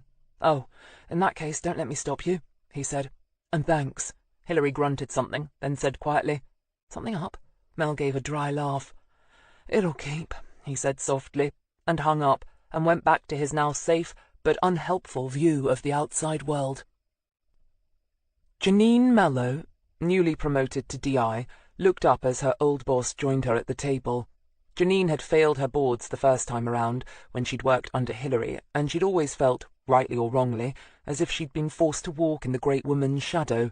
But now, holding the same rank at last as her one-time mentor, Janine felt none of the antagonism that Hilary Greene could sometimes engender in her. Instead, she noticed that her old boss had that tired, strained but concentrated look that she remembered of old. As she sat down opposite her, a black coffee in her hand, Janine smiled. "Murder case?" Hilary nodded and glanced around. The place was half empty, but probably not the ideal place to discuss a gruesome stabbing. "Let's not talk shop," she said wearily. "Here they got the sniper killer," Janine said with a grin. "About bloody time. Everyone at Whitney's been acting so squirrely. I felt like bringing in bags of peanuts." Hilary laughed out loud. This was the Janine of old, acerbic, confident, just slightly blinkered. "Know what you mean," she said, rolling her shoulders and sighing. "It's nice to take a decent breath again." Janine nodded, stirring her cup of mocha, then glanced up at the older woman with a tight smile. This was the first time they'd met up since she'd left HQ, and she somehow didn't think Hilary missed the old days and wanted to catch up. "Mel put you up to this, didn't he?" she accused flatly, and somewhat to her surprise, Hilary nodded. "What the hell he expects me to do, I don't know," she confirmed grimly. Janine grinned. It was odd, talking to Hilary Greene as an equal, and not as a junior officer. It made her feel both reckless and almost resentful at the same time. "It's none of your business, you know," Janine said, taking a sip of her mocha, then grimacing. "Hell, this is sweet. I don't usually have a sweet tooth." Hilary lifted an eyebrow and took a sip of her own bitter black brew. She could point out that pregnancy was famous for giving the mother odd food cravings, but doubted Janine wanted to hear it. "Whitney working out okay, then?" she asked instead. Janine shrugged and glanced at her suspiciously. "Aren't you supposed to be giving me advice? You know, the older woman, steering me gently towards the right path." Hilary Greene grinned.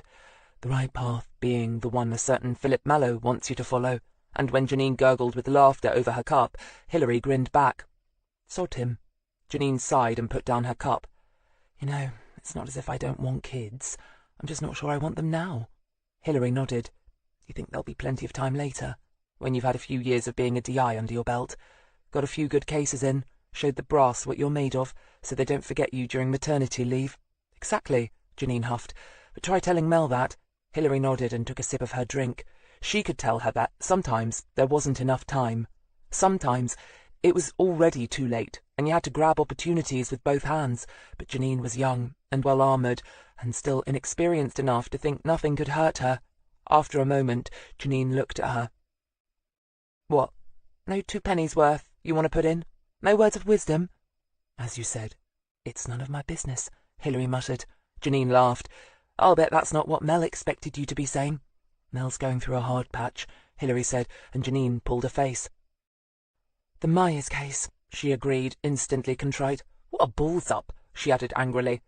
"He's getting all the flack, and it's not even his fault. What the hell do we pay law clerks for if they can't even get a simple warrant right?" Hilary could have told her that it was a superintendent's job to take the flak, but she doubted Janine wanted to hear it right now. Instead, she leaned back in her chair and wondered what Fiona Cartwright was doing at this moment. If she did get some legal representation, it would be hell on wheels trying to re-interview her. Any brief worth his salt would start singing for a psychiatric evaluation the moment she opened her mouth. Then they'd have to have shrinks present, social services maybe, and the organ grinder and his monkey as well, probably. "It's not fair to expect me to put my career on hold just to make Mel feel better, right?" Janine's resentful voice pulled Hilary back from her gloomy thoughts. "No," she agreed shortly. "But then, he's your husband. You might actually want to make him feel better." Janine blinked, opened her mouth to make some sort of comment about Hilary's less-than-saintly marriage to Ronnie Greene, and how she was hardly in a position to spout crap like that, then found herself closing her mouth, her words unspoken. For some reason, she couldn't quite meet Hilary Greene's eyes. "You're thinking I should have the kid," Janine said flatly, "aren't you?" "Actually, I was thinking of ordering a slice of that coffee and walnut gatto," Hilary said, looking over Janine's shoulder at the cakes adorning the glass counter by the tea urns. And what a bad idea it would really be. Janine laughed suddenly. "But as an expectant mum, I can now order it and get away with it." Hilary blinked.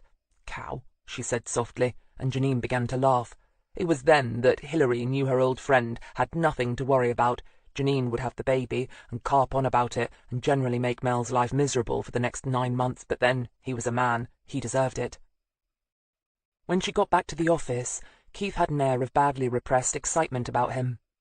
Noticing it, Hilary didn't even bother to slide her handbag off her shoulder as Barrington leapt to his feet when she approached.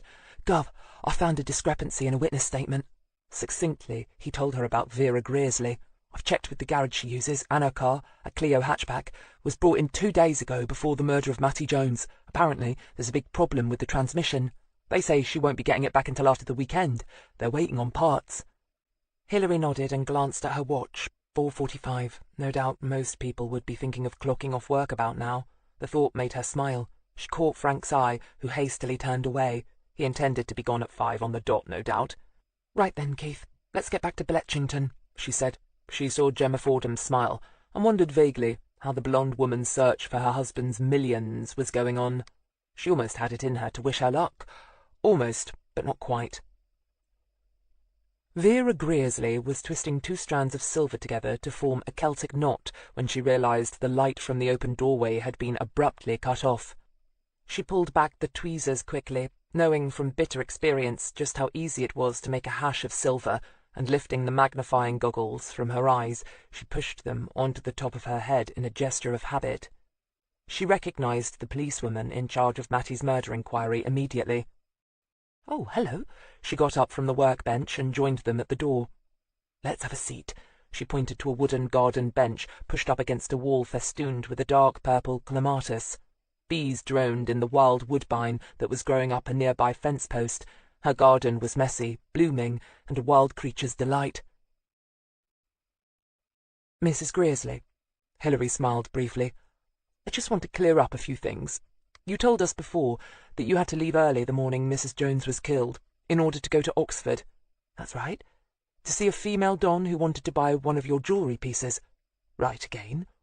And as far as you could tell, at around the period of time that Mrs. Jones was killed, you were stuck in a traffic jam on the road to the city. Again, yes, you know how the traffic backs up to that first roundabout. We've since learned your car is off the road, Mrs. Greersley," Hilary said, still in a pleasant, conversational tone. Vera blinked. Right again. At this point, Hilary felt Keith Barrington stir in some agitation beside her, but, unlike the green young constable, Hilary wasn't so convinced that Vera Greersley was playing silly buggers with them, or even that she was being openly defiant. "I was on the bus," Vera Greersley said. "Sorry, didn't I make that clear?" Once outside on the road again, Keith muttered something and blushed slightly when Hilary told him to confirm her story with the bus driver. "And see if you can find any regular passengers who might remember her," Hilary ordered. "You'll find a lot of people who use the morning work bus have been doing so for years. They're as likely to remember a new face to the morning commute as not." "Guff, and don't look so miserable," Hilary advised with a smile. It was well spotted, the apparent paradox in her story. "This time it didn't work out, but remember, it's details just like that one that sometimes break a case wide open." "Guff," Keith said, far more happily now, and slipped into the driver's seat. Puff the tragic wagon turned over, coughed once, tragically, then died. Hilary sighed. What was the name of that garage Vera Greersley uses? Puff redeemed himself and started on the second try, but didn't sound all that happy all the way back to Kidlington, and Hilary resigned herself to having him overhauled, yet again. Although she could easily afford a new car, it simply never occurred to her to go out and get one. Gemma Fordham was still at her desk when they got back, although the whole office was rapidly emptying. Most of the day shift were heading off to the local pub to celebrate the catching of the sniper killer, and Hilary received several offers to join them as she made her way across the room. Promising to drop in later, she'd just taken a seat behind her desk when her phone rang. It was the desk sergeant. "D.R. Greene, Mum," he said formally, letting Hilary know at once that there was a member of the public with him. He was never usually so polite. "There's a lady here, wants to talk to you about the Matilda Jones murder inquiry." "I'll be right down," she said at once. She hung up, then nodded to Gemma to join her. Keith, somewhat gloomily, returned to his computer terminal in search of the bus company that would have run a service to Bletchington last Wednesday morning. Marie Whitman looked around the interview room nervously. She was a lean, slow-moving woman, somewhere in her mid-50s, Hilary guessed, and she noticed she wasn't wearing a wedding ring. She was dressed in a powder-blue jacket, a matching skirt, with a cream blouse, and had the look of a self-sufficient working woman. Not a high-flying career woman, but something steady and, in its own way, rewarding. Hilary could see her as the manageress of a flower shop or something of the sort. "You have information for us, Miss Whitman?" "Yes, well, perhaps, I don't know how important it might be." Slightly myopic pale blue eyes looked at Hilary anxiously. "I work at a dental surgery in Headington. I'm the office manager. I come through Bletchington every morning. I live in Tackley, you see." Hilary nodded, not really needing the details, but preferring to let the witness dictate her own pace. "On Wednesday morning, I was particularly early. It's the annual audit, and, well, that doesn't matter." Marie ran a harassed hand through her dyed, corn-coloured hair. "I was passing the Greene at Bletchington. Oh, it must have been just before 7, maybe even 1:45. I didn't really take any notice. Well, there was no reason to, was there? Not at the time. But later, when I read in the papers about the murder there, well, it suddenly jogged my memory." Hilary nodded patiently. "You saw someone?" She led her to the point gently. "Oh, no, I saw a car, that's all, parked on the green," Marie corrected her swiftly. "There's nothing really unusual in that, I know. At that time of the morning, not everyone had already left for work. No, what caught my eye was that there was someone sitting in it, leaning sideways, as if peering through the passenger window." "Could you see what they were looking at?" "No. Well, there was only the house, the murdered woman's house, The car was parked opposite it." "Could you describe the person in the car?" "Oh, no, I was gone and passed in a few moments. I think it was a woman, but I'm not sure. I just didn't get the impression of the bulk of a man, if you see what I mean." Hilary nodded. "Colour of hair?" "Fair," Marie said definitely. "It's what showed up the most. And perhaps you think of women as being blonde more than men, don't you? Although why, I'm not sure." Hilary smiled.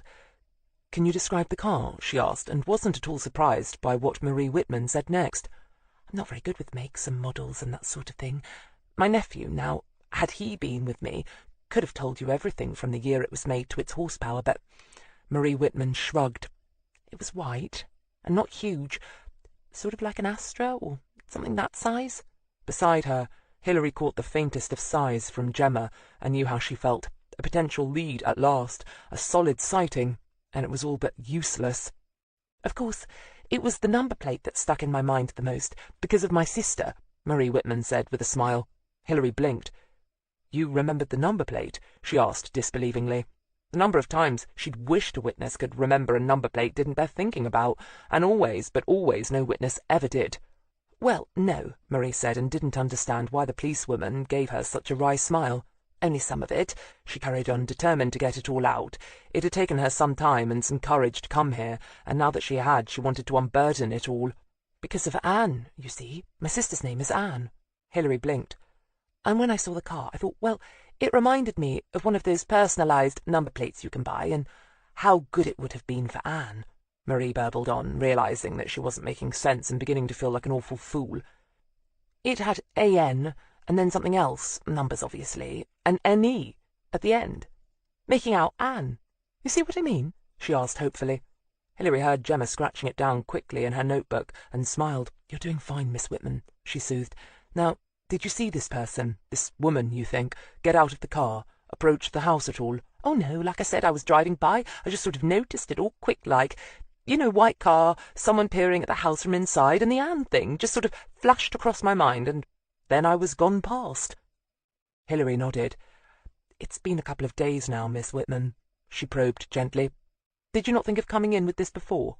Marie Whitman blushed. Sorry, but we've been so busy at work, I haven't had a moment to myself, haven't read the newspapers much or had the television on, but as soon as I remembered, I came straight here, she added defensively. And you're sure it was Wednesday morning? Hilary pressed. Oh, yes, it was the beginning of the audit. Don't worry, I haven't got the dates mixed up, Marie said with a shiver. I dread the annual audit. I mean, I'm always ever so careful with the books, but all it takes is just one little mistake and, well, the inconvenience and worry. Hilary thanked her and saw her out, and Marie Whitman looked pleased to go. Hilary could have pressed her for more details, maybe even sat her down with P.C. Drudge, the police artist, to see if they could come up with a sketch of the woman in the car, but she knew it would have been pointless, even worse, misleading. A witness, wanting to be helpful, would often make up things, all unawares, in an effort to be useful, and could subsequently lead an investigation up a blind alley. Well, the partial number plate will help, Hilary said to Gemma as they climbed the stairs back to the main office. And we've got the colour. See what you can find. Gov, Gemma said, a small frown tugging at her brows. As soon as she got back to her desk, she began rooting through her notebook. Hilary nodded across at Keith. Call it a day, Keith. You might want to get up early tomorrow and catch the bus from Bletchington. It's Saturday tomorrow, Gov, Keith pointed out, then bit his lip, realising he'd interrupted her. Sorry, Gov. I've pulled up the timetable. It's not the same on weekends. Hilary nodded. Hell, she must be more frazzled than she thought. That should have occurred to her. Just talk to the bus driver, then, and do the route on Monday morning. Gov. He was just shutting down his computer terminal when Gemma Fordham gave a ladylike snort. Her rough, throaty voice sounded particularly pleased as she said, I thought so. That partial number plate, Gov. I knew it rang a bell. Hilary lifted one eyebrow as Gemma Fordham, Super Sergeant, grinned. Rachel Miller, the husband's new lover, drives a white Megain. Licence number, and she rattled off letters and numbers. The letters, when put together, spelled out Anne. Well, well, Hilary mused. That puts them right back in the frame. Bring the girl in tomorrow. Pick her up from her parents' place and make sure they see you. Don't let her ring Barry Jones, Hilary ordered. It was time to rattle a few cages. Gemma nodded happily. At last, things seemed to be moving. Chapter 9. Saturday morning, Hilary woke slowly. At first she felt a rocking motion, then a soft, low drone, and realised a boat was passing by, its gentle wake shifting the mollern at her moorings. She rubbed her face and yawned, reaching out for her watch, which she kept on the bottom of the narrow rim surrounding the round porthole of her bedroom window. It was just gone 7. She sighed and rolled over, wondering if she should have brought Rachel Miller in last night. She'd sensed that Gemma Fordham had been surprised by her decision to wait until the next morning. But she'd been tired, as had her team, and sometimes it paid to be cautious. She didn't think Rachel Miller was going to go anywhere, and at this point didn't think speed was particularly of the essence. Of course, if Barry Jones's secretary-cum-lover had done a runner in the night, she'd be shuffling files and records until her retirement.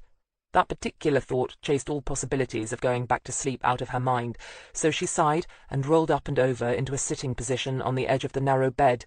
She knew Mike Regis had always hated her bed. No room to manoeuvre, he'd complained, his green gaze shimmering, the crow's feet appearing attractively at the corners of his eyes. She sighed once more and got up, took a quick shower, and changed into a pair of tailored beige trousers and a bright amber blouse. Padding along the narrow corridor to the tiny galley, she put the kettle on and popped 2 pieces of bread into the toaster. Tomorrow, it being Sunday and officially her day off, she'd have to take the boat to get the toilet tank pumped out and fill the water tank, and she needed to recharge the generator. So much for a day of rest. Perhaps Mike had a point. Perhaps it was time to get off the boat. After all, she'd only started living on the Molen as a last resort when she'd left Ronnie, and he'd been such a pain about selling the house. But now her old marital home had been long sold, and the semi-fortune it had sold for was doing nothing but accumulating interest in her bank account. She could easily afford to sell the boat and find herself a small bungalow somewhere, or a 2-up, 2-down cottage that needed a bit of TLC. Then the toast popped up, and she reached for the Oxford marmalade. Her breakfast made, she took it and her mug of coffee to the tiny table beside the large rectangular window and sat down. Outside, the pretty pink rose-bay willow-herb flowers stirred on a late summer breeze. Gossamer of seed-heads and spider-webs floated out across the water, and in the field opposite, a combine harvester was kicking up a layer of dust as it gathered the barley and attracted an ever-growing flock of seagulls. Underneath her window, Barney, an Aylesbury duck, a white diamond amid a flotilla of brown mallards, quacked for his breakfast, and Hilary knew she wasn't going to be leaving the boat any time soon. She absently patted the bulkhead nearest to her, as if she might have given her home a small fright by thoughts of abandoning it, and shook her head with a smile. She was going soft in her old age. She tossed the remains of her toast out the window to Barney, left Thrupp just before 8, and was at her desk by 10 past. The office was still quiet. Weekends could be odd at HQ. Quiet or filled with rioting football hooligans. It was calm when a lot of people opted to actually take their days off or chock-a-block if there was a labour-intensive case on. This morning the building seemed almost peaceful, as most of the officers working the case were out on interviews. A couple of uniforms were over in one corner talking excitedly about the sniper killer who had been officially charged last night. Ballistics, it appeared, had made a match on all 5 victims. "I heard he was married to an English girl who left him for a copper. That's what set him off," Hilary heard one of them say and grimaced. Pity the poor sod who'd fallen for the wife then, Hilary mused. What was his life going to be like from now on, knowing that his private life was the cause of getting his fellow officers shot? She couldn't see the relationship with the killer's wife lasting, and she sure as hell couldn't see him staying in the force either. Even if he got more pity than recriminations from his friends and colleagues, guilt alone would probably make his life miserable. She sighed and refilled her coffee mug, feeling vaguely depressed. Hilary Greene wasn't the only one feeling that way. A few miles to the south, Keith Barrington sat down abruptly on the edge of his bed. He was still living in the small, rather dingy bedsit in Summertown that he'd first moved into on coming to Oxfordshire, and was finding it hard to move out. The university city, awash with students and the support system workers needed to prop up the giant education industry, made it a nightmare to find decent accommodation at a price a jobbing copper could afford. But today it was not his surroundings that were bringing him down, but the voice in his ear. "But Gavin, you knew it was going to be hard going," he said, hating the sound of whining he could hear under his oh-so-reasonable tone. "And your father's a tough man. So, if it doesn't bother him, why are you so mad?" He heard a heavy sardonic sigh filter down the phone line, and felt his stomach clench. When he'd left London, hell, was it only 3 or 4 days ago, Gavin had seemed resigned to things. Now Keith listened as his lover laughed grimly, and felt his private life teeter on a knife edge. "I'm not my father, Plod, as you might have noticed." Keith winced. Whenever Gavin used his not very affectionate nickname, he knew he was in serious trouble. "I expected to be playing in the Harrogate charity tournament this week, not trying to support my dad against his vicious bloody so-called chums on the board." Gavin, young, fit, and a ferocious player, had long since harboured a semi-serious dream of turning tennis pro. Harrogate, as Keith had fast learned since becoming his lover 2 years ago, was a top-notch venue on the amateur tennis circuit. Wimbledon scouts and top-ranking trainers were always in attendance, looking for the next Andy Murray, and Keith knew how much Gavin had been looking forward to playing there. He'd been training hard, and had been over the moon to be invited to play. Now this. "Did they actually vote your dad off the board?" he asked quietly, and heard Gavin sigh ostentatiously. "No, but only because they couldn't. Dad's got a massive load of stock, and he's been rallying around everyone who's loyal to vote with him. But what happens when the publicity really kicks in, when the trial starts, and his name seriously becomes mud? I doubt he'll survive another coup." Keith swallowed hard. "Gavin, why does any of this mean we should take a break, as you like to call it, from each other?" You're already living in London whilst I'm in Oxford.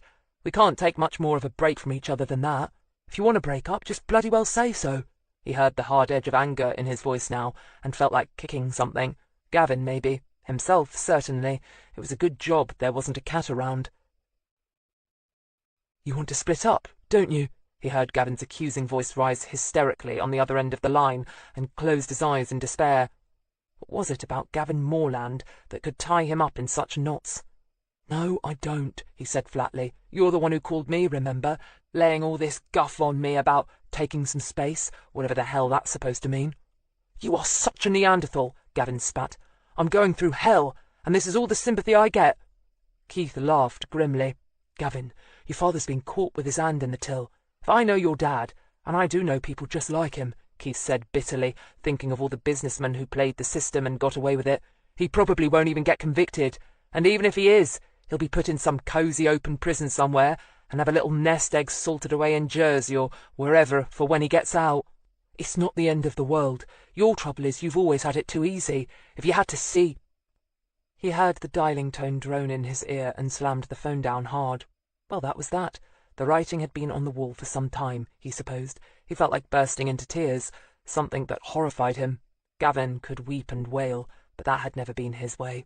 He got up abruptly and stepped over to the wash basin, forcing himself to wash and shave, then dress, then get in his car and go to work.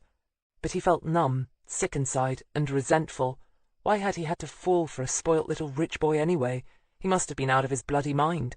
As he got out of the car, he wondered bitterly where the sniper killer was when you really needed him.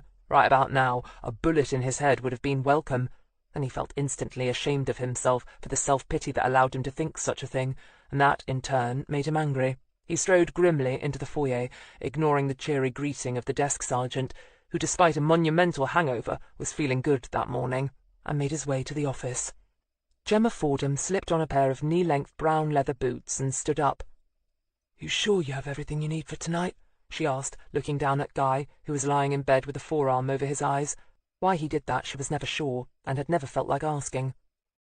"Of course, I've got Mrs. Freeman to come in tonight to help.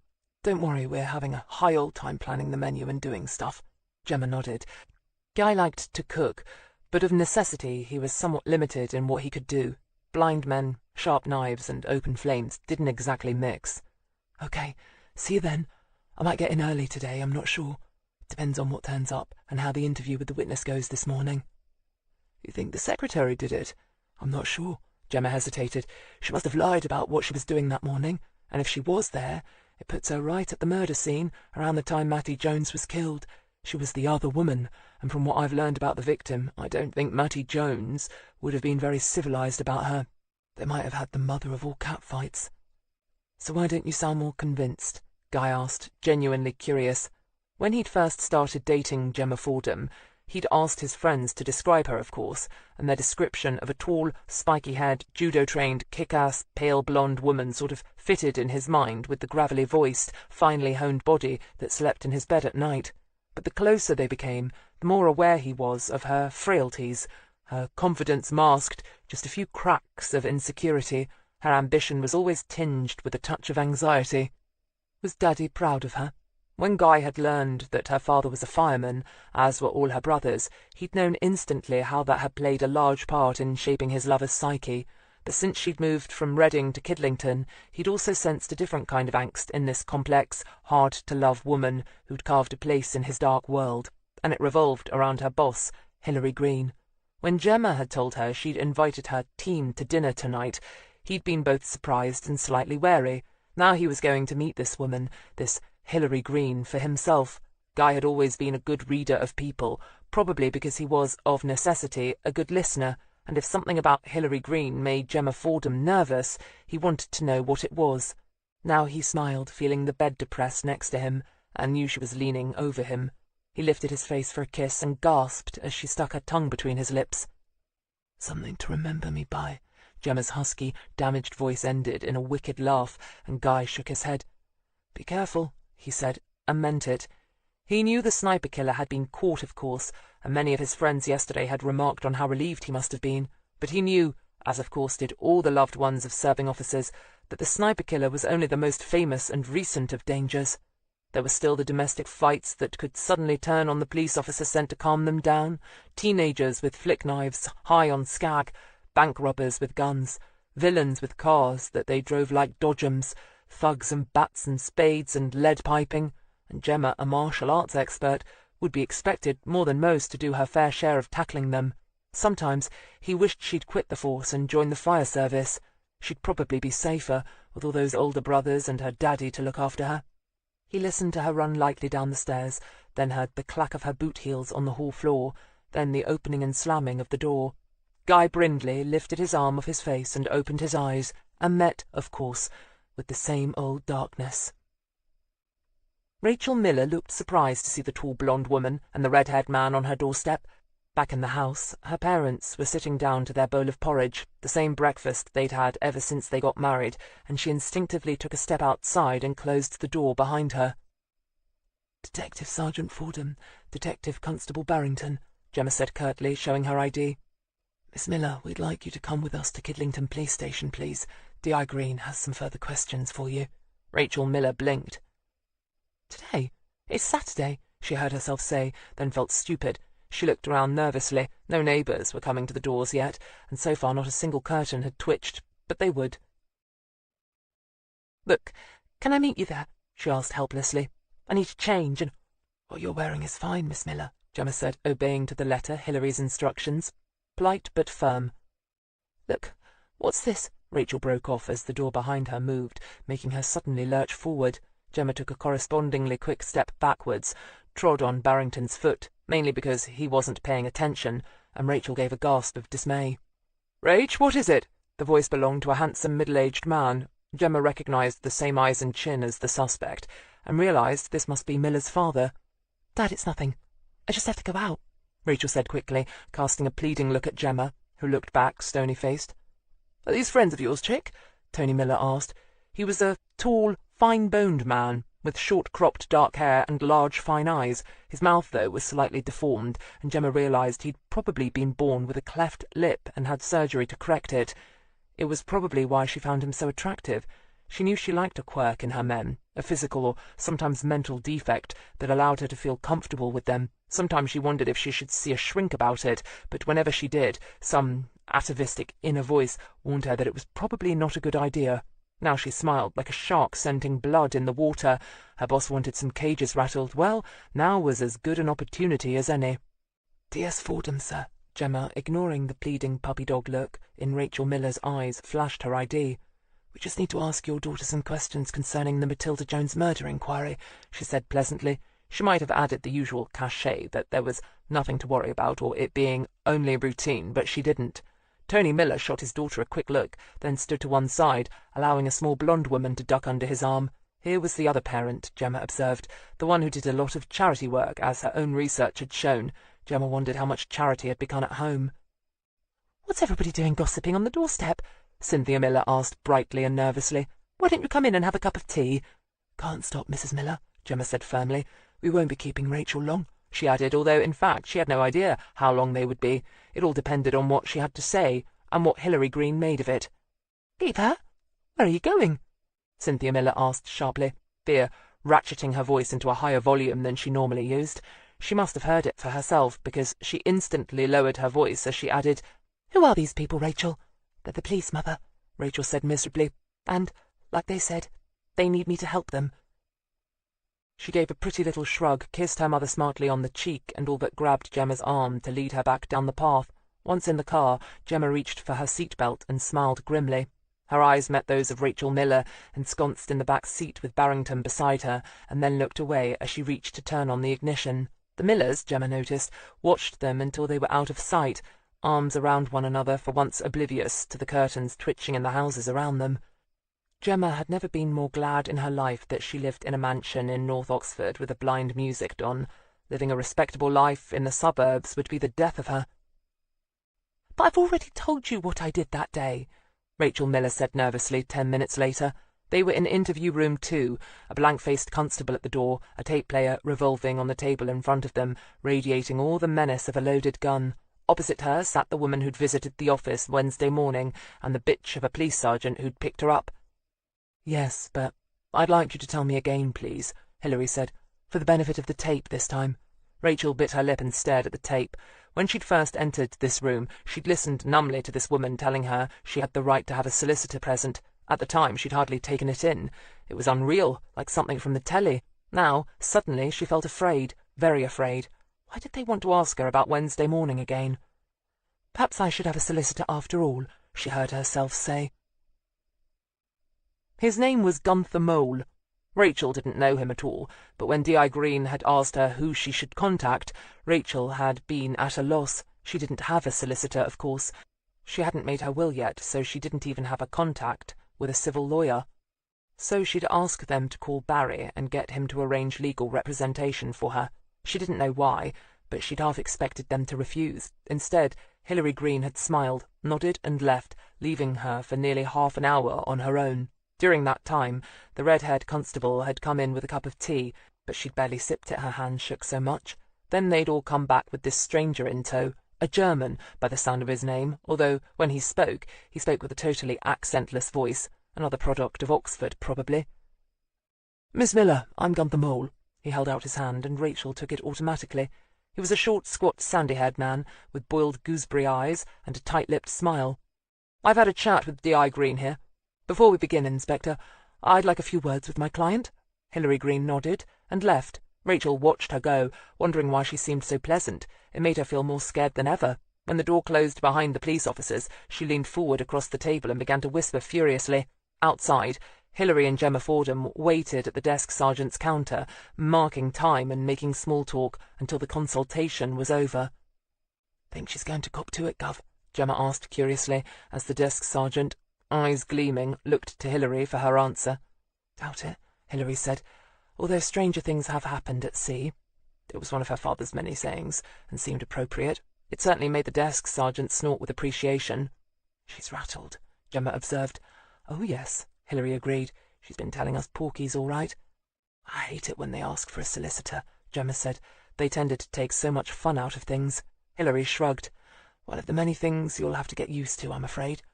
Outside, in the newly saved car park, a plethora of nicotine addicts smoked in blissful peace. It made Hilary feel slightly better to see things getting back to normal. "What's the latest out of Abingdon, then?" she asked the desk sergeant, who was only too happy to tell her. "My client wishes to make a statement, Inspector," Gunther Mole said the moment they'd walked back inside and set the tape rolling again. Hilary sighed. "Oh, yes?" In her opinion, a carefully thought-out statement couldn't hold a candle to a good, grueling question-and-answer session. Rachel Miller cleared her throat, looked at Hilary, and then quickly down at the table. "I went to Matilda's house that morning," Rachel said, and cleared her throat again.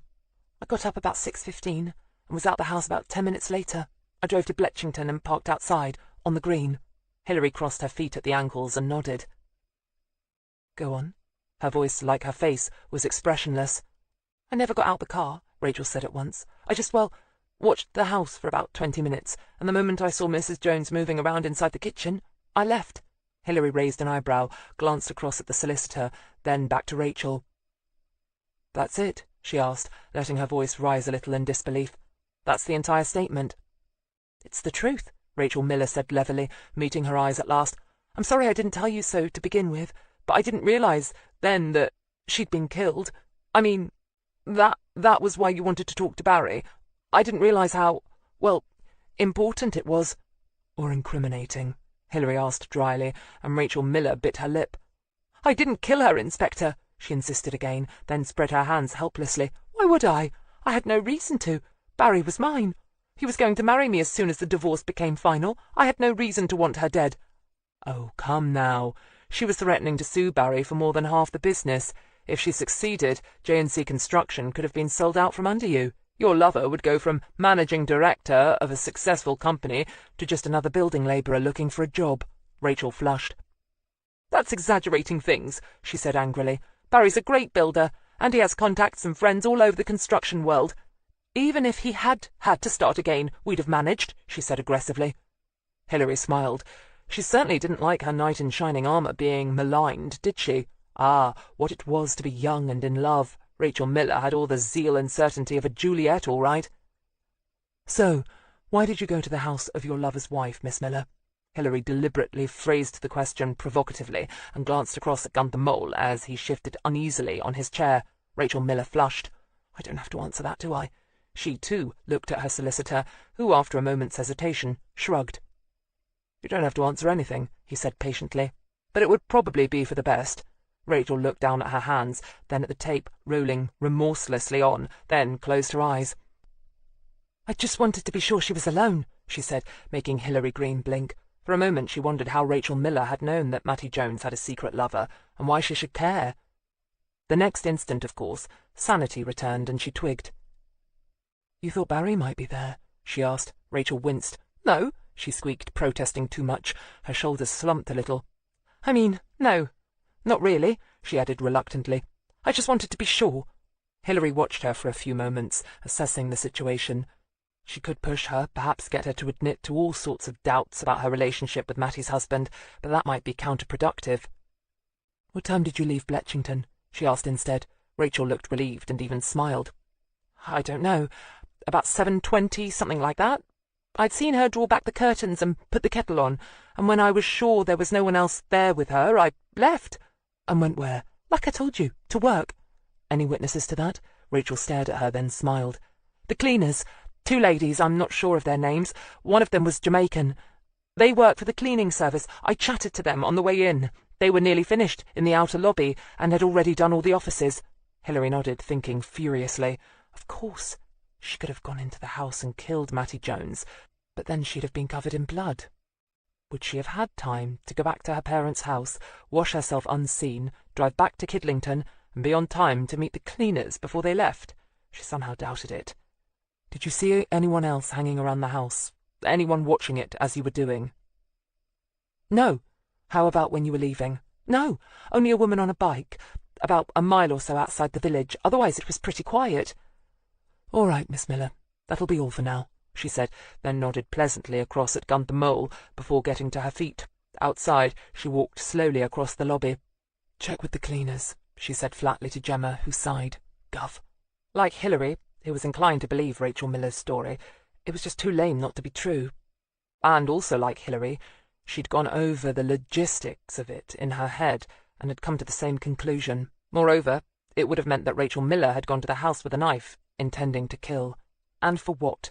Like Hilary, she recognized her as a naive young woman with stars in her eyes. The girl was head over heels in love with Barry Jones, and in her eyes he was Superman and Romeo and the Easter Bunny all rolled into one. When she said she thought he could start a whole new company by himself, she believed it. And who needed dirty, sordid money when you were in love? No, the only thing Rachel Miller had wanted to know was if Mattie Jones had been trying to lure her husband back. A less insecure woman would have known just how unlikely that scenario was, and since she'd been reassured about that, why kill her? No, with no real motive, and an alibi of sorts, it looked as if the Miller girl was off the hook. Upstairs, Hilary Greene was reading the latest witness statements from uniform. Some had come in late, due to callbacks, some had gone back for second interviews, and one of them also made mention of a woman on a bicycle. She sat up straighter and ringed it, waited until Barrington had gone off the phone, then tossed him the report. "We need to find the woman on the bike," she said crisply. She was probably biking to work, or maybe the shops, and she'd have been passing Bletchington well within the time limit for the murder. She might have seen something, and a bike is almost silent. If anyone had been lurking around Mattie's house, they'd have stayed hidden at the sound of a car, but might not have noticed the bike. "Why hasn't she come forward?" Keith asked, and Hilary smiled grimly. Why indeed? Perhaps she didn't read the papers. Perhaps she'd left for a fortnight in Lanzarote that same day. Perhaps, like the vast majority of the great British public, she just didn't like to get mixed up in murder investigations. Re-interview the witness, get a description, ask around the village, find out if she was a regular. She sounds like a Greene to me. Hardly anybody else uses push bikes nowadays. Unless she's recently lost her driving licence or never had one. Right, Gov, Keith said with a distinct lack of enthusiasm in his voice. Hilary glanced at him sharply. Now that she thought about it, he seemed unusually down in the mouth today. She was just about to ask if everything was all right when her mobile rang. She reached for it and pressed the green button. "D.I. Greene?" "Hilary?" For a second she couldn't place the voice, then she blinked. "Mike?" she said, knowing she sounded as surprised as she felt, and wishing she hadn't. Mike Regis laughed in her ear. "I can tell from the sound of your voice you haven't exactly been pacing the floor waiting to hear from me." Hilary felt herself tense, because his words were heartrendingly true. She hadn't given him much thought these last few days. Hardly lover-like behaviour when you just split up, but damn it, she'd had a murder case dumped on her. She couldn't be expected to pine and hunt a killer at the same time. "Mike, look, no, don't worry. I'm only teasing. I just didn't like things ending the way they did. We want to stay friends, right? I just wanted to call to ask you out for a drink tonight. You know, chat a bit, smooth over any rough edges. After all, we might have to work together again sometime, so I don't want us to feel awkward." "Yes," Hilary said. "That would be nice." "Oh, damn, I can't. Not tonight. I'm going out to dinner." She'd suddenly remembered they were all going to Gemma's. That's fine," Mike Regis said abruptly, and hung up. Hilary took a long, slow breath and hit the red button. For a moment she let the phone rest, heavy and accusing in her hand. She could always ring back and explain that it wasn't a date, that she hadn't leapt into Paul Danvers's lap, or anyone else's for that matter. It was just a team effort, a social gathering at her sergeant's place. Yes, she could always do that. But really, what was the point? Clive drove slowly down Kidlington's main street, looking around him carefully. He saw largish residential houses, the road lined with trees, a few shops dotted about here and there, several sets of traffic lights. When he'd gone from one end to the other, he reversed his car and drove through again. People, sunshine, traffic, the usual Saturday lunchtime snarl-up. He didn't mind the clogged roads. He was in no hurry. He had nothing to get back home to now. The bed upstairs no longer creaked with the weight of his wife turning restlessly on it. He slowed as he drove past the entrance to Kidlington Thames Valley Police Headquarters. He looked at the houses surrounding it. Then he nodded. After that he drove his car to a deserted stretch of marsh and woods not far from Charlton-on-Otmore, and, miles from anywhere, set up his target practice butts. As he loaded a 15-year-old but perfectly serviceable high-powered rifle, the bullets felt like familiar friends in his hand. He attached the telescopic sight, lay down on the ground, fitted his belly flat against the grass, and listened to a reed warbler over in the marsh call to its mate, and fired his first round. It missed, but that was to be expected. He fiddled with the sighting. Those Hollywood films that had handsome assassins load up a gun from its component parts, sight and kill someone all within 3 screen minutes were pure myth. It always took time, patience, skill, practice. He fired a second time, and missed. He smiled patiently, readjusted the scope, readjusted the lay of his belly, pressed against the warm, scented summer grass, and fired again, and missed. He took a screwdriver, a tiny thing, and adjusted the grip, took a long, slow breath. He was rusty. He needed to practice. He could practice all day. He had nothing else to do. He took aim and fired, and scored. Patiently, he reloaded, tried again, missed, tried again, scored. The reed warbler had long since fallen silent when the man from Thame fired again. Chapter 10. Hilary slowed down as she approached the turn-off, wondering if she'd made a mistake. But Gemma had definitely said it was the house just past Squitchy Lane, and the next driveway with 3 monkey-puzzle trees out in front. So she shrugged and turned into a short gravelled drive. Frowning, she switched off the engine and climbed out of path to look at the house in front of her. She wondered if it qualified as a mansion. Perhaps not. Not quite. Mansions brought to mind sprawling lawns, gardens, and deer parks, with gazebos and statues sprinkled about. This was a house in North Oxford, sandwiched between the Woodstock and Banbury roads. But what a house! Huge, with a white facade, and covered with wisteria that was going through its second summer flowering. Diamond-paned windows glinted in the late evening sun. It had a fancy tiled roof and an oak front door with genuine 19th-century brass knocker, knob and hinges. Golden-leafed spotted laurels lined a large lawn. There was even a small pond with genuine koi. It had to be worth at least $2 million on the current market. Hell, maybe even more. Hilary looked around again, not seeing Keith's old jalopy or Frank's car either, but tall Danvers's smart new Megane was parked at the furthest edge of gravel. So she was in the right place, then. Hilary blew out her cheeks, wondering what she'd let herself in for, and was suddenly glad that she'd dressed up for the occasion. Normally, dinner at her sergeant's digs wouldn't have warranted a pair of black-tailored trousers, strappy black sandals, and a raw silk blouse the colour and luminescence of pearl. She'd even swept her bell-shaped cut of hair up onto her head with 2 tortoiseshell combs, and had added a pair of pearl-stud earrings which her mother had insisted she have last Christmas. Granny's pearls, she'd always called them. She glanced down at the bunch of fragrant freesias in her hand and shrugged. Well, if she'd known, she'd have bought a bloody orchid. She rang the bell and smiled as Gemma opened the door and stepped back. She was wearing a peacock-blue trouser suit with a turquoise and silver necklace, earring and bracelet set to go with it. Her spiky, near-white blonde hair had been recently styled, and she was wearing a perfume so expensive Hilary's nose actually twitched. Gemma Fordham made her feel instantly underdressed and dowdy. "Gemma?" Hilary said wryly. Gemma Fordham smiled and stepped further back. "Please, go right on through. You'll hear the voices from the piano room.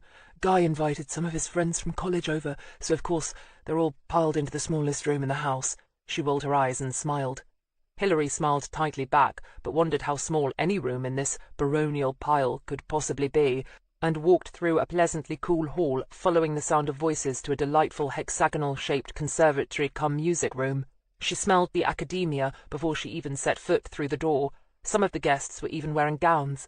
The reason for this was quickly explained when the first person who saw her come into the room pressed a glass of champagne on her and whispered that most of them had just come from a ceremony at the Sheldonian that had overrun shamefully, leaving them no time to change. Hilary, feeling somewhat relieved, took a sip and caught Paul Danvers's eye.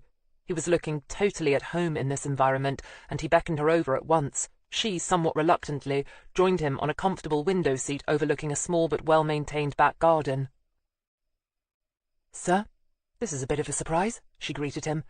"Did you know Gemma lived in a place like this?" "Gemma's chap, Guy Brindley, is the Fellow of Music at St. Bart's," he said, explaining everything in that one short sentence, but added anyway, "Old money." "Ah," Hilary said. "He's over there." Danvers lowered his voice. "The thin, good-looking one in the dark glasses." Hilary blinked. "Sunglasses?"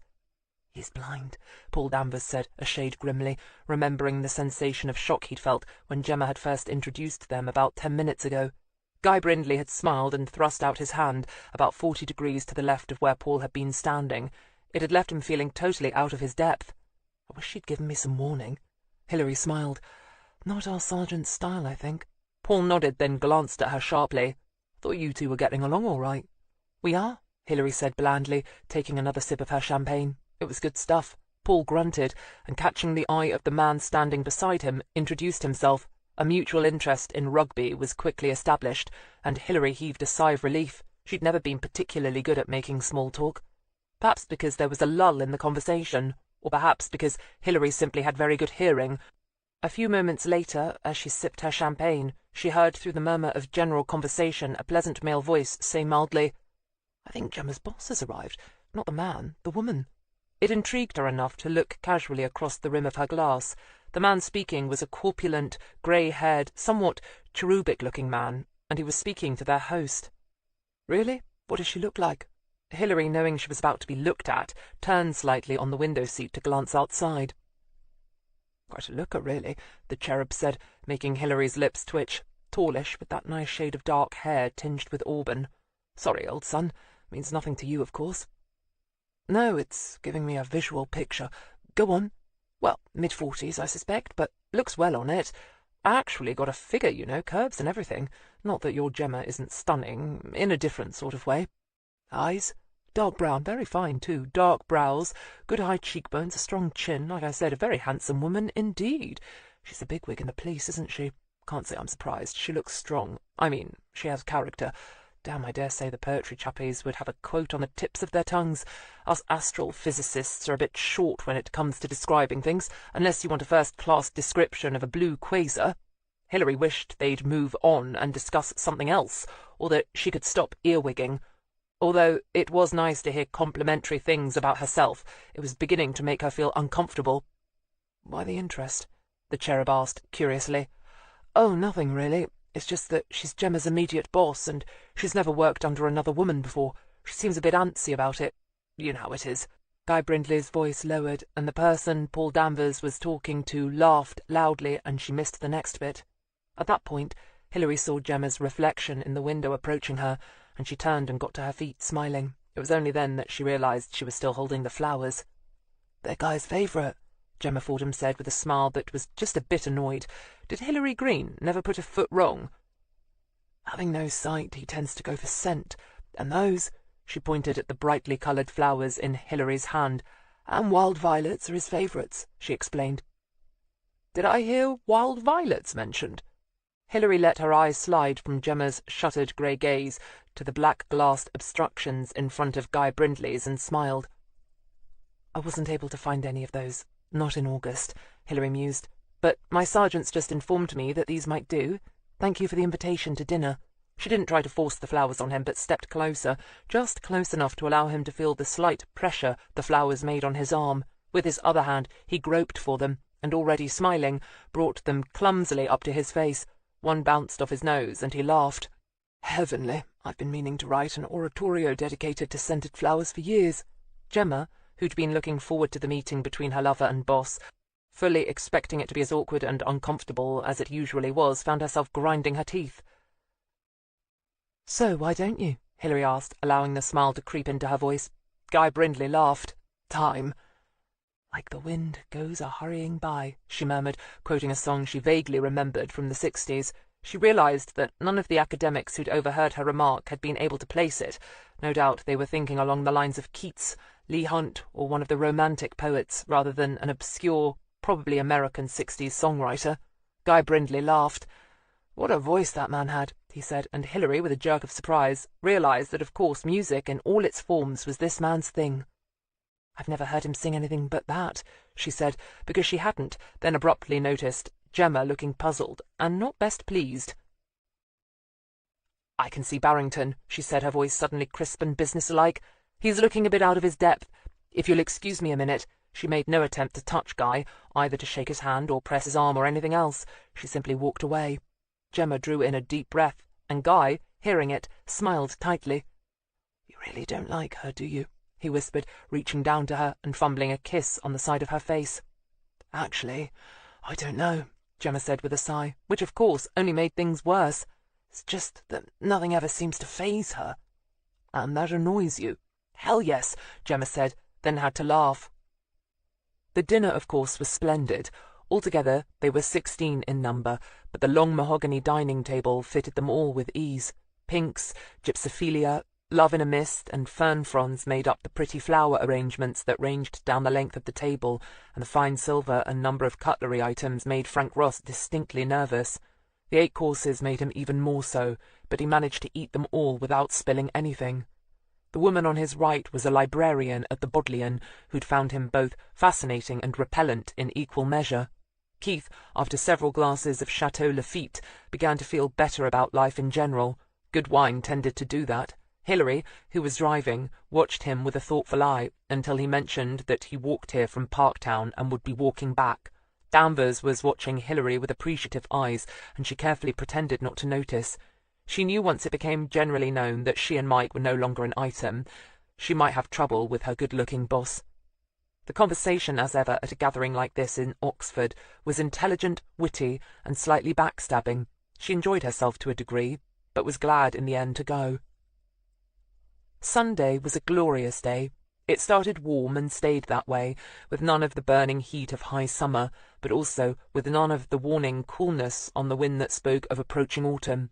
The swallows swooped their paths along the canal, scooping up water, and a pair of swans with 5 grey cygnets mugged the Mollen for some bread.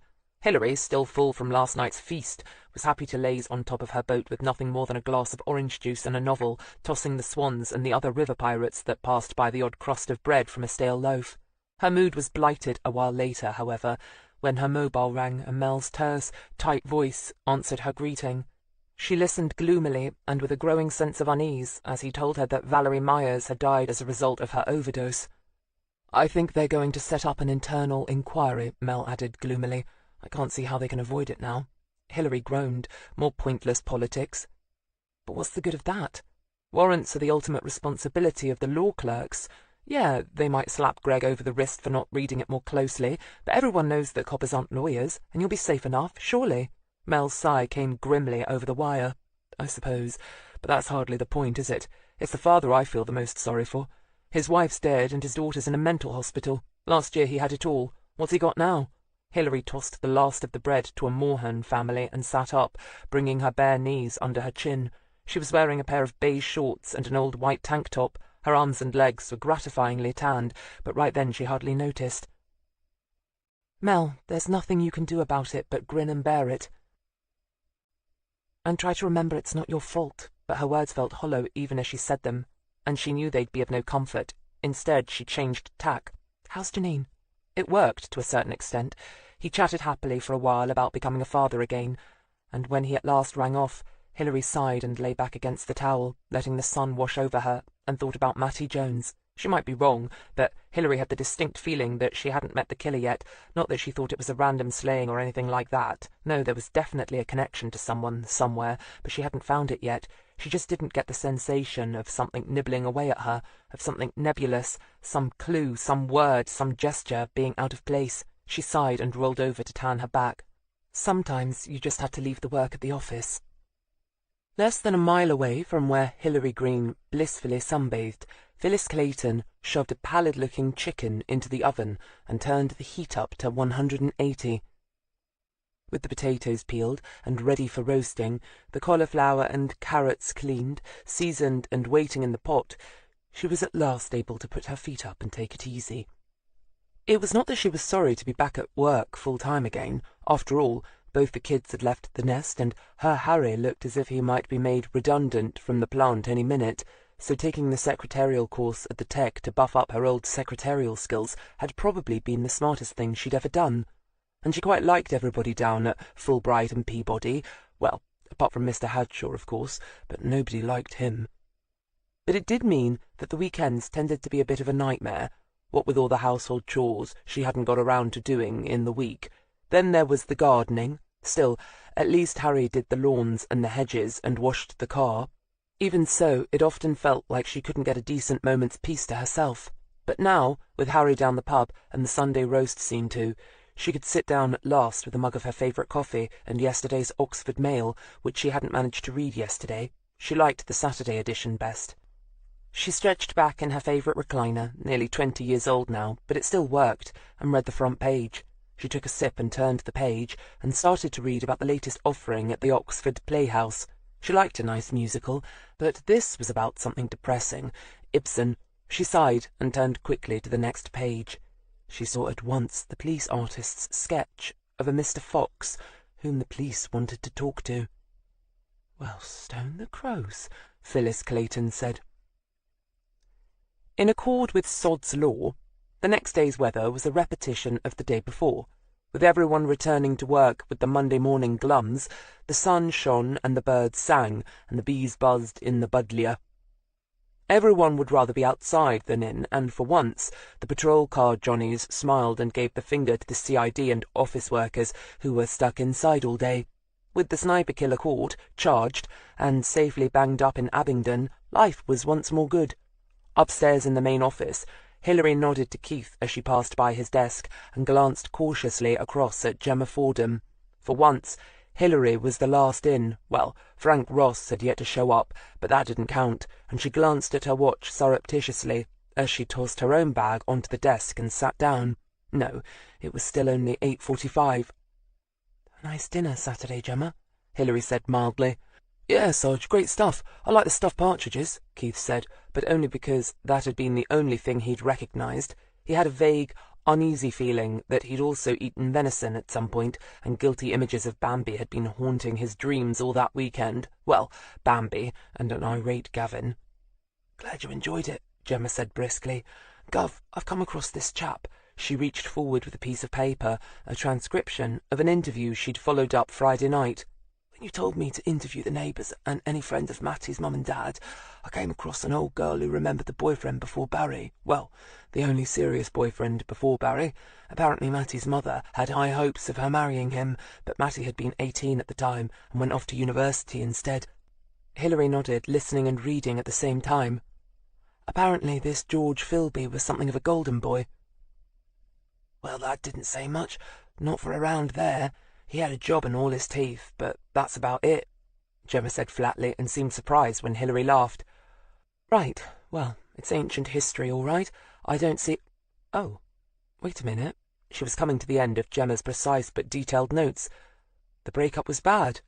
I got the feeling it was more than bad, Gemma said, recalling the glee in the old lady's eye as she talked about Mona's girl. The old woman I spoke to had a daughter herself of around Mattie's age, and I got the feeling there was a bit of rivalry going on. Of course, Mona Cartwright won hands down when Mattie got a place at university. Nobody around there had ever gone before, and certainly not the daughter of a television repairman. So she was inclined to dish the dirt, Hilary said a shade warily. You had to be careful of vindictive old women. Yes, Gemma said, instantly catching on. But it was not what she said that rang the alarm bells, so much as what she didn't seem to know, but resent. Hilary frowned, leaning back in her chair. Not quite sure I follow that, Sergeant, she said dryly. Gemma smiled briefly. Sorry, Gov. I got the feeling that the old dear knew there was more, much more, to the George Philby-Mattie Cartwright break-up than met the eye, and was frustrated that she didn't know what. She said Mona Cartwright had been acting like a cat on a hot tin roof for months, and she scented some sort of scandal. The fact that she never found out what it was still rankles nearly 30 years later. Hilary nodded. Well, there's nothing to say that the reason for Mattie's death doesn't lie in the past. Sometimes ancient history can come back to bite us. See if you can locate him and... Already done, boss. Philby never left the area. In fact, he still lives in Carterton, where they all grew up. Works as a mechanic out at Kidlington Airport. Hilary nodded. Good work. Okay, let's go and see what he has to say about things. George Philby was a heavy but still good-looking man, with a full head of coiffed brown hair and piercing blue eyes. The extra weight sat easily on his large frame, and even in oil-stained blue overalls, Gemma could see why women would fancy him. At 18, he must have been really something. They drove to Kidlington Airport in less than 5 minutes. The airport catered mainly to light executive aircraft, Learjets, Cessnas, that kind of thing. They went in Gemma's car, since Puff was still acting tragically, and made straight for the administration offices.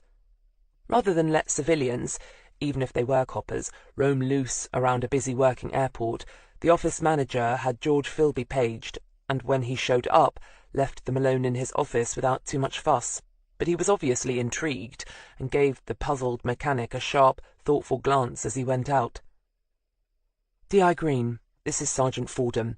Hilary showed him the ID, and was about to ask him to sit down, when she realised that the office manager probably wouldn't want the mechanic smearing engine oil all over his clean, beige, ergonomically designed office chair, and smiled briefly instead. This is simply routine, Mr. Philby. Call me George, George Philby said at once. Makes me nervous being called Mr. Philby by you lot. No offence or anything. Hilary smiled again. None taken.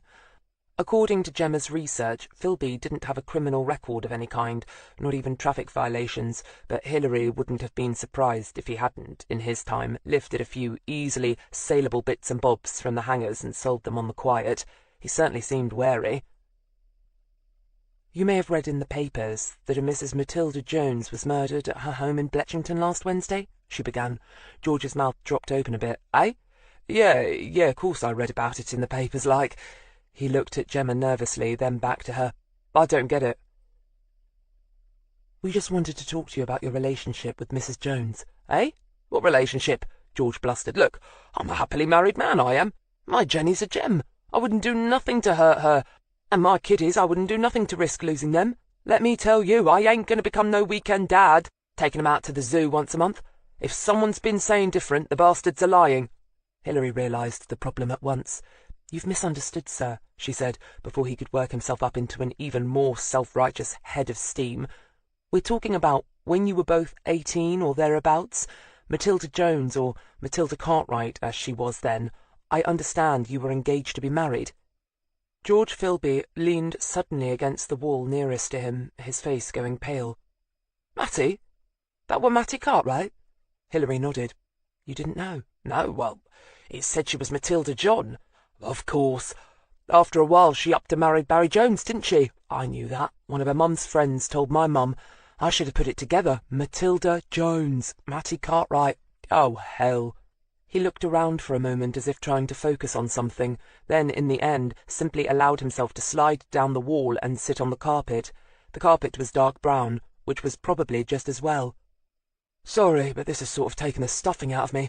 I was right fond of Mattie, and knowing she's been murdered, and I read about it in the papers and all, and didn't even know what I was reading. It's given me a right funny turn, I can tell you. And he did look a nasty colour. He turned from pale to a green-tinged sallow. "Glass of water, Sergeant," Hilary said, and Gemma nodded, going over to the water-cooler near the door. One of the perks of management, no doubt. The cup, though, was the same thin white plastic that made everything taste just slightly synthetic. She nudged it against the black plastic tap until it was half full, then took it over to Philby, who was still sitting with his back to the wall. He looked up, seemingly surprised by the offering, although he'd watched her fill it, then accepted it gingerly, as if not used to taking presents from women. Thanks." He took a sip, and then a bigger gulp. "Bugger me, this isn't how I expected my day to go," he said, and tried out a laugh. It didn't quite work, but his face began to lose the green tinge. "Sorry, you wanted to talk about her? I can't see how I can help. Last time I saw her, bloody hell, must have been, what, well, I was 18, and I'm 47 now. Hell, I can't even do the maths. Feels like someone turned my brain off." Hilary nodded.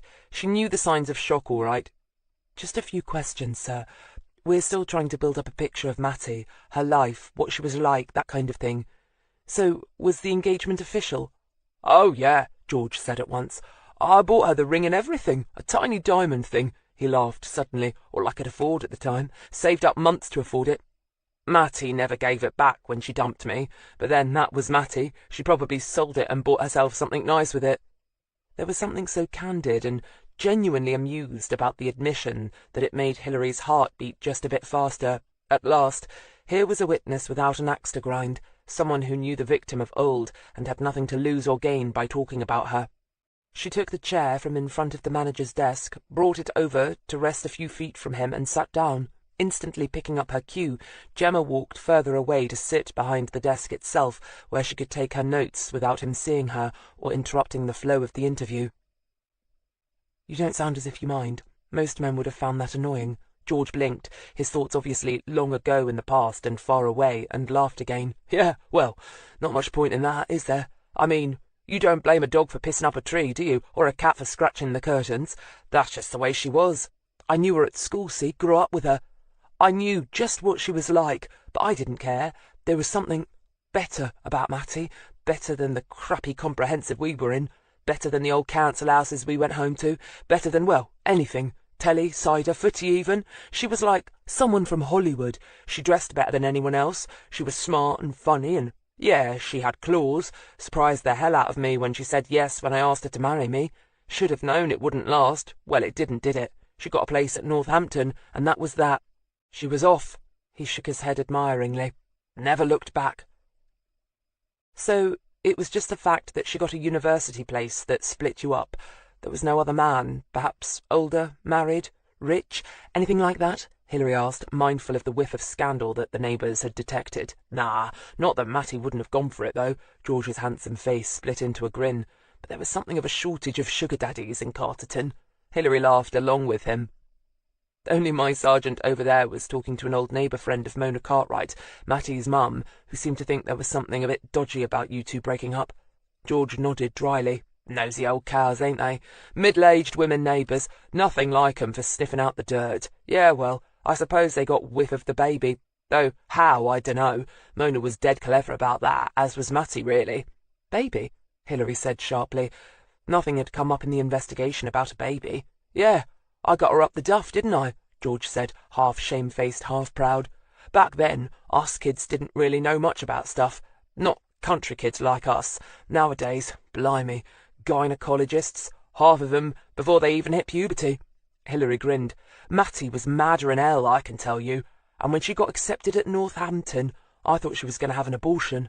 Didn't want a kid in the way, slowing her down, ruining her life, did she? That's the way she put it. I tell you, it sort of turned my stomach, that did. Luckily, her mum put her foot down, and in the end, Mattie agreed to have the kid, but to have it adopted out as soon as it was born. I never got to see it. Dunno even what it was. By then, I was persona non grata, as they say." He sighed and looked down into his empty white plastic cup. "Would have been nice to hold it, though," he said softly. "Just once, like." Hilary let the silence linger, then asked him all the usual routine questions. But at the time of the killing he'd already been at work, doing the early 5 till 1 shift. a fact the office manager confirmed later. Outside, Hilary leaned against Gemma's car and absently watched a white, functional-looking aeroplane take off. Its engine drone made conversation impossible for a moment, but once it was far enough away, she turned to Gemma. "We need to speak to Mattie Jones's son or daughter, pronto. It might be hard finding the right adoption agency after all this time, Gov, and you know what all of them are like about client confidentiality," Gemma pointed out. "Get a search warrant if you have to," Hilary ordered. "Gov, and read the small print," she added bitterly. When they got back to HQ, the desk sergeant, who was talking to somebody about a poisoned dog, immediately beckoned her over. "Got someone waiting for you in 3, he said shortly, before turning back to the irate and tearful owner, or former owner, of a noisy Jack Russell. Hilary nodded. To Gemma she said, "Send Keith down. I want you to get cracking on the other thing right away." Gemma nodded, a shade surprised. She couldn't quite see why Hilary Greene was so hot to talk to someone who, if their adopted parents hadn't informed him or her that they had birth parents knocking around the planet somewhere, might not even know that Mattie Jones had existed. But she was coming to realize that Hilary never did anything without a reason. Frowning thoughtfully, Hilary made her way to interview room 3. Inside, a plump woman in her mid-50s watched her come in and half rose to her feet. Hilary waved her back down. "Hello, love. I'm Phyllis Clayton. Did the man on the desk tell you I wanted to see someone about that picture in the papers?" The desk sergeant hadn't, but Hilary nodded. "This is about Mr. Fox." Phyllis snorted. "Mr. Fox, my eye! That's old Mrs. Kershaw's son. I thought as much as soon as I saw it, so I did." The door opened, and Keith walked in. Phyllis eyed him somewhat suspiciously. Whether it was his youth or the red hair, Hilary wasn't sure, but she indicated him to take a seat quickly. "Let's all get comfortable, shall we? This is D.C. Barrington, Mrs. Clayton. He'll take notes. I hope that's all right. It's just that we like to get things clear." "Oh, yes, love, that's fine. Don't want the police making no mistakes, do we?" On anybody else, that might have sounded facetious, or, at the very least, double-edged, but Hilary didn't even wince. She already had Mrs. Clayton's measure, and she meant exactly and only what she said. "Right then. You saw the police artist sketch in, which paper was it?" "Oxford Mail, Saturday's edition. 'Cept I only saw it yesterday. I didn't think you'd be open on a Sunday like, so I waited until this morning to come in. Hope that's all right." Beside her she saw Keith's head shoot up, obviously wondering if she was taking the mickey, but Hilary nodded quickly and said smoothly, "That's fine, Mrs. Clayton. I wish all our witnesses were as thoughtful." Phyllis smiled, relaxing against her seat. She hadn't expected to like coming down to a police station, and her Harry had said she ought to leave it well enough alone, but she knew she had to speak up. Besides, she'd always wanted to see inside one of these cells. "And you recognised the drawing as old Mrs. Kershaw's son, the one she's always going on about, and is so proud of. Timothy, his name is." "Timothy Kershaw," Hilary repeated. "And you think it's a good likeness, do you?" "Oh, yes, can't mistake him. Well, he is a handsome lad. I have to give him that. Mind you, according to his mother, you'd think he could be a Hollywood film star or something." "Well, I expect all mothers are proud of their sons," Hilary said, and Phyllis blushed a little. "Yes, of course, you're right. I say the same about my two." "You don't happen to know where Mr. Kershaw lives, do you?"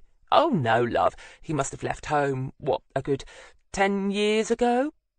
But you can give us his mother's address." "Oh, yes, love," Phyllis said happily, and spelled it out slowly and carefully so the youngster could get it down properly. Keith gritted his teeth and patiently copied it down. When he was finished, Hilary thanked Phyllis politely, shook hands, and saw her outside into the car park. Phyllis, chuffed, trotted off towards the entrance, where she could catch a bus back into work. She didn't like taking the morning off, but she knew her boss would be interested when she told him where she'd been, and the other ladies in the office would want to know all the details as well. Back inside, fully aware of having made Phyllis's day, Hilary went back to her desk. "Check out Timothy Kershaw," she told Barrington. "First see if you can get a picture ID. Driving licence is the obvious way to go. No point bringing him in unless he looked something reasonably like the sketch." "Gov," Barrington agreed happily. Hilary leaned back in her chair, feeling happier herself. She'd just gone from no leads to 2 solid leads in the space of as many hours. Sometimes it just happened like that. Who said Monday mornings were the worst? Chapter 11. Barrington had no difficulty obtaining a copy of Timothy Kershaw's driving licence.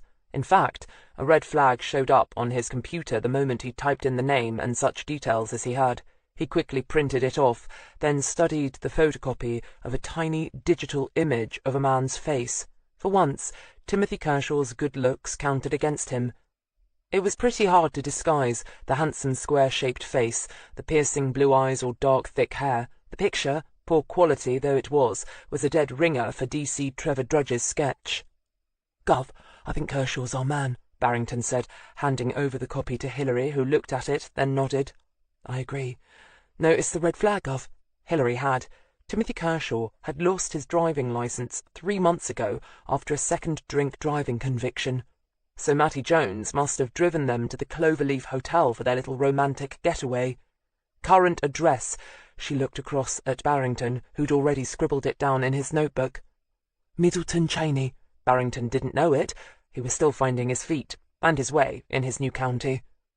"Out by Banbury," Hilary said, guessing his difficulty, and glanced at her watch. They could stop for a pub lunch on the way. Right, let's go. Replete after a meal of homemade vegetable soup, crusty bread and a fruit salad, Hilary was happy to let Barrington drive. They were in his car, a 20-year-old rust bucket of a Volvo with a totally knackered suspension, but the day was glorious. With her window wound down, she heard the odd corn bunting singing away from the tops of the hedgerows they passed. Combine harvesters were out in force gathering in the crops, and on the roadside verges they passed several stalls selling late summer soft fruit and assorted vegetables. She might have Barrington stop at one on the way back and pick something up. It beat eating out of a tin for a change. Middleton Cheney wasn't quite a town, yet it was too big to be a real village. They found Kershaw's address on the east side, in the mock Tudor belt. The house was new, with modern landscaping in the gardens and a double garage. Barrington parked out front and stared at it, not sure whether to feel envious or disparaging. Hilary climbed out and looked carefully around.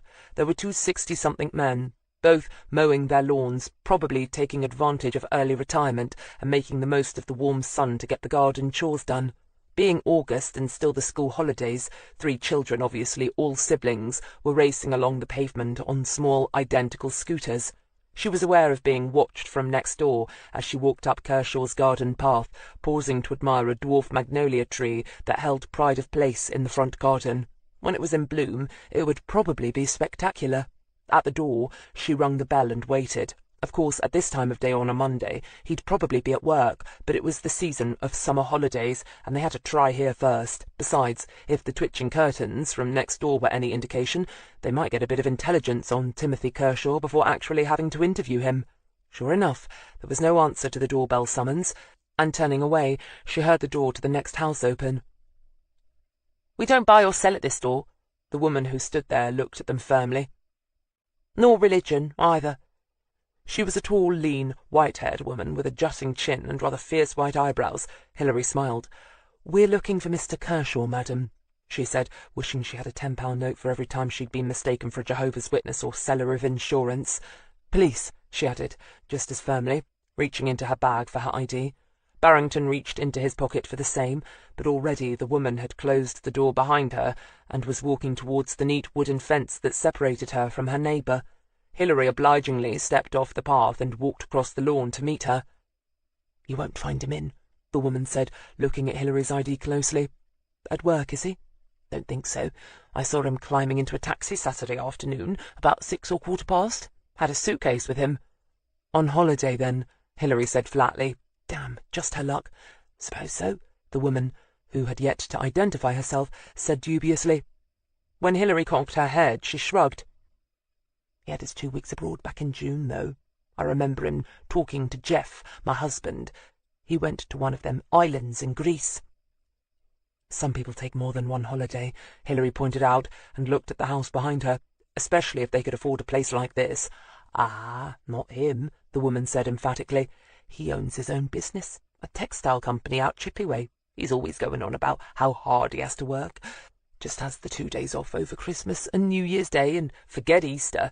He's always going on to Jeff about the hours he has to put in, and to be fair, he doesn't often miss a day's work."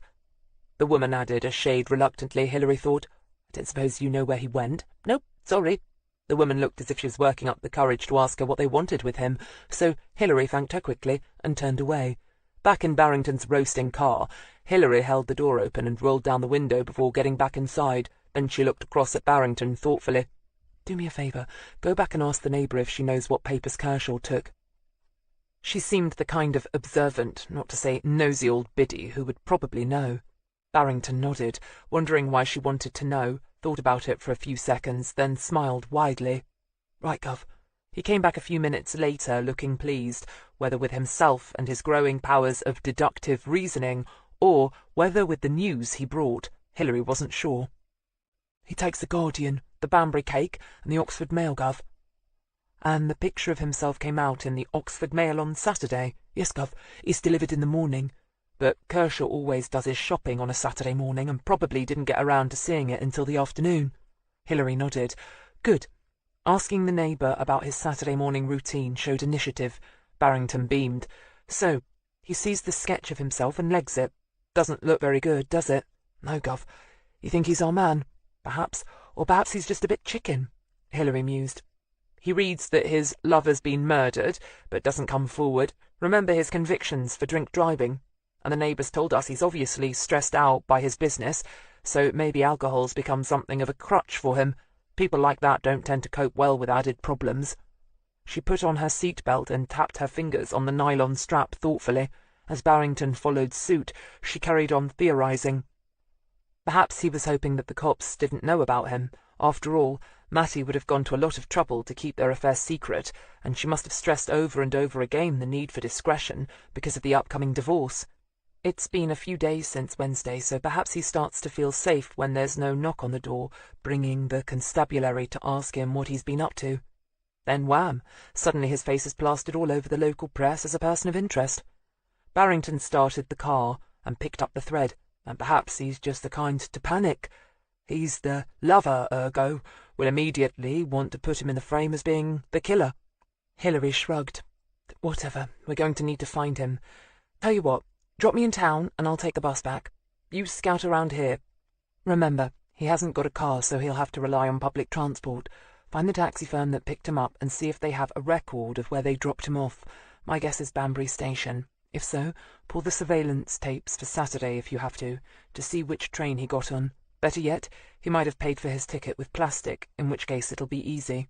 "Gov," Barrington said, smiling happily. He loved this bit, using his brains to track someone down, feeling as if the case was actually moving, perhaps speeding up to a conclusion, and it beat sitting in the office, punching the keyboard and thinking about Gavin, who still hadn't phoned him back. Gemma hung up the phone on the 8th Adoption Agency and crossed it off her printed list. She sighed and punched in the numbers for the next. She was not feeling particularly happy that morning. After the last of the dinner guests had left Saturday night, she'd immediately asked Guy what he'd thought of her boss. She was still smarting that Hilary Greene, on leaving, hadn't even mentioned returning the favour and inviting everyone around to dinner on the Mullen. It was just the right weather for a barbecue on the towpath, after all. And what Guy had to say next hadn't improved her mood at all. She knew Guy was one of the best judges of character around, probably because of his lack of sight. He never saw the concealing smiles, the masks behind which people hid. He only heard voices, was aware of the movement of the body, heard the way the breathing quickened, or was caught, measuring the nuances of their reactions, analysing the meaning behind the tone. Gemma always felt that he knew when she was lying to him and had cultivated the habit of distracting him, but she also knew he was aware of that tactic. So when she asked him for his assessment of Hilary Greene, she was prepared to listen. "Well, she's intelligent, of course. You don't need me to say that. Fairly self-confident, but sort of rueful with it. Like she's well aware of her own weaknesses and foibles, and is almost amused by them. That's rare. Both the awareness and the reaction to that awareness. It makes her incredibly strong, in her mind, I mean, and character." Gemma had felt then the first creeping of dismay. "And because she knows herself so well, I would imagine it's just a short step for her to be able to read other people as well." "Is she well known for her interview technique?" The question shook her, not only because it was so pertinent, but because of the answer she knew she had to give. "Yes, several people have remarked on it. She can interview any kind of witness, villain or victim, and get straight onto their wavelength. I was talking to Superintendent Mallow not so long ago, and he told me it used to drive Janine, his wife, crazy, the way Hilary could winkle information out of people. The way she could instantly become their friend or worst nightmare, depending on which scenario would get the most information, and the way she used to see things other people didn't, make connections that aren't obvious to everyone else. Guy had nodded. I rather think, my pet, that she's got your number. Gemma had gone cold. Why do you say that? What do you mean? Guy had reached for her, holding her close, his fumbling hands running gently across the tops of her arms. As for what I mean, you're in a better position to say than I am. I know you've got your own reasons for transferring to Kidlington, and, he added quickly, sharply, as she made to remonstrate, I don't care. It's none of my business if you don't choose to tell me. As to why I say that, well, it was just the way she sounded whenever she talked to you. Her tone altered just a bit. It became sort of knowing, patient, perhaps even a bit guilty. Her lover's words had meant that Gemma had spent a largely sleepless night that night, and Sunday had dragged. Now, back at work, she still couldn't make up her mind if she was just being fanciful, and putting too much trust in a blind man. But what if he was right? What if her boss really did know what she was up to? Hello? The voice in her ear jolted her out of her morose maunderings, and she quickly went into her spiel. Unfortunately, the agency had only been in existence for 12 years. Trying to be helpful, they were able to give her the name of some who'd been in the business for half a century or more, and Gemma thanked them and hung up. She sighed and picked the names out of the list of over 30 she had in front of her. Might as well try them first. Frank Ross was feeling pretty smug with himself, not because he'd been doing anything specific, but just because he'd been the only one in the room available to answer the telephone when it rang at 2:15 that afternoon. The boy Wanda and the boss were out, chasing down some lead, and the blonde kickboxer was making her already raspy voice sound almost sandpapered by talking endlessly on the phone. So, when he reached across to answer Hilary's phone and found himself talking to a Mr. Arbuckle of the Melson and Blythe Insurance Company, his boredom quickly fled. "And that policy was for how much exactly?" he asked, then whistled between his teeth as he wrote it down. He lowered his voice and glanced across at Gemma, who was busy yakking away about adoption dates and paying not the slightest attention to him. "No, we're still investigating, obviously," Frank murmured. "But if I were you, I'd hold off making out any payments just yet." This was obviously welcome news to Mr. Arbuckle, who, not unnaturally, was looking for a way out of parting with so much of his company's profits. When Hilary got back, 2 bus rides later, Gemma was busy scribbling into her notebook and looking relieved, but it was Frank who instantly caught her attention. He was looking pleased with himself, something that always made her stomach clench in alarm. "Frank," she said cautiously, tossing her bag onto the desk top. "Gov, while you've all been gallivanting about, I've come up with something solid at last." The likelihood of that was so remote that for a moment Hilary wondered if he was actually joking. Frank flushed sullenly, so the disbelief must have been writ large across her face. "Did you know that Barry Jones stands to come into a whopping $500,000 in life insurance on his wife's death?" Hilary didn't, although she'd have probably found out sooner or later, either from Mattie's solicitor, whom she was due to interview about the contents of her will, or from the insurance agency themselves, who'd certainly want to know whether or not— Hilary smiled widely. "Insurance agency just got in touch, have they, Frank?" she asked sweetly, choosing to ignore the way Ross's fists began to clench and unclench on top of his desk. "Well, better have Jones in then." "You can do that, Frank, since it's your lead." Ross got up without a word and walked stiffly out. It was only then that Hilary became aware that Gemma Fordham was watching her like a hawk. She glanced across at her. "When you've been here a bit longer, you'll get used to the way Frank's mind works," she said, but suspected that Gemma was already well aware of it. She wondered for a fleeting moment if the blonde kung fu expert thought she'd been too hard on him, then shrugged it off as irrelevant. "Got something for me?" Gemma blinked. Yes, Gov. Got the agency that handled the Mattie Cartwright adoption. They're being a bit cagey over the phone." "Okay, we'll go talk head-to-head." "Warrant, Gov. Let's not bother with that unless we have to." "Gov." Feeling a little shaky, Gemma grabbed her bag and followed Hilary across the floor. That little scene with Frank Ross had opened her eyes to several things she'd missed before, or not missed exactly, but simply hadn't bothered to seriously consider. Now she was wondering if that had been a serious mistake. Hilary Greene was tough. She had to be. Not only to do the job she did, but also to put up with Ross for nearly 6 years. How many people would have been able to do that? She never let the little bastard grind her down, and never let him get the best of her. Then she'd survived the disaster that was her marriage to Ronnie and the subsequent investigation into her possible corruption. As she got behind the wheel of her car and waited until Hilary had strapped herself in, Gemma began to believe that maybe, just maybe, Hilary Greene knew all about her, that Hilary Greene had read her like a book, that all this time it was Greene who'd been playing her, and not the other way around. She turned the engine on and pulled out of the parking lot, her face feeling hot, her hands feeling cold. Barrington struck gold fairly early on. There weren't that many taxi firms that regularly dealt with the inhabitants of Middleton Cheney, and unusually he struck lucky the first time. What's more, the driver's log did indeed show that he'd dropped Mr. Kershaw off at Banbury Station. It was there that he hit his first snags. The ticket office computer listed tickets issued but not names. It was basically an aid to the accountants to ensure that ticket operators couldn't pocket any of the fare money. As an aid to tracking down individual passengers, it was useless. He couldn't ask for or access Timothy Kershaw's credit card transactions from his laptop computer, which he carried with him in the car. He needed to be logged on at Police HQ to do that, as well as get the necessary paperwork and permission. But mindful of Hilary's instructions, he did ask to see the platform surveillance tapes. Luckily for him, he had a narrow time frame of reference from the taxi driver who'd dropped Kershaw at the station at 6:25 exactly. Unluckily for him, Saturday evening was one of the busiest times of the week. The tape showed a veritable crowd of people milling about, but once again, Timothy Kershaw's good looks made him stand out, and, with the aid of the CCTV operator, he was able to track him from the moment he stepped out onto the platform. When he boarded the third train to come in, he had the operator rewind the grainy tape until he could see the front of the train, with the destination and number lit up just above the driver's window. His heart sank. Birmingham.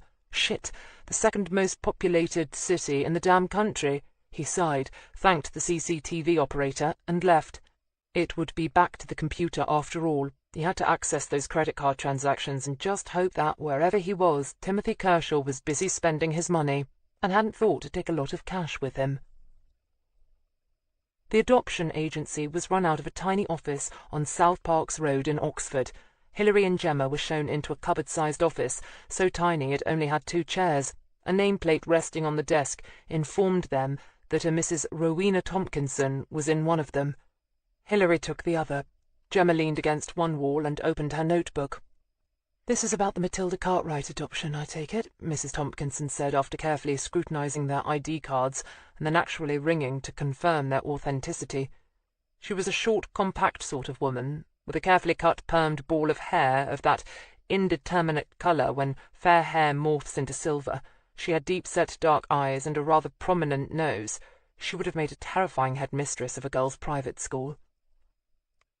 "I have to tell you that, had any of the parties concerned indicated that they wanted complete privacy to be maintained in this matter, I could not legally tell you anything without a court order," she began, making Gemma's heart sink. "However," Rowena Tompkinson continued, "you're probably aware of the initiatives that were implemented some years ago, whereby both the adopted child and the birth mother could opt to leave a letter lodged with the agency giving permission for their identity and a telephone number to be given out, should either one wish to get in contact with the other."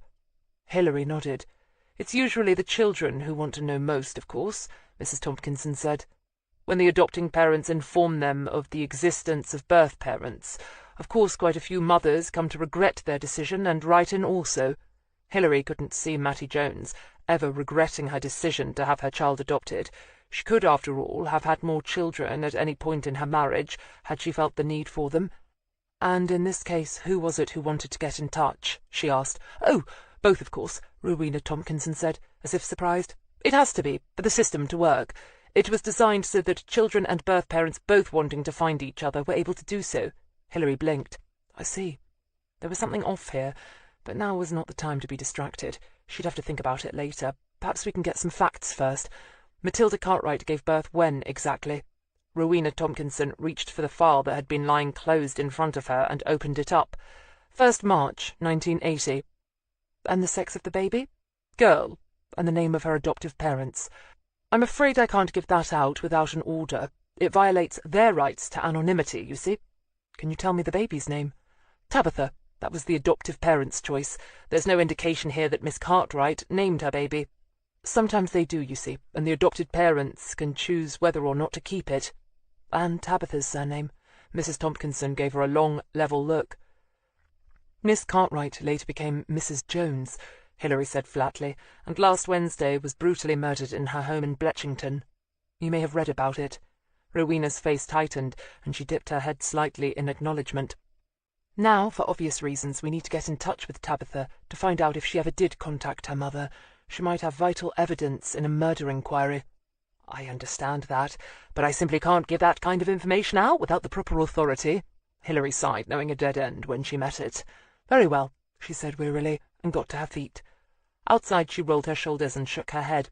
"Okay, Gemma, the hard way it is. Get the warrant." When she got back to HQ, Frank was waiting in interview room 1. She left Gemma to get on with it, and pushed her way inside. Barry Jones looked up warily, and beside him, a grey-haired man in an old-fashioned dark blue suit watched her approach with a poker face to die for. He looked bored out of his skull and semi-comatose. "Mr. Jones asked for his solicitor to be present, Gov," Frank said flatly, fiddling with the tape and setting it recording. Hilary waited whilst he stated the date and time, and then they all listed themselves as present for the tape. "Now, Mr. Jones, we have a few more questions for you regarding your wife's murder," Hilary began. Barry Jones nodded. "I didn't think it was about anything else, Inspector," he said, then looked as if he immediately regretted it. "I didn't mean that to sound flippant," he added quickly, looked down at the tape recorder helplessly, then sighed and shrugged. "I understand, sir," Hilary said, not willing to get confrontational just yet. "I want you to tell me about the insurance policy." She let him have it without any fanfare, and saw him frown in puzzlement. "Insurance policy? The one on her life that will leave you £500,000 richer, Mr. Jones," she said, letting her voice become disbelieving now. "Melson and Blythe Insurance Company. Ringing a bell?" Barry Jones stared at her blankly for about 2 seconds, then began to smile. He saw her eyes narrow, and the smile instantly went. Then it seemed to creep back again, as if he couldn't hold it off. He put his hand over his mouth to hide it, then closed his eyes and shook his head. After a few moments he laughed out loud. "Oh, I'm sorry," he said, but laughed again, shook his head, waved his hand about somewhat helplessly in front of his face, then gave in and continued laughing. He laughed until his face began to redden with the effort, and his solicitor watched him with some alarm and perhaps the beginnings of interest. A possible fat legal fee looked as if it might be in the offing after all. Hilary, knowing mild hysteria when she saw it, simply waited. Eventually Barry Jones got himself under control. "I'm so sorry, really I am. It's just so damn funny. Mattie would be furious. In fact, she'd be turning in her grave if she was buried yet," he added, and set off laughing again. Frank Ross grinned, in spite of himself, simply because laughter, like yawning, was infectious. He shot Hilary a curious look. Was he trying to lay grounds for an insanity plea? Again, Hilary simply waited until Barry Jones had finished. "Perhaps you could explain that, sir." Barry Jones took a long, shaky breath and leaned back in the chair. "The insurance thing was all Mattie's idea, you see," he said, wiping the tears that had pressed out against the side of his eyes. "When we first started off the company, the second year we were in profit, she insisted on taking out this £500,000 insurance policy on my life. I knew why, of course. Construction places can be dangerous places. You can fall off scaffolding, have bricks fall on your head and brain you, hell, even fall in a cement mixer. I had a friend who knew someone who went that way. Bloody awful to think about," he shuddered. "Anyway, Mattie was always the practical one. I could almost hear her mind working. I've just put up all my inheritance for you, so I damned well want to make sure my pretty little arse is covered if you go and get yourself killed. That's what she was thinking, all right." "Sounds reasonable," Hilary said cautiously. "Oh, yeah, I suppose so," Barry Jones said at once, willing to be fair, or at least to give that impression. "But it sort of miffed me. I suppose I'm a bit superstitious-like. Can't help it. My mum's the same, so I probably got it off her. It made me feel a bit," he shrugged, "iffy, as if, by having an insurance policy on me, I was tempting fate." Hilary nodded. She'd come across this kind of reasoning before. It was why so many people put off making a will. "Besides, the premiums were high, as you can imagine, and I put my foot down. Said I wasn't having it," Barry continued. "But if you knew Mattie—" Jones broke off and sighed. He reached for a glass of water and took a sip, and ran a hand across his forehead. Nag. Went on and on about it. Finally, I said, "OK, I'll sign the damn papers if we draw up one exactly the same on you." "Was Mattie superstitious too?" Hilary asked, with some surprise. From her reading of their murder victim, she'd have thought not. Barry Jones laughed again. "Nah, Mattie, no, tough as boots, Mattie. No, I thought paying out the extra premium payments might put her off, but bugger me, the next day there she was, the papers all drawn up and ready to sign. In the end, I signed it just to get her off my back. And I've never given them a thought since. Deliberately tried not to at first. Then, over the years, I managed to really put it out of my mind. She was always the one who did the paperwork, see, so she always did the paperwork to keep it up. I expect I would have cancelled it when it came up for renewal again this year. That's what's so funny. That's what really made me laugh." Barry Jones took another sip of water and began to chuckle. "That would really have burned her biscuits. To know that I was going to get all that money because she'd insisted I sign the damn papers, and to think, if she'd put off dying for just a few more months, I wouldn't have renewed, and wouldn't have got a penny. Now that really would have made her want to spitfire." And he began to laugh hysterically all over again. Hilary let him go after half an hour or so. She was inclined to believe him, but in the back of her mind was the warning voice that he might simply be a good actor. But with no forensics linking him to the crime scene, no witnesses to his presence at the time of the killing, and with a pretty good alibi to boot, she didn't feel as if she had enough to charge him with. Extra motive or not. Back upstairs, Gemma's desk was empty. She'd obviously found a judge willing to sign the warrant. Such things could take time. Hilary knew, but in this case her sergeant came back just after 4. Once more they drove out to South Parks Road, and once more Mrs. Rowena Tompkinson called to verify that the warrant was legal. Only then did she come up with the full name of Mattie Jones's adopted daughter, Tabitha Bryce. She even informed them that she believed Miss Bryce had been raised in Nuneaton. Hilary thanked her and followed Gemma down the narrow stairs and out onto the sun-baked road. At her car, Gemma opened up and got in, and then, after a few puzzled minutes, got out again when her boss remained standing on the pavement. "Gov, you know, Gemma, I've been thinking," Hilary said, leaning across the roof of the car and fixing her gaze on Gemma.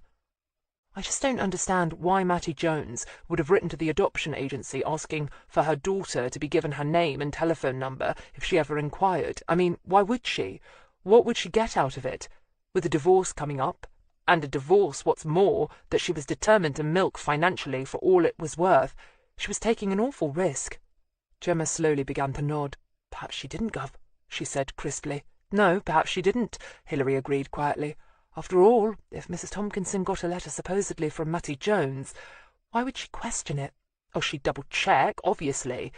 That is one careful woman in there. But if the writer gave an address in, say, Chipping Norton, for example, what would she learn? Nothing, except that a Miss Cartwright did indeed live at the address stated." She answered her own question with a smile. "You think Fiona Cartwright wrote the letter in Mattie's name, just to cause trouble?" "Why not? She'd have known all about her sister having a baby and giving it up for adoption. It might have been possible for Mona Cartwright to keep that a secret from the neighbours all those years ago, but hardly from the immediate family." "And Fiona was desperate to have revenge on her sister," Gemma agreed. "She must have kept tabs on her comings and goings somehow, because she'd known all about the upcoming divorce, for instance." "And in my interview with her, I was sure she knew something that I didn't," Hilary remembered. She seemed to be hugging some nasty little gleeful thing close to her chest. Hilary sighed. "We need that letter. The one supposedly from Mattie Jones, written to the adoption agency. The document boys will be able to tell in a minute if she wrote it." "If it was written by hand, Gov," Gemma warned, but Hilary couldn't see the likes of Fiona Cartwright with a typewriter, much less a computer. "Go and get it, Sergeant," she said flatly. "Gov." Hilary got into the car and waited. She didn't have to wait long. A few minutes later, Gemma all but threw herself behind the driving wheel, muttering furiously under her breath. "Problem, Sergeant?" "That bloody woman. She won't hand it over with this warrant. We need another one that specifically covers the removal of the letter." Hilary began to laugh. She couldn't help it. And after a moment Gemma, too, began to grin. Although why, she wasn't sure. She was the one who'd have to go through all that paperwork and go back to the judge feeling like a fool. Had she stopped to analyse it, she'd have realised that what she was feeling was a sense of camaraderie, that she was, in spite of everything, beginning to like her boss. "Leave it until the morning," Hilary said generously. "Let's call it a day for now." She had a feeling tomorrow was going to be a busy day. Chapter 12. The next morning brought the first hint of rain for weeks. A dark mass of cloud lurking in the northern sky seemed to follow her in as Hilary coaxed Puff the tragic wagon to HQ. His clutch pedals still felt sluggish, and she decided she really would have to take him into her mechanic that lunchtime. She could only hope that whatever ailed him wouldn't cost too much to fix. He was fast getting to the point where it would be cheaper to buy another second-hand car than pay out for anything major that needed doing to him. She parked in a full and well-populated car park, and from the gossip she heard on the way to the main doors, learned that the sniper killer had confessed to all the murders, which meant there wouldn't have to be a costly trial, and he'd be behind bars for good within weeks. The mood inside the station house was just as jubilant, and she had to stop and chat to several happy colleagues in the main office before she could finally make her way to her desk. Once there, she dealt with several urgent details on her other cases, and foisted a committee meeting off onto Danvers. After all, that's what he was there for. She was just dealing with the last of her email messages and contemplating her court appearance tomorrow on an arson case when Gemma came in. "Gov, got the warrant. I stopped off at Oxford Court before coming in." "And your early bird caught a worm." "Justice Waldegrave, Gov." Hilary grinned, impressed. Waldegrave was notoriously bad-tempered first thing in the morning. In fact, he was usually one of only a handful of judges who actually volunteered for night court, being by far at his best during the hours of darkness. In fact, didn't he have some sort of owl-like nickname? "Okay, you go back to South Parks Road and get the letter, then take it straight down to documents. Ask if we can get a quick result. Use your wiles and whatnot if you have to." "Gov." Gemma smiled. She left a few minutes later, and Hilary was still reading her notes on the arson case when Barrington came in. He nodded and settled down at once at his station. "No luck tracing Kershaw?" she asked. "Went to Banbury Station, just as you thought, Gov." Barrington said, "From the CCTV I could tell he caught a train to Birmingham. So I need to get access to his credit card transactions, and thought I'd start on that first thing. Unless you've got something else for me." "No, that's fine," she said, then grinned. "When you apply for the warrant, I'd try Justice Waldegrave if I were you. It seems Gemma's already buttered him up nicely." "Gov," Barrington said. But he had no intention of going to Waldegrave. He might still be the new boy around here, but even he'd learned to avoid that particular judge first thing in the morning. Briefly he wondered how Gemma had managed it, then realized that the blonde, fit sergeant probably had more resources at her disposal than mere mortals. He was still smiling inanely as he logged on to the mainframe and began to trawl the financial databases for details of Kershaw's banking arrangements. Hilary had just put away the arson case notes and was sitting in her chair, wondering if it would pay to go and have another word with Fiona Cartwright when the telephone rang.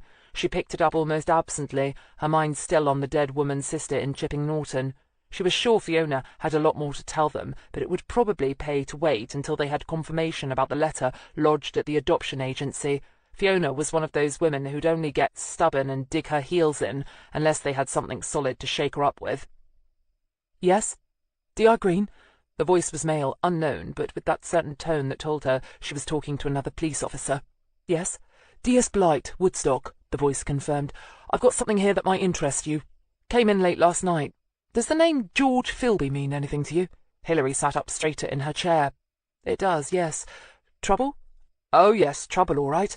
But he's in it, not causing it. We caught a call about 10:45 last night. A man was mugged outside the pub in Carterton, the Bull's Rush. Know it?" "No, fill me in. Trouble spot?" "No, ma'am, not really. It can get a bit rough on a Saturday night sometimes if Oxford are playing at home and lose, but that's par for the course. No rep for drugs, and the landlord's squeaky clean as far as we can tell." "And I know there's no previous on Philby," Hilary agreed. "So he's a person of interest, then? Thought he might be. A DC of ours has a wife, works in the office out at the airport. Told her husband you lot had been in to talk to him. So when he read in the logbook this morning about the mugging, he thought you might be interested, like." "I am. Very interested. Give the kid a pat on the back and watch out for him. He sounds like he's got a good head on his shoulders." "Oh, yes, he's a bright spark, all right," Sergeant Blight said laconically. "So what can you tell me about the mugging? I wouldn't have thought a small village on a Monday night was a likely time or spot for muggers." "No, Mom, neither did we, especially nasty ones like this." Hilary shifted in her chair, feeling something excited begin to uncoil in her stomach. "Bad how?" she asked softly. "Knifing." "Start from the beginning," Hilary said crisply, and something in her voice seemed to register with the man from Woodstock, because he suddenly became very alert. "Ma'am, at 10:45 we received a 999 call from the landlord of the Bull's Rush. He said one of his customers had been attacked on leaving the pub and was bleeding profusely. When asked, he said he'd already called for an ambulance, but that the customer, George Philby, was adamant that he'd been attacked by a hoodie. That was his word, not ours." Hilary grunted. "Go on." "The nearest patrol car was dispatched and arrived on the scene a few minutes after the ambulance. The crew had got him patched up and on the gurney by then, so they weren't able to question him themselves. They talked at length to the landlord, however, and several bystanders, who were mainly customers at the pub, and they all agreed that George Philby was a regular, coming in mostly on a Monday, Thursday and Sunday night.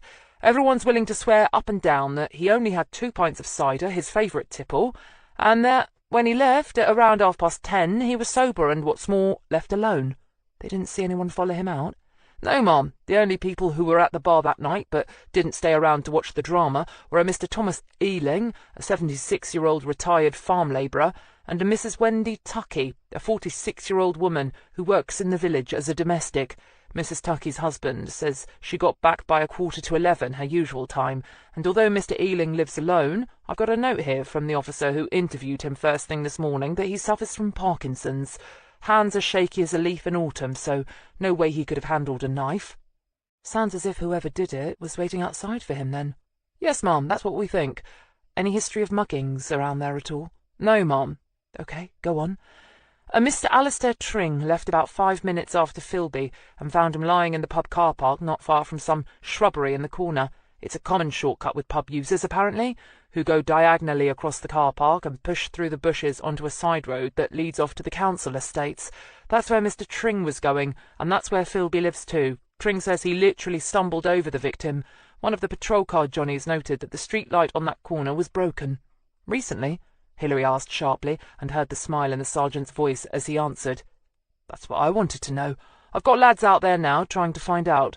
First reports are from the landlord of the pub, who says he thinks it was working all right Sunday night. We should be getting confirmation from the houses on the other side soon, if any bugger actually noticed, that is." Hilary grunted again. She knew from bitter experience just how unobservant the general public could be at times, but the pub landlord was probably as reliable a witness as any. After all, he was the one who had a vested interest in keeping his premises well lit at night. "What's Philby's status now?" "Got a lad waiting to interview him at the John Radcliffe. He had to have surgery last night, though, so it's a question of when the anaesthetic wears off as to when we can talk to him. Doctors say he's in no danger. Knife slid off a rib, never punctured anything vital. He's a big man, apparently. Plenty of muscle on him, which would have helped. Don't know anything yet about the type of blade or what have you." Hilary sighed. "OK, I'm going to go over there and see if I can talk to him. I'll bring your boy in with me. He can take notes for the both of us. Just email a copy back to me when he's typed them up, if that suits." "Will do, Mom." Hilary thanked him and hung up. She glanced across at Barrington, who was still mapping out Timothy Kershaw's financial doings, and grabbed her bag. "When Gemma comes back, tell her I want her to bring in the daughter, Tabitha, for questioning." "Gov," Barrington said, not taking his eyes off the screen. John Radcliffe Hospital sat like a large, multi-tiered white wedding cake on top of Headington Hill. It was a massive place, and Hilary, who didn't like hospitals anyway, had not so fond memories of this one. It was where she'd been taken after being shot during the Fletcher raid, and although she had a great respect and affection for nurses, she'd never managed to feel quite the same rapport with doctors. And she didn't think that was going to change any when, after inquiring at the main desk, she found George Philby in Birch Ward on the 5th floor and caught the chief registrar in the middle of his rounds. This, as far as she could see, consisted of a silver-haired, slightly sneering man surrounded by sycophantic students, talking down to patients in beds and simply reiterating everything that was already written down on their charts. She was sure she was probably prejudiced, though, so she waited patiently, with just the odd sigh that made the ward sister cast her amused and sympathetic looks, until he was finished. She then approached the ward sister and asked if it would be possible to have a few words with George Philby. The nurse, with a knowing smile, then tackled the doctor herself, who rumbled and grumbled a bit, but eventually seemed to assent. The nurse, a dark-eyed, dark-haired woman with a tired mouth, came back and told her that she could have 10 minutes. Hilary nodded to the young PC, who was sitting at the nurse's station, and they made their way into Birch Ward, which was tucked in off one corner of the much larger Elm Ward. Inside, there were only 4 beds, all occupied by men. Nearest the door were two old men, both fast asleep and hooked up to IVs with identical leg plasters. She wondered if they'd had some kind of bizarre accident, until she speed-read on their charts in passing that they'd both been scheduled to see a specialist in varicose veins. In the far left-hand corner, a young lad, maybe 15 or 16 years old, lay back, eyes closed, blissfully listening to a tune emanating from headphones in his ears. Hilary could hear the repetitive rat-a-tat-tat of a heavy metal drum beat as she passed by. George Philby, in the other bed, was awake and watched them approach with a defiant, slightly wry smile. "Hello again," he said, before Hilary could speak or introduce the constable with her. "Bet you never thought we'd meet again so soon. And in circs like this," he added, lifting up both hands, palm up, to indicate the hospital room. "What the hell's the world coming to, huh?" Hilary had no idea.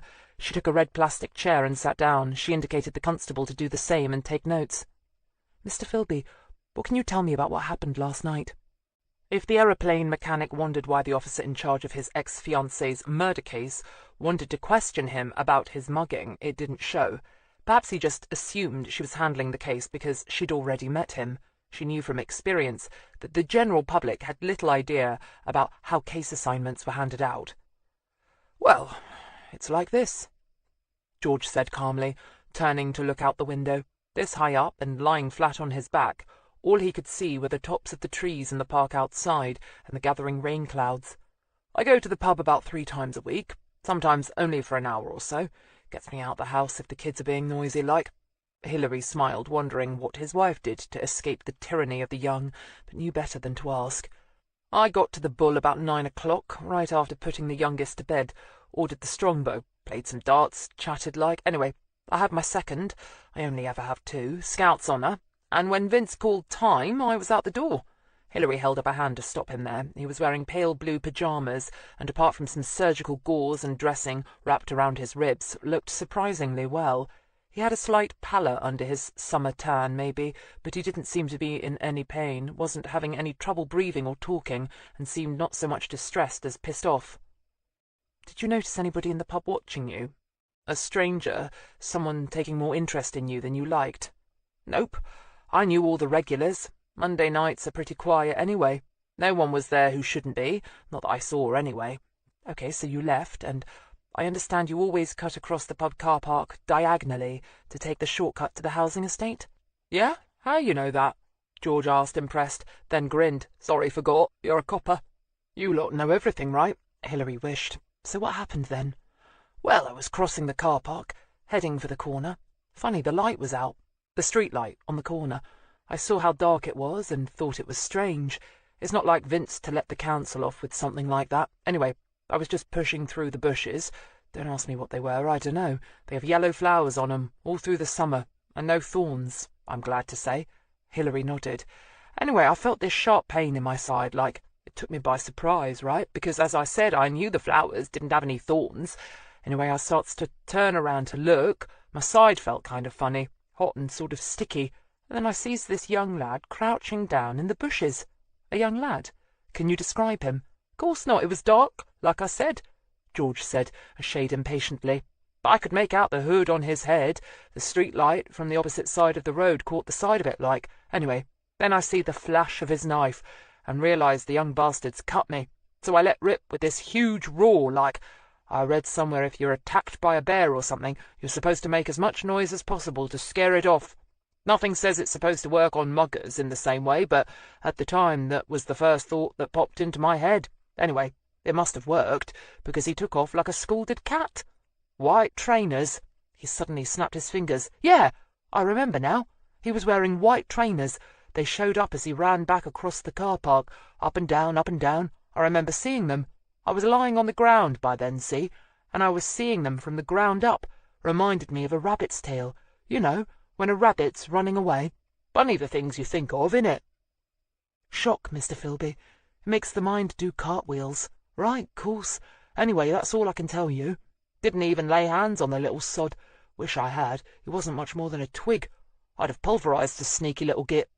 "You say he was thin?" "Yep, thin. Not so tall. Not as tall as you, I don't think." "Could you see what he was wearing?" "Jeans. Dark blue or maybe black, and that hooded top thing. Looked sort of beige-coloured, but it's hard to tell at night. Street lighting can turn colours funny. Hilary knew that. Many a time as she walked a beat, she'd been asked to be on the lookout for a brown car that later turned out to be green, or a suspect wearing a purple wind cheater that was actually blue. "Did he drop the knife?" she asked. "No, he took it with him, I reckon. I think I remember seeing the light flash on it as he passed the entrance to the pub." Hilary sighed. "You upset anybody recently, Mr. Philby? You don't owe bookies any money, that sort of thing?" "Never gambled in my life." "And you're sure there's no irate husband who thinks you may have been taking liberties with his wife? Anything of that nature?" "Do me a favour. Wife'd kill me first, let alone a bloody hoodie." Hilary had to grin. "And you haven't been getting on the wrong side of, say, a fence?" George Philby flushed a bit at that, and then shook his head. "Nah, nothing like that." She believed him. Oh, she was sure he sold the odd hot item to a mate or two, but this didn't smack of anything business-related. This smacked of a sneak attack on a big man by a much younger and lightweight opponent. The hoodie had obviously planned this well. First, he or she, since from the description it could have been a female attacker just as easily as a male, must have at some point disabled the streetlight in the corner of the car park. This alone told her that Philby's attacker must have been watching him for some time, learning his habits and picking the best spot for an ambush, all totally premeditated. The bushes, too, made for an ideal site for a clever ambush. Well hidden and crouched down out of sight, he or she had a good angle of attack. Up. Not many people, when being attacked, think to look down. The bushes would also have provided much-needed wriggle room, and would have helped the hoodie evade being grabbed by the physically impressive Philby. Running had been a smart move. Perhaps the assailant had hoped the single stab wound to the abdomen would have been instantly fatal. In fact, Philby had probably been very lucky that it hadn't been. Yes, she had no doubt that someone had tried to kill Philby last night. Not rob him, not warn him or scare him, but kill him. Had the same person watched Mattie Jones in the same way, learned her habits and decided that the best place to attack her was in her own home? Perhaps being a female victim that time, the hoodie had felt safe enough to risk a full frontal, head-to-head attack on Mattie. "Mr. Philby, I think," she began, but just then the nurse returned. "Time's up, I'm afraid, Inspector, and there's a telephone call for you. You can take it at my desk." Hilary nodded and stood up. She looked down at George Philby and sighed. "Mr. Philby, I think the same person who stabbed and killed your ex-fiancée might have begun to stalk you. From now on, you'd better avoid dark places, and check the security out at your house. If you don't have them already, fit locks on all the windows and install a burglar alarm. You have children, yes? Make sure they don't go to or come back from school alone." She left him looking dismayed and followed the nurse to her desk. There she lifted the receiver and heard Barrington's voice. "I found him, Gov. Kershaw. He's got rooms at the Bay Tree Motel in Solihull." "Bring him in," Hilary said flatly. After speaking to George Philby, she was in no mood for the niceties. When Gemma came back from dropping the adoption agency letter off in documents, she found the office deserted. She noticed that even Danvers was out of his cubbyhole and wondered if something had broken while she'd been out. Then Frank Ross wandered in and told her that Hilary was at the hospital and why, and that Barrington had sped off to Birmingham to bring in Kershaw. She'd been at her desk for nearly a quarter of an hour when Hilary came back. Gemma watched her walk to her desk and sit down heavily. She had a troubled, tight look on her face that made the blonde sergeant wonder what was up. "Gemma, the moment documents confirm that the handwriting's Fiona's, I want you to go and pick her up and bring her in. Grill her. I want to know what other kinds of mischief she's been up to." "Gov, something wrong?" Hilary blinked, obviously deep in thought, and looked at her sergeant. She shook her head. "This attack on Philby. I don't like it. I don't like it at all. I'm beginning to think that the attack on Mattie Jones wasn't a one-off. I think Philby was the next target, and who knows who else could be in the firing line." "Fiona Cartwright? You think she's next? Somebody's bumping off Mattie's family, or those nearest and dearest?" Hilary didn't think that, not quite. She had the beginnings of an idea, a possibility, that was all. But it might just come up trumps. No, I think Fiona Cartwright is probably safe." "Barry Jones, should he be warned?" Hilary frowned. Should he be? If what she was beginning to suspect was true, it was conceivable that Barry Jones could be a target, the husband who gave Mattie Jones such a good life. "Pal, I think we'd better. Gemma, go and see him. Check out the security on that flat of his. Warn him to be careful, but try not to spook him. Tell him if he's out and about anywhere, not to go down any dark alleys, and if he sees a thin youth wearing a hoodie and white trainers, to be very, very careful indeed. Right, Gov." Hilary reached for the phone to call documents. She was sure Gemma would have remembered to ask them to put a priority on it, but a little backup call from a DI didn't hurt, and Hilary knew her name at HQ was currently riding high after her recent award for bravery. That done, she had nothing else to do but wait for Barrington to come back from Birmingham. Timothy Kershaw did not look happy. He didn't look happy to be sitting in interview room 4 with a tape recorder running in front of him. He seemed especially unhappy about the blank-faced constable standing at the door to stop him in case he decided to leg it, and the curvaceous, rather handsome woman sitting opposite him seemed to do nothing to allay his unease. "Mr. Kershaw, I take it DC Barrington informed you why I wanted to talk to you?" "Yes, but I don't see why we had to do this here. I mean, I'd have preferred to stay in Birmingham." "The Baytree Motel a particular favourite of yours, is it, sir?" Hilary asked, guessing that dumb insolence was the best way to get through to the man. Keith had told her the motel was a typically large, anonymous motorway cafe cum motel, with a view of a cement factory. "I just wanted to get away to clear my head, Inspector," Kershaw said huffily. "Something I could hardly do if I was somewhere where I was known, and had to keep on constantly chatting to friends." Hilary smiled. "Not many of them in the Baytree, I expect, sir," she agreed cheerfully, pleased to see him flush with annoyance. "You own Kershaw Textiles, yes?" Timothy Kershaw sighed and nodded. He really was a very good-looking man, and was dressed impeccably in a lightweight mint-green polo shirt and dark bottle-green slacks. It brought out the blue of his eyes and emphasized the color of his hair and brows. He oozed an almost old-world sort of masculine elegance, a bit like an Errol Flynn for the new millennium. But his eyes were scared, and his tapered fingers fiddled constantly with a pen. She got the feeling that, for all that he was a successful businessman, Timothy Kershaw didn't have much backbone to maintain him in times of trouble. Even if she hadn't known of his drink-driving convictions, she would have guessed this man needed a crutch of some sort to help him along. "Tell us about Mattie Jones, Mr. Kershaw," Hilary said quietly. "We know you were lovers," she added, knowing he was about to deny ever having heard of the lady. "We got your description from the staff of the Cloverleaf Hotel, where you spent the weekend with her recently." Kershaw flushed. "Nothing wrong with that. I'm single, and she was about to be divorced." "I never said there was anything wrong with it," Hilary said patiently. "I do, however, wonder why you didn't come forward to talk to us when you learned that she'd been so brutally murdered." Kershaw shifted on his seat and tapped his pen against the tabletop. Carefully, Hilary reached across and laid her palm against it. "Please don't do that, Mr. Kershaw. The sound of it is interfering with the tape." "D.R. Greene has just taken a pen from Mr. Kershaw." Keith Barrington spoke for the benefit of said tape. Kershaw sighed heavily and leaned back sulkily in his chair. "Oh, very well." Hilary waited. Kershaw looked at her in an attempt at cool amusement. It fell woefully short. "What?" "I'm waiting to hear why you didn't come forward when you heard that the woman you, if not loved, then were at least presumably reasonably fond of, was murdered." "Why should I? I didn't kill her, and I don't know who did. So what could I possibly have told you?" he asked, and seemed rather pleased with his logic. "If all that were true, then why were you holed up in hiding at the Baytree Motel, Mr. Kershaw?" Hilary asked devastatingly. Kershaw paled visibly at the palpable hit. "I told you," he said at last. "I wanted to think." "You saw your likeness in the Saturday edition of the local newspaper, and you bolted, Mr. Kershaw," Hilary corrected him grimly. "And I want to know why," she added, real steel in her voice now. "Oh, all right." As expected, he caved in almost at once. "If you want to know, I was scared." Hilary lifted one eyebrow. "Of what?" "Of what?" Kershaw repeated, his voice rising to a squeak. "Of whoever killed her, of course." Hilary nodded. "Why do you think that you're in danger, Mr. Kershaw? What do you know that would make you so dangerous to Mattie's killer?" "Nothing. I don't know anything."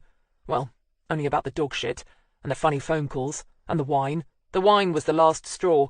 Mattie said she'd get a restraining order after the wine." Hilary sighed and rubbed a hand across her forehead. This was going to take some sorting. "Perhaps we can start again, sir, and try to be a bit clearer this time. You say she was receiving phone calls, threatening phone calls, I take it?" "Yes. Yes, I think so. I only know because I was at the house once and the phone rang, and I waited for Mattie to answer it. I wasn't supposed to answer her phone at the house," he said, a shade shamefaced when Hilary looked at him oddly. "You know, in case it was her husband." Hilary nodded. Of course. And, well, when Mattie answered it, she became quite angry, abusive even, and hung up so hard she broke the receiver. She had to get another phone to replace it. Then she admitted she'd been getting nuisance calls. Did she say who from? No, but I think she knew who it was. It was just a feeling I got, he added quickly, when he saw she was about to ask him to expand on that. Mattie was a strong-minded woman, Inspector. She wouldn't stand for nonsense like that. She was going to get the number changed, or go ex-directory or something. Hilary glanced across at Barrington and ordered him to check up on that, and also to check Mattie's phone records and see if they could trace the origin of the calls. Barrington nodded, but had needed no prompting. He'd have done it the moment the interview was over anyway. But the phone calls were only the beginning, she prompted, turning back to Mattie's lover. Yes, one night, about 2 months ago it would have been, I called around to pick her up to take her to the playhouse and found her cleaning up this appalling mess. Dog shit had been posted through the front door. I told her to leave it for her cleaner, but she insisted on doing it herself. That's what made me think she had some idea of who was behind it all. She obviously didn't want her daily to realise anything was amiss. Hilary nodded. So whoever it wasn't a stranger. She'd simply have put the law onto him or her if it had been. Oh, yes, Kershaw agreed. Mattie wouldn't have hesitated. She didn't like to have her life disrupted in any way. No, I imagine she didn't. You mentioned something about wine. Yes. This was quite recently. Just before we went away for the weekend, in fact. Mattie came back to find a bottle of wine on her doorstep with a big red ribbon on it. A note attached to it said it was from an old school friend who'd been passing by but hadn't found her in. Anyway, Mattie rang this friend up, and she was quite astonished. Said she hardly remembered Mattie from school, and since she was living in Inverness now, was hardly likely to be in the neighbourhood, and wouldn't have left any wine if she had been. Kershaw looked away from Hilary Greene's bland face and stared at the wall over her shoulder. So Mattie poured the wine down the sink.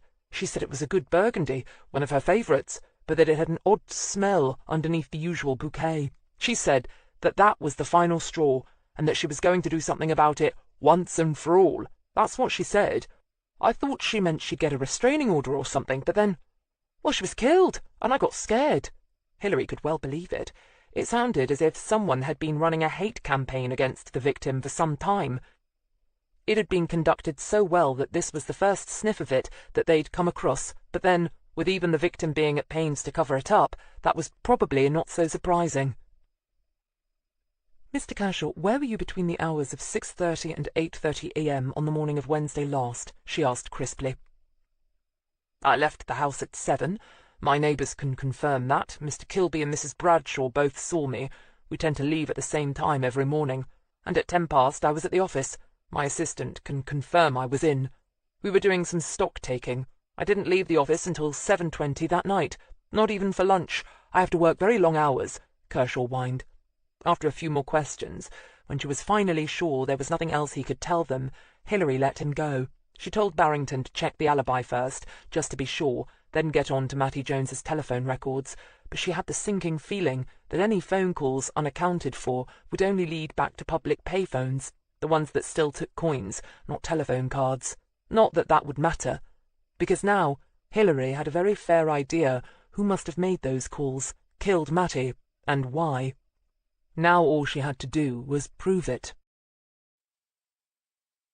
Chapter 13. Keith Barrington finished transcribing the last of his notes onto the computer, then swore to himself softly. Gov, I forgot to tell you yesterday. Vera Greersley's alibi checks out.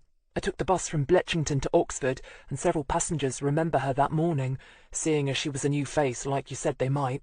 Plus, at Gloucester Green, he mentioned Oxford's bus station, I found the driver who'd taken the bus out that morning, and her description rang a bell with him too, though he couldn't swear it was the Wednesday that he saw her. Hilary yawned and nodded. Fine. She'd already mentally crossed Greersley off her list, but it always helped to get all the boxes ticked. Just one less thing with the potential to rear up and bite her in the backside later on. She glanced at her watch. It was only 3:05. Outside, Clive turned onto the secondary road that ran parallel with almost the entire length of Kidlington's main street and cruised at a very steady 20 miles an hour towards Kidlington Thames Valley HQ.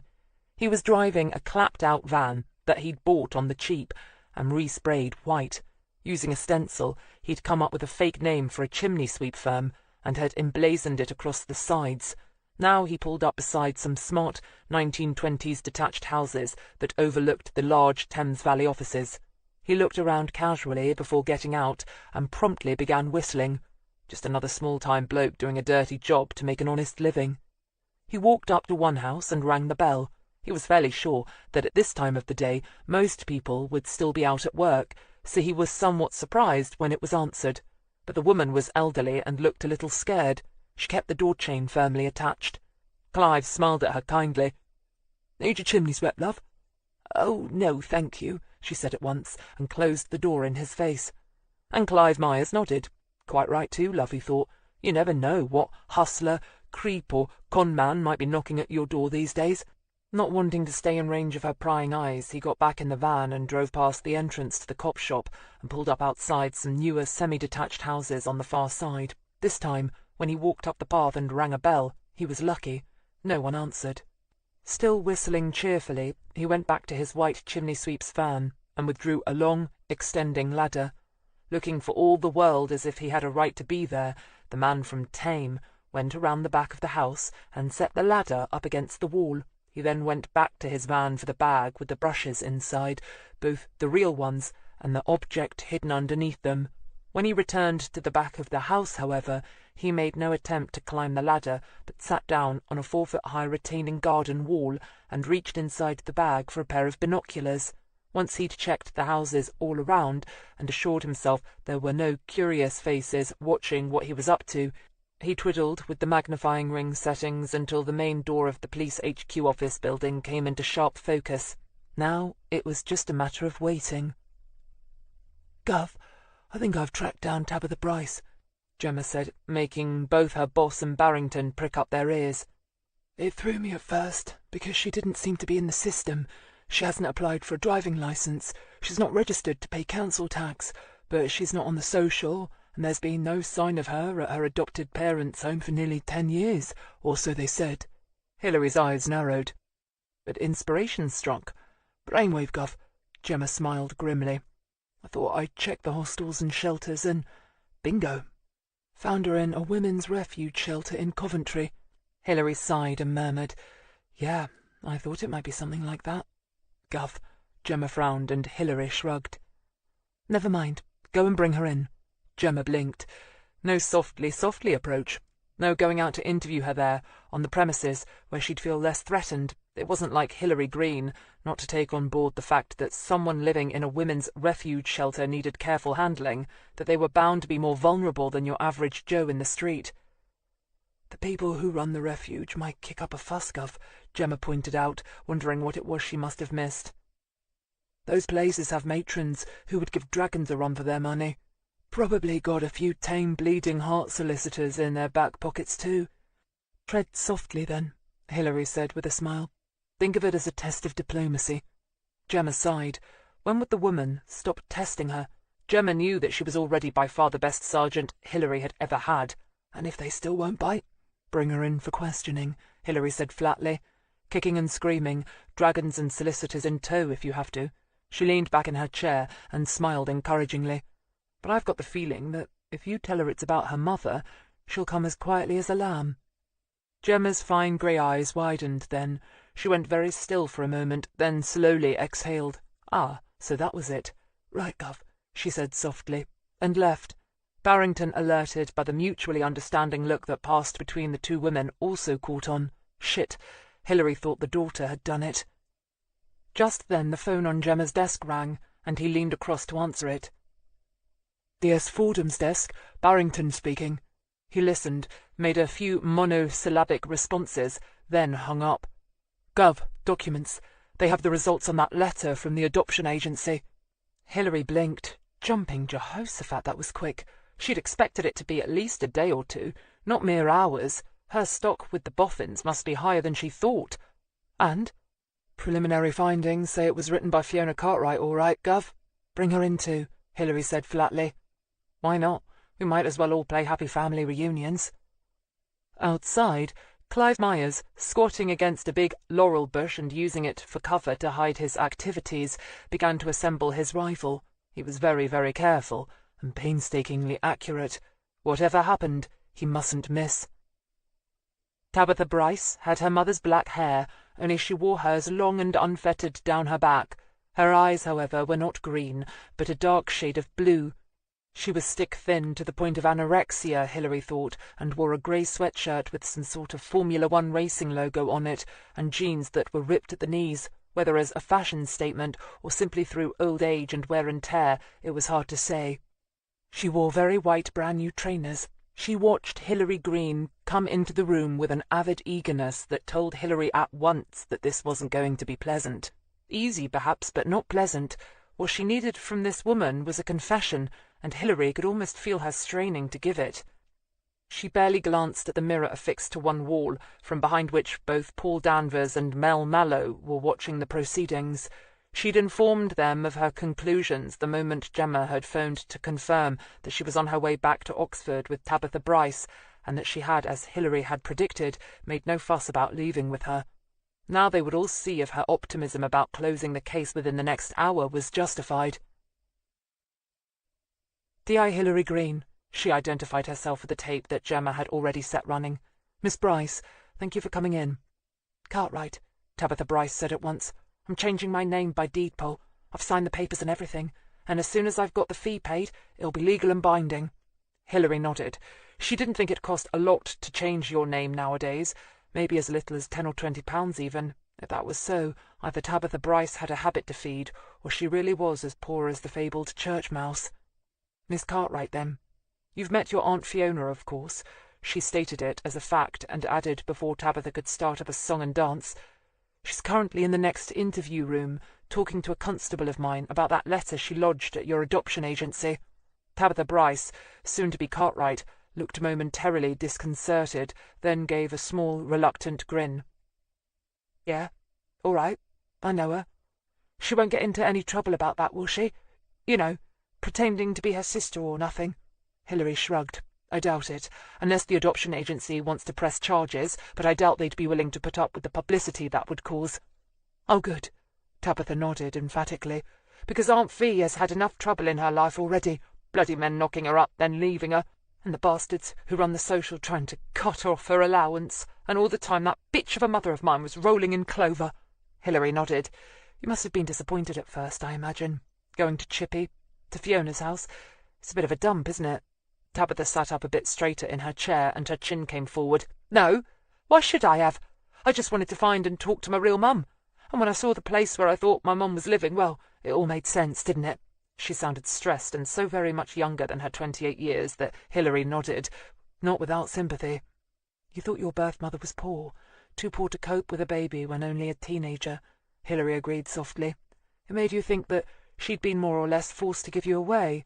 Maybe even that she thought you'd have a better chance of a good life, away from her and her harsh circumstances."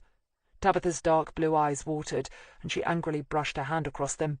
"Yeah, what a laugh that was, though," she snorted, hatred and bitterness and oblique resentment colouring her laughter and making it sound like something diseased. "To think I actually thought, for even a little while, that my mother had given me away thinking I'd be better off, but in reality she just didn't give a toss, did she?" Tabitha demanded. She was leaning across the table now, and underneath it Hilary could hear her feet tapping a tattoo on the floor. She was definitely hyper, but whether it was drug-related or simply the result of too much emotion, she wasn't sure. "Let's take it slow and easy, shall we?" Hilary said smoothly. "You went to Chippy and knocked on Fiona's door. Did she tell you straight away who she was?" "Only my aunt, you mean?" Tabitha said. "Yeah, well, more or less. I mean, she had me in and gave me a cup of tea first, like. Let me jabber on a bit. But yeah, then she told me who she really was." "You were surprised?" "I'll say. I was expecting my mum, wasn't I, not her sister?" Hilary nodded. "Did your aunt tell you why she'd done what she did? Wrote a letter to the adoption agency, pretending to be her sister, I mean?" "Yeah," Tabitha said, and it was then that Hilary realised that, so far, she hadn't noticed the younger girl blink. "She said she felt sorry for me, and that she'd felt a bit guilty all those years that I'd been given up, like, and not kept in the family. She said her mother, my grandmother Mona, should have looked after me, made my bitch of a mother take responsibility for me. She said there was no reason, really, for giving me away. It was only that her mother had to be respectable. It was still different times for people like them, she said, even only 28 years ago." Her family had always been this proud conservative working-class unit, clinging to their pride in the family name and all that crap. Hilary nodded. That wasn't the only reason, was it? She said softly. She couldn't see the embittered Fiona Cartwright stopping at just that. Not now she'd finally got her claws into something as juicy as Mattie's secret love child. No, she'd want to spread the poison on nice and thick. No, Tabitha immediately confirmed. Fiona told me all about Mattie, all right. How she was always the pretty one, the smart one, the one who wanted to have it all. Get out of that rat-hole of a village, as she said it, to some place more upmarket. Have a big car, the big house, the holidays abroad, the fine clothes and all that. And how she saw going to university as a way to get it. So, of course, she wasn't going to let me get in the way of all that, was she? The young woman was breathing hard now, and Hilary deliberately eased the tension a bit by pouring a glass of water for herself. Then she nodded at Tabitha. Would you like something to drink? No, thanks. Tabitha Bryce was too het up to be distracted. She watched Hilary like a hawk, her eyes darting, but still not blinking, her lower lip trembling just slightly, as if she was perpetually on the verge of sobbing her heart out. Hilary sighed. You strike me as a very smart girl, Miss Cartwright. It must surely have occurred to you that your aunt might have her own axe to grind. I only spoke to Fiona briefly, but I could tell right away that she loathed her sister like poison. Oh, yes, I realised that. That's why I didn't really believe her at first. I mean, it made me think a bit that Fiona was the one to write the letter, and that she was the one who'd wanted to see me and not my mother, but I thought there could be many reasons for that. Again, Tabitha laughed, that hard, ugly laughter that spoke of broken dreams and shattered illusions. I thought maybe my mum believed that it would be bad for me to dredge up the past, that she thought it would be better if we never met. I even wondered if she was worried that I'd be disappointed in her. Now, how was that for irony? Of course, the moment I met her, I knew Aunt Fee had been right all along. I knew the bitch didn't care about anything or anyone but herself. Hilary almost winced. She could see it all now, that bitter, explosive reunion. When Matilda Cartwright had given her baby up for adoption all those years ago, it was as if she'd set off down a certain path, one that had no deviations in it, no byways or side shoots or even cul-de-sacs that she could use, but just a straight path that gradually got narrower and narrower over the years, leading her inevitably to that one fatal moment, that meeting with the child she'd given up 28 years ago, a meeting that would lead ultimately to her death. Your mother was surprised to see you, Hilary said in flat understatement. Tabitha Bryce grinned widely. Oh, she was more than surprised, she hissed, leaning so far across the table that Hilary could feel the warmth of her breath on her face. She'd recently been chewing gum, she noticed. Beside her, she could feel Gemma tense, getting ready to act should Bryce try and physically touch her. But then Tabitha suddenly shrugged and yawned and moved back into her seat. Her mercurial mood shifts seemed part of a set pattern in her life, and Hilary wondered if she hadn't been mentally ill for some time now. My mother was absolutely gobsmacked, stunned. Tabitha grinned hugely. She stood there in that fancy doorway of hers, staring at me like she'd seen a ghost. At first she tried to bluff it out, disclaimed all knowledge of me, told me I'd got it wrong, that she'd never had a kid, no way, that there must be some mix-up at the adoption agency. I told her to get real. I had her hair, her face shape, hell, even her build. Only her eyes were a different colour, that's all. Tabitha shook her head. Even after all that time, the bitch didn't want to acknowledge me. Finally, when I gave her details about the adoption agency and everything, she had to admit she was my mother.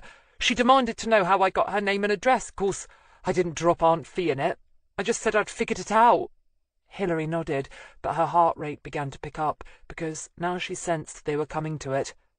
And what happened then? Tabitha shrugged. Nothing happened then. She didn't invite me in, didn't offer me money, didn't even ask how my life had been. I told her the people who'd adopted me were religious fanatics, that they wouldn't let me alone. From the time I could start school, they'd walk me there by the hand and walk me back. Fine when you were 5, hideous when you were 12, and bloody sick making when you were 15. I wasn't allowed to wear makeup or shoes with heels or play pop music or even watch television unless they were there to supervise me. Tabitha's face was becoming tight now, and the tension in the room became almost palpable. And you know what she said? What Mattie Jones said? She said it had probably done me good, that kids nowadays didn't have any discipline. I mean, her telling me that. Her who'd got knocked up at 18. Hilary took another sip of water and nodded. It sounds as if life at home was a bit grim. But as restrictive as... Restrictive? Tabitha suddenly snarled. That wasn't the half of it. I told her about the ruler across the back of the hand whenever I couldn't recite the verse, word perfect, from the Sunday school lesson I'd just been to, about the locked cupboard whenever I wasn't in by 8 o'clock sharp at night, about having to spend the night in there with the harpic and the brooms.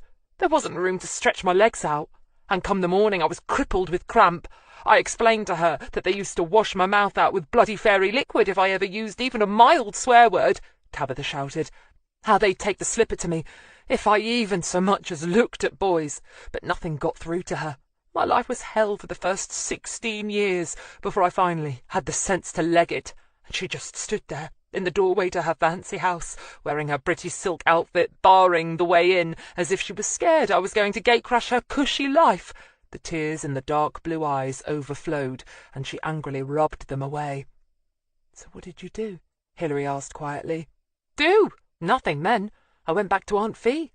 She told me more stuff about my history, about her sister's boyfriend, my father, about how Mattie had gone to uni and then sucked up to their rich aunt and cheated Fee out of her inheritance. Oh yes, I wasn't the only victim of Matilda bloody Jones." "So you began making nuisance phone calls?"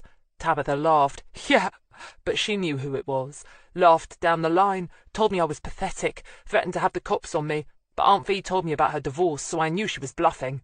Hilary nodded. "So you upped the stakes some, pushed excrement through her door?" Tabitha laughed, a high-pitched girlish giggle that sent the goosebumps rising on Hilary's arms. "You know about that?"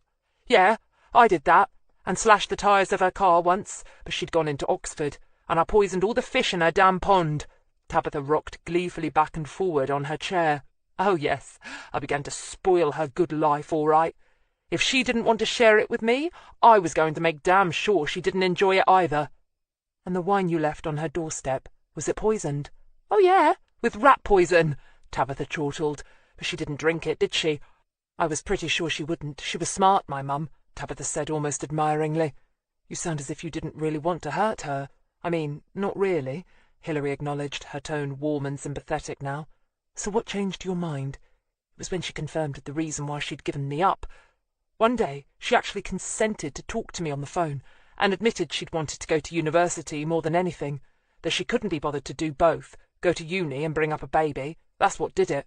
Hilary frowned slightly. "I don't get it.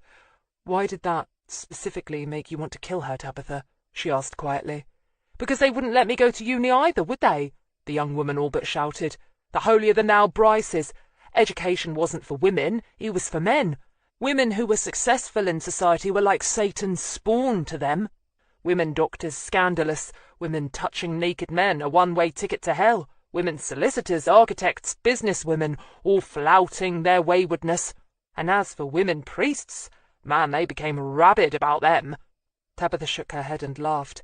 "But when I got good grades in my O-levels, I wanted to stay at school to do A-levels. I knew I'd need a good job if I was to get out from under them and all their self-righteous bullshit, and for that I needed skills. But no, they wouldn't let me be.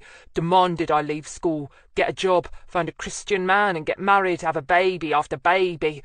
It was sickening. I hated it. I hated them." She was almost screaming with rage now, and Hilary could see how her shoulders were shaking violently. She indicated to Gemma to stay seated and said quietly, "So, when Matilda told you that she'd given you up all those years ago, just so that she could get a good education and have the kind of life that you wanted for yourself as well?" "Yeah," Tabitha nodded, her face looking pleased that Hilary finally got it.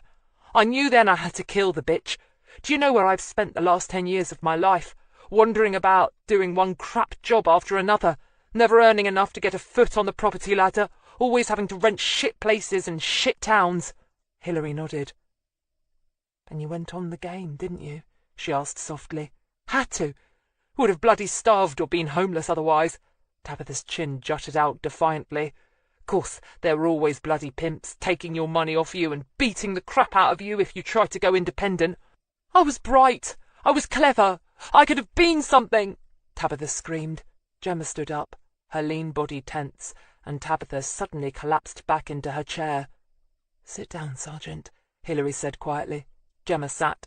Tabitha looked at her for the moment, half wary, half admiring. Then she looked back at Hilary Greene, waiting. "So, tell me how you did it," Hilary said simply, and Tabitha Bryce laughed. "Simple. I stole some money from the shelter, The milk money, actually. They always keep it in the kitchen under the sink. It was just enough for a train fare. I stole Miss Barraclough's bike and took it on the train. Had to get off in some out-in-the-sticks station. It had a funny name. Reminded me of glue for some reason. Tackley, Hilary supplied helpfully. Right, tacky. Tacky-tackly. Tabitha laughed. Anyway, I cycled to Bletchington. It was early morning. Not that many people about. The woman on the bicycle, Hilary thought. She'd asked Barrington to check her out. It was probably still on his to-do list, but that list had just become obsolete. And then what? Tabitha shrugged. Nothing. I just cycled to her door, went up the path and rang the bell. I think she was expecting the postman or something, because when she opened the door she said something like, "Not more bills," or something funny like that. Then she saw it was me. What did she say? Nothing, Tabitha said, almost sulkily now. Didn't give her the time or a chance to say anything, did I? I just went at her, slashing. I just wanted to cut her out of existence. Without her, I would never have been born, and believe me, I'd have preferred that. She could have offered to put me up at her place. Hell, it was big enough. Or put me through uni. I wouldn't have minded being a mature student. Just an apology might have made me feel better, but no. She just wanted to pretend I didn't exist. So I wanted her not to exist either. So I slashed and slashed and slashed until she was dead, and then I left. Tabitha shrugged and frowned, looking slightly puzzled that Hilary Greene was still looking at her as if she expected more.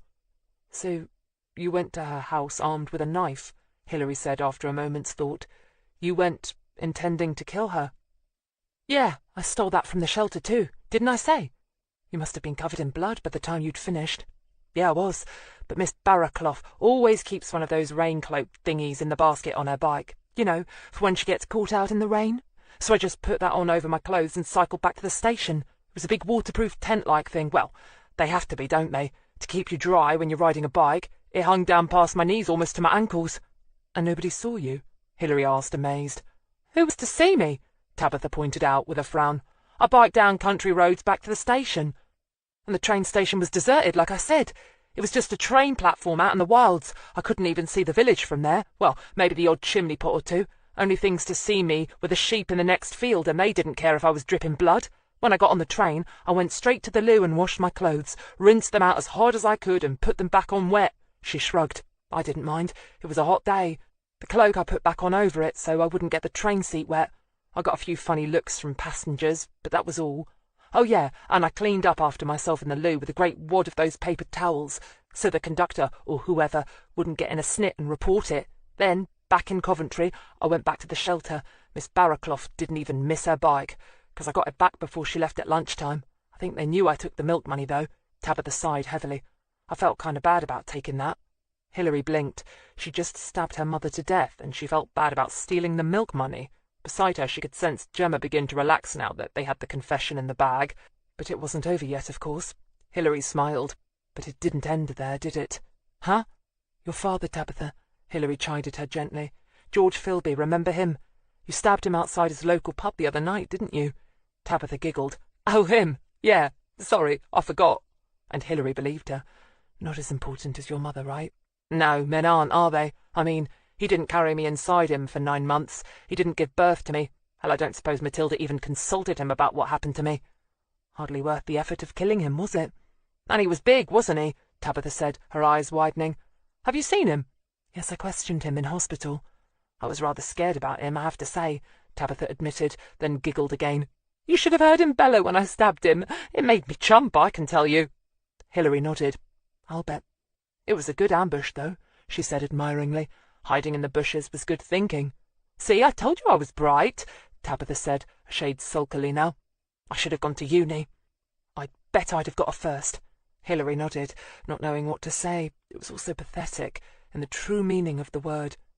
Did you notice I'd broken the streetlight? Tabitha asked, eager now to prove her intelligence. Hilary nodded and sighed with relief. At last. Confessions from a mentally impaired killer were notoriously untrustworthy, but with that sentence, Tabitha had finally provided them with some tangible proof of her guilt. Hilary hadn't mentioned the streetlight being out, and so far the newspapers hadn't even reported the incident. So how did she know the streetlight wasn't working unless she'd actually been there at the scene of the crime? At least now no clever defence barrister would be able to say that Hilary had led a poor mentally ill girl on or planted ideas into her head. Out of her own mouth Tabitha had condemned herself. Hilary had no idea what poor George Philby would think when he learned that his own daughter had tried to kill him. She quickly pushed that thought to one side. Time enough to deal with that later. Right now, what they needed was further proof, solid forensic evidence of Tabitha Bryce's crimes. "What did you do with the clothes you wore that day, Tabitha? The day you killed your mother?" "Put them in the bin." "Don't get me that way," Tabitha crowed. Hilary glanced at the mirror, knowing that Danvers would even now be sending someone down to Coventry to check the dustbins. With a bit of luck, they hadn't had a collection day yet. But even if they weren't lucky with the bins, she wasn't done yet. And the knife? "Washed it and put it back." Hilary nodded, relieved. No matter how much Tabitha had washed the knife, she knew forensics would still find particles of blood on it. They tended to trickle down to where the blade was inserted into the handle, and if the handle was wooden, all the better. That alone would probably be enough to convict her. But there was more, of course, much more. And Miss Barraclough's cloak? "Oh, I rolled it up and put it back in the basket," Tabitha Bryce said, sounding offended that she could have thought of anything else. She might need it when it rains again. So there'd be blood traces on the cloak and bicycle basket. Hilary's mind raced. And probably traces of Tabitha's DNA as well that would prove she'd ridden the bike and worn the cloak. Beside her, she felt Gemma Fordham's sigh in satisfaction, and she knew how she felt. They'd just got another dangerous killer off the streets. Although if Tabitha Bryce spent a day in prison, Hilary would be surprised. It was bound to be a secure psychiatric unit for her. Clive Myers let the binoculars fall from his face and checked his watch. Nearly 5 o'clock. People would start returning home soon. He'd give it to past, and then abort. There'd always be tomorrow. Barrington finished up his interview with Fiona Cartwright, who admitted everything, and once back in the main office, learned about the confession Hilary had got from Tabitha Bryce. In his office, Danvers was busy arranging the collection of the forensic evidence with Coventry Division and Socco. Hilary felt exhausted. There was always something nerve-wracking about getting a confession. There was always that fear that you might muck it up. "Hill, why don't you call it a day?" Danvers, coming out from his cubbyhole at last, advised. "Everything's rolling at the Coventry end, and it'll be morning before we can follow up on it. Bryce has been officially charged and is locked safely away. We could all do with a drink, yeah?" Barrington and Frank Ross nodded. Gemma smiled and Hilary shrugged. Why not? They all deserved it. Out on the stairs, they ran into Mel, who was also leaving. "Congratulations, Hill," he said warmly with a grin. "One of the best confessions I've heard in ages." "We're heading for the boat, sir," Danvers said, naming Hilary's local at Thrupp, which was open all day. "Want to come for an early drink?" "Can't," Mel said as they trooped across the foyer, and he held open the door to let Gemma, Hilary, and the rest through. "Got to get back to the wife." Clive Myers saw the gang of coppers come out through the door, and his hands tightened on the field glasses. Yes, this is what he'd been waiting for. He was up the ladder fast, and moved across the tiled roof to set up position by the chimney. There he withdrew the rifle, already made up and fully calibrated, and rested it on top of the chimney bricks for stability. It was a pity they'd already caught the sniper killer. Clive had rather hoped he'd still be on the loose to take the blame for this one as well. But never mind, perhaps they'd assumed the sniper killer had spawned a copycat. Clive might not have felt so confident if he knew what the future was about to bring.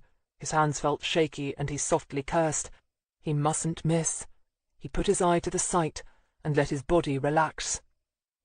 Hilary Greene looked across at Mel and grinned. "Got some celebrating of your own to do, Mel." Her old friend grinned.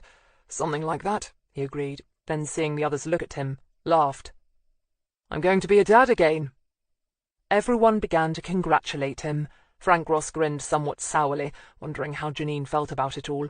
Gemma looked at Hilary and thought desperately, "She knows, I know she knows. Damn, what am I going to do?" Paul Danvers wished Mel would go, so they could get away. He wanted to buy Hilary Greene a drink, maybe sit outside in the pub garden beside the canal and find out if she really had split from Mike Regis, as he'd begun to hear on the grapevine. Frank Ross just wanted to get to the pub for a drink. Barrington wished Gavin would phone, and wavered about phoning him first. With the case finally cracked, everyone was feeling good. Clive Myers looked at the group through the sight of his rifle and smiled grimly. They all seemed so damn content with their lives. The tall, striking-looking blonde woman, he'd bet she was happy enough, had a man somewhere who treated her well, no doubt. The kid with the red hair, he had youth and vim and vigour on his side. Bet life hadn't had a chance to sour him yet. And the brunette woman, she looked happy and relaxed, and the blonde male model type next to her, He was looking her as if he couldn't wait to get her to bed. Perhaps they were an item. Even the older, grubby-looking man, near retirement age, probably had a wife and kids to go home to. And then there was him. Clive Myers, the man from Tame, sobbed once, then put his eye to the sight of his rifle. Once he'd had a wife, but she was dead now. Once he'd had a daughter, but she was in some mental home, talking to the geraniums on her windowsill. Once he'd had a home and a life, but not now. Now he just had this rooftop, and this rifle, and a list of people he intended to kill, starting with this one. He mustn't miss. He moved his shoulders up and down to release the tension, and took several deep breaths. He mustn't miss. He leaned forward and rested his finger lightly on the trigger. He lined up the headshot perfectly. At this range, and with this weapon, any shot to the head was bound to be a killing shot, and he mustn't miss. Hilary Greene was the first one to step off the white paving stones and onto the black asphalt of the parking lot. "I had to take my car into the garage this lunchtime, so I'll have to ride with one of you." "No problem, Gov," Gemma said at once, then caught the annoyed look Danvers gave her. Barrington grinned. "Put your foot in it there, Gemma," he thought. The man from Tame took a deep breath and slowly released it.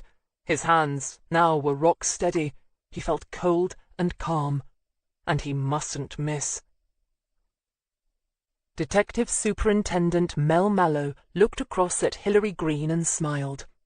It was the last thing he ever did.